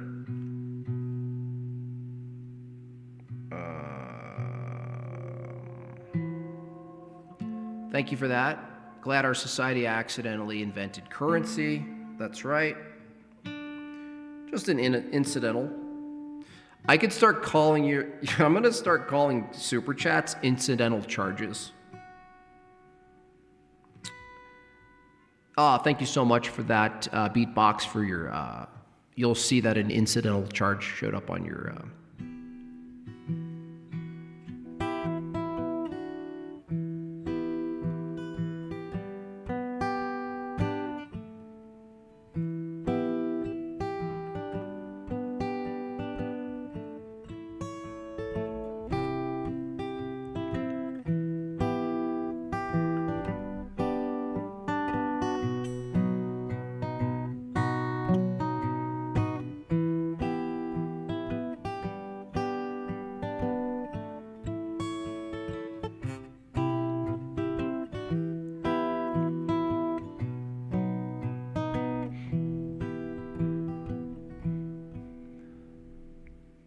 There is a house in New Orleans. Call it the rising sun.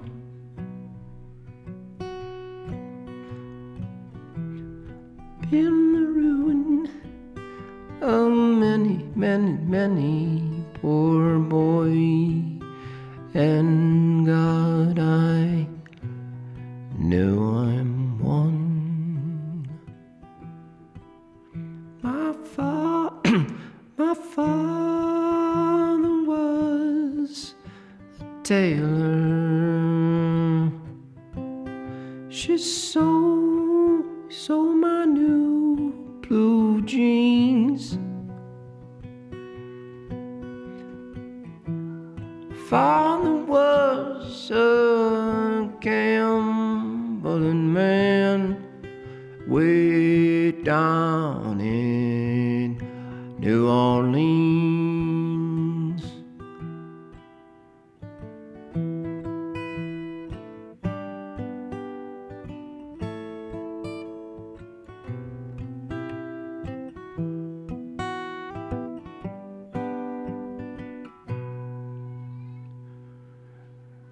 Now the only thing a gambler needs, suitcase and a trunk.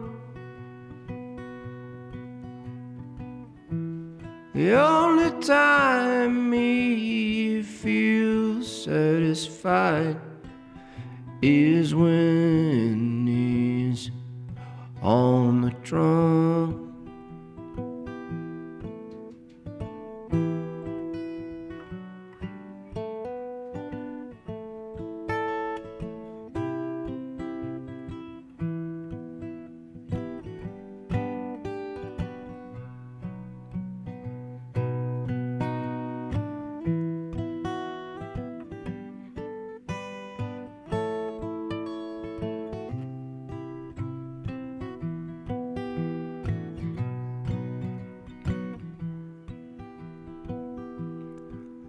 Got one foot on the platform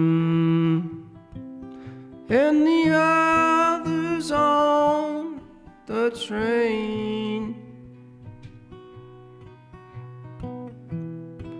going back to New Orleans to wear my ball and chain. Mother, tell your children not to do what I have done. Spend your life in sin and misery. in the house of the rising sun.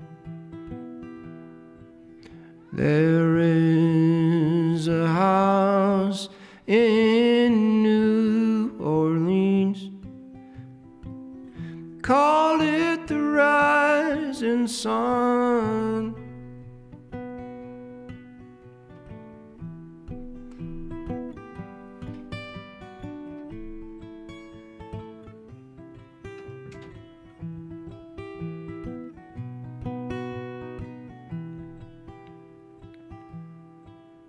There is a house in New Orleans, call it the rising sun. It's been the ruin of many poor boy, and God, I know I'm one.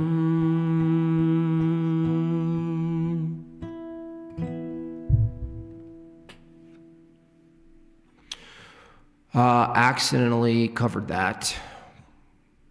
So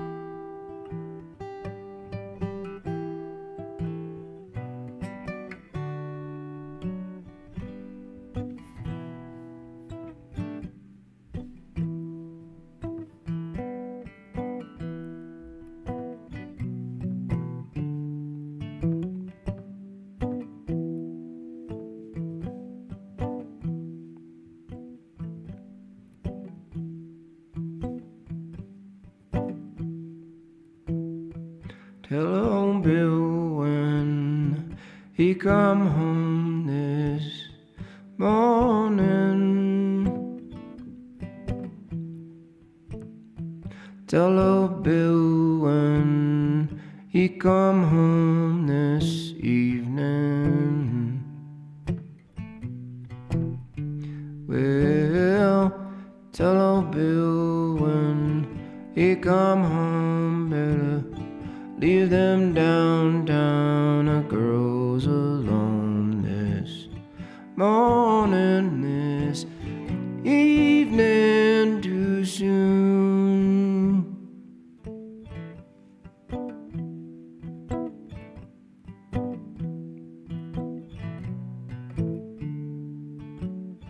Bill came home about 8:30 this morning. Bill came home about 8:30 this evening. Well, Bill came home about 8:30, yeah. Bill came home through that old front gate this morning, this evening too soon.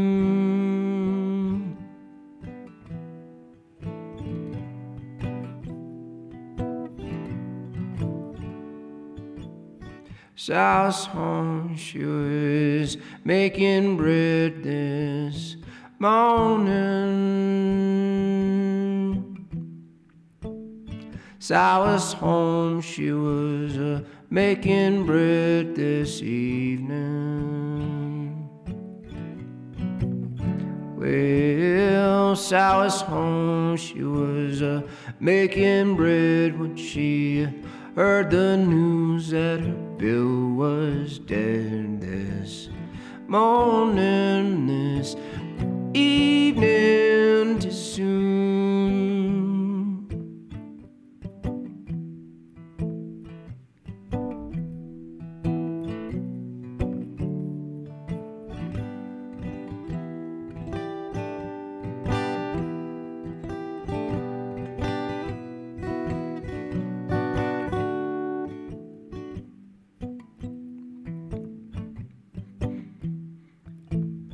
Bill came home in a hurry-up wagon this morning. Bill came home in a hurry-up wagon this evening. Well, Bill came home in a hurry-up wagon, yeah. Bill came home, his feet was dragging this morning, this evening too soon.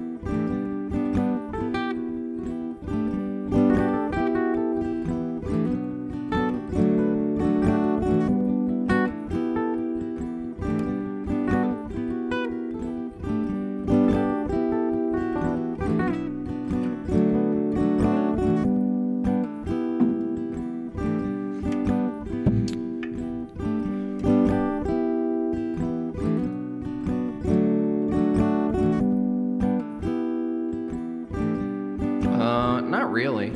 Working on that. Thank you for that tenor. Appreciate y'all.